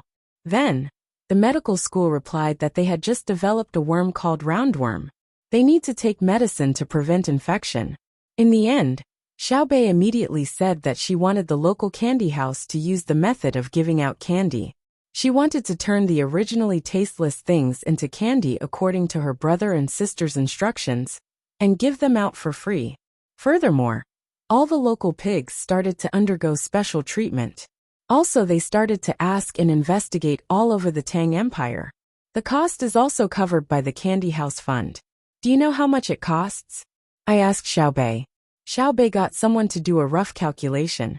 If there is 1 child in every 5, it will cost 500,000 strings of coins, because there is also the transportation fee. I heard it from others, but whether it's true or not, wait until we go out and ask a local candy house to see if there are children there for treatment. Then, everything will be clear. Shan Feng, can the Lord you mentioned give us a chance to see what he does? Xiao Bei and the others used the money they earned to buy the things they send. Do you think the Lord's gifts come out of thin air? Then why don't you let the Lord do more? Why do you let others send things to the Lord? The Lord directly sends food, clothes, and other things to everyone's home. Will there be anyone who doesn't believe in the Lord? Yes. If the Lord is so powerful, why didn't the Lord send us some food when we were almost starved to death after being caught? I was already starving to death. How can I still believe in the Lord? Lao Wu completely changed and began to question Shan Feng. Wei Wei smiled, not afraid of others asking this question. She nodded at Lao Wu and said, That is the Lord testing you to see if you are pious and believe in the Lord. What Hu Liang said just now is what I want to say. When the Lord came to this world, he already knew that there would be people with worms in their stomachs. He proposed a solution early on, but was stopped by the Zhang family and Wang family. In the end, the Lord was angry. They were afraid of the Lord, so they took out the solution at this time. Everything in this world is given to you by the Lord. Those who believe in the Lord will live a good life. Those who do not believe in the Lord will not live a good life. If the Lord did not exist, your land would not be able to grow food. The Lord is high above. He cares for those who believe in the Lord, but he also tests them. Only by following the Lord's will unwaveringly can one finally obtain eternal life. The 7 of you did not pass the Lord's test, but the Lord still gave you a chance to see Hu Liang and eat. This is the Lord's arrangement. Bah! This time, the 8 of them spat at Shan Feng at the same time. Lao Wu stood up and called out, "Brothers, beat him. I finally know what it means to be shameless. I want to see when the Lord will save him. Let's do it." With a whoosh, the 8 of them rushed forward. Hu Liang was the first. He had recovered well these past few days. The other 7 brothers had just eaten, and were still weak. Shan Feng was first hugged by Hu Liang, and then he fell down for some reason. The rest was simple. Even when he was knocked unconscious, Hu Liang's 8 brothers didn't see the Lord come to help him. Only the inner courtyard of the Zhang family and Wang family opened the door and took a look. He said, "Don't beat him to death. He's still useful." Then he left. Awesome, really fucking awesome. He lied to us for a long time. I really thought there was a Lord. If he said something else, I might have believed him. But in the end, he was actually so shameless. He continued to drink. After all, the dishes were given by the Lord. Haha, Lao Wu said happily. Seeing that Shan Feng had fainted, he clapped his hands and sat back down. Hu Liang went to the door and opened it. He said to the person outside, "He might be sleepy. Find a place for him to sleep." "Yes, young master Hu. The medical staff is already here. I think the bed has been arranged." The person at the door nodded and answered. Turning back, Hu Liang felt very relaxed. There was also a special kind of carefreeness in his heart. He asked the 7 brothers, "Do you believe me?" "Yes, you are the 8th brother. Actually, not all of us do. Our family used to be poor and can read. Look at what is written on the plate." Lao Wu, who looked like a rough man, actually said that he could read. He pointed to the plate that was half eaten and said, Hu Liang really paid attention to this. He used his chopsticks to move the plate to the side, and saw the words that were printed when the porcelain was baked. Since ancient times, food is the god of the people. Perhaps some rich people think that food is cheap. If you want to show off that you bought a Cheong pavilion, you have to be rich to waste rice and noodles. Zhang Xiaobao. This is? Hu Liang was surprised. The eldest brother said, "This should be prepared for the people who go to between the clouds and the water and blue sea silver sand. I heard that the pictures and words under the plates are very good. If the restaurant gives away the dishes, there will be such words under the plates. It is a very good method. The people who can go to Zhang Xiaobao and Wang restaurant are not ordinary people. Otherwise, they can't even afford to order a dish. Each of them will probably think that they are extraordinary and rich. Therefore, Zhang Xiaobao was afraid that they would waste it. For example, they would spend a lot of money to buy a lot of food. Therefore, he specially wrote his name on the plate for the complimentary dishes. Think about it, in the Tang dynasty, who dares to compete with Zhang Xiaobao in terms of money? I guess the complimentary dishes are chosen by the restaurant staff, according to the number of dishes ordered by the guests. For example, if there are 8 of us, and we order 20 dishes, the staff will give us the complimentary dishes, because they think we can finish them. If we order 40 dishes, and ask for 50 trays of steamed buns, the staff will give us the complimentary dishes first. Do you think that if we see the words on the plate, we will dare to order more? Ordering more would be a provocation. Just by looking at this plate, we can see the magnanimity of the Zhang Xiaobao and Wang family. They want to make money, but they want to do it openly. Moreover, they want to tell the diners that the food is precious, and it is not a matter of who is spending whose money. Therefore, we choose to believe you because the Lord will not do such a thing. The Lord has always wanted others to give him money, and then he will help to distribute it to others. As for how much he has distributed, we don't know. Lao Sen also said, "Isn't that so? Before we were caught, we went to the supermarket to take a look. There is a new donation box. It is placed there in the name of the Zhang Xiaobao and Wang family, and the emperor. It said that if you don't want to carry the change with you, you can just throw it in the box. Of course, if you want to throw as much as you want, they can use it to do things for the people of Tang. It is also written that all the people of Great Tang can go to the place where the telegram was sent and ask about the amount and purpose of the donation. At that time, we were a little shaken, but we still believed in the Lord once. Now we don't believe in the Lord anymore. The Lord may be saving the world, but Tang doesn't need that Lord. Tang has His Majesty and the Zhang Xiaobao and Wang family. That is enough. The others nodded in agreement. Let's not talk about these things anymore. Drink first. After drinking, I will personally look for Xiaobei and tell him that we were wrong in the past. It is up to Xiaobei to decide whether we should be killed or tortured. Hu Liang nodded and picked up the wine bowl again. Grandfather, see, I told you. The people of Tang are good. It is not easy to deceive them. Now you know why I don't want to kill, right? Because sometimes killing is not the solution. Xiaobei's voice suddenly sounded at the door, and the door opened. Xiaobei appeared at the door, with Wang Ju at his side. At the sight of Xiaobei, Hu Liang stood up first. Seeing that his 7 brothers were still in a daze, he quickly said, "Brothers, this is Xiaobei." With a whoosh, the 7 of them stood up at the same time, their eyes on Xiaobei as they carefully sized him up. Xiaobei did not have stage fright, and generously allowed them to see. He even spread his arms and spun around, as if he was dancing. He asked with a smile, "Isn't he beautiful? Oh damn, why didn't you let me see Xiaobei earlier?" If I had seen him earlier, I wouldn't have cared. How could such a cute child be a monster? If that's the case, then let all the children in the world become monsters, especially my future children. Lao Wu was the first to speak. He walked up to Xiaobei with a smile, and opened his arms to hug Xiaobei. However, he suddenly realized how dangerous this action of his would be, so he stopped and did not dare to move. Xiaobei took the initiative to hold his arm and said with a smile, "Thank you. I will take your words as the truth. In the future, when you have a baby, you can go to baby's candy house to eat for free. However, you can't eat too much. If you eat too much, you will have tooth decay." Lao Wu was immediately moved. Look at how magnanimous Xiaobei was. He was actually not afraid of him doing anything dangerous. He was much better than that master who hid in the dark and did not dare to show his face. He then asked what was on his mind. "Aren't you afraid that I will harm you?" "I am. I am afraid of anyone who harms me. However, I am more willing to believe that you will not harm me, right?" Xiaobei asked in return. In fact, there was a hole in the ceiling above. The fast shooter who had been in charge of protecting Xiaobei and the others was waiting there. His reaction time and attack speed were off by 0.3 seconds.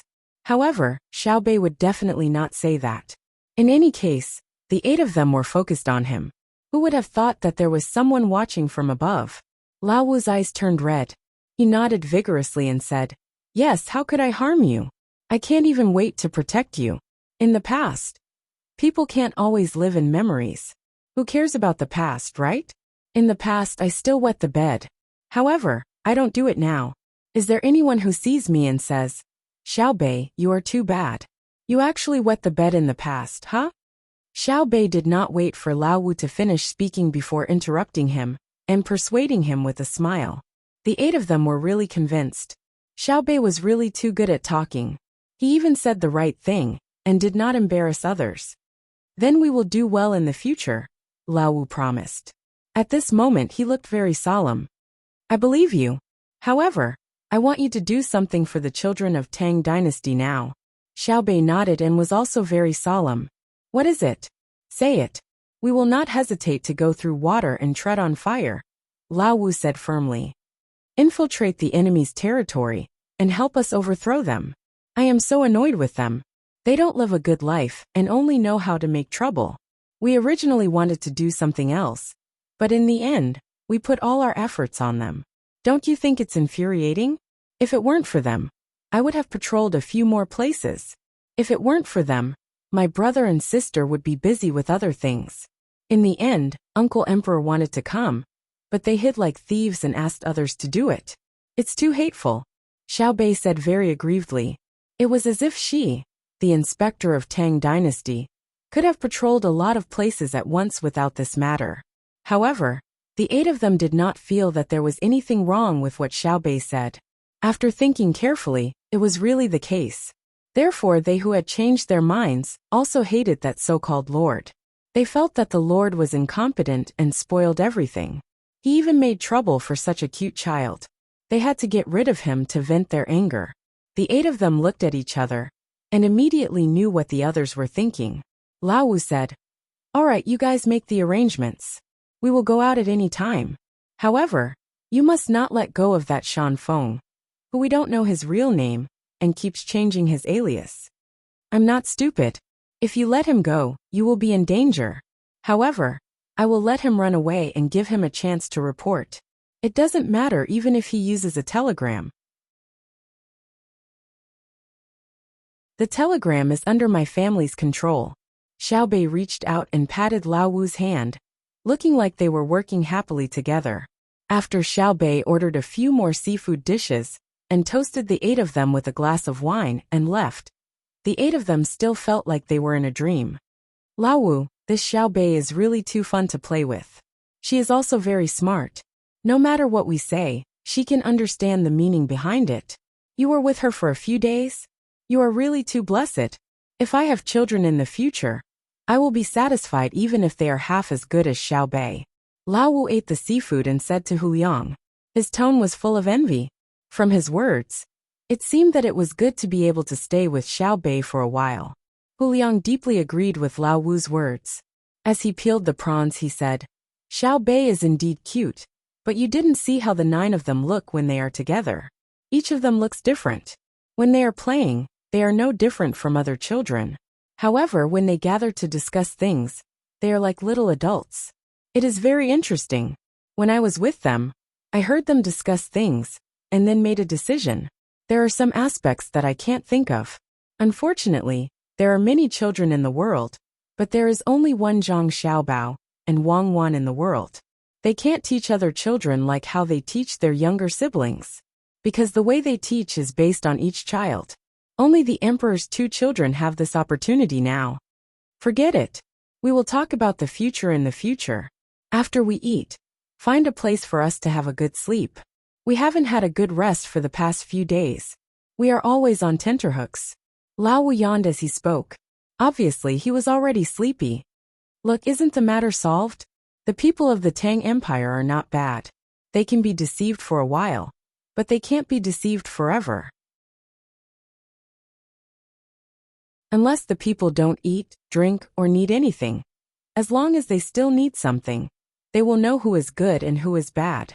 After Xiao Bei went out of the door, she said to the surprised Wang Ju. Wang Ju was used to her granddaughter's power. She bent down and picked Xiao Bei up. She praised, "Our Xiao Bei is still the best. You are even better than Xiao Bao." Xiao Bao planned to kill someone, but Xiao Bei actually helped him do something very useful. "Quick, tell your brother." Xiao Bei nodded repeatedly. It was very important to her to help her brother and sister solve some problems. Just as she was being carried by Wang Ju to the place where the telegram was sent, a person rushed in from the inner courtyard and reported to Xiao Bei. "Xiao Bei, that Shan Feng woke up, but it was as if he was possessed. He said that he wanted something from him. Then tears and snot flowed out together. He was very strong. The 2 guards had a hard time holding him." "What did he want?" Xiao Bei asked with a frown. "He carried a purse with him. There was something black inside. When we searched, we left it behind. That thing doesn't seem to be dangerous." The person in the inner courtyard replied, "Let me have a look. Then, get some and send it to him. Let's see what he wants with that thing. Tell me, and I will send a telegram to my brother and sister." Xiao Bei was also puzzled. What was so good about it? Soon the thing was sent over. The person in the inner courtyard also told Xiao Bei how Shan Feng used that thing. Xiao Bei sent a telegram to her brother and sister as quickly as possible. You're tuning in to the Li Mei's Wuxia Whispers YouTube channel. We're so grateful for your support, and don't forget to subscribe to join us on this incredible journey through captivating stories. Your generosity through donations truly makes a world of difference, as it's the primary source of revenue that allows me to expand and enhance this channel for you. Thank you from the bottom of my heart for being a part of this adventure.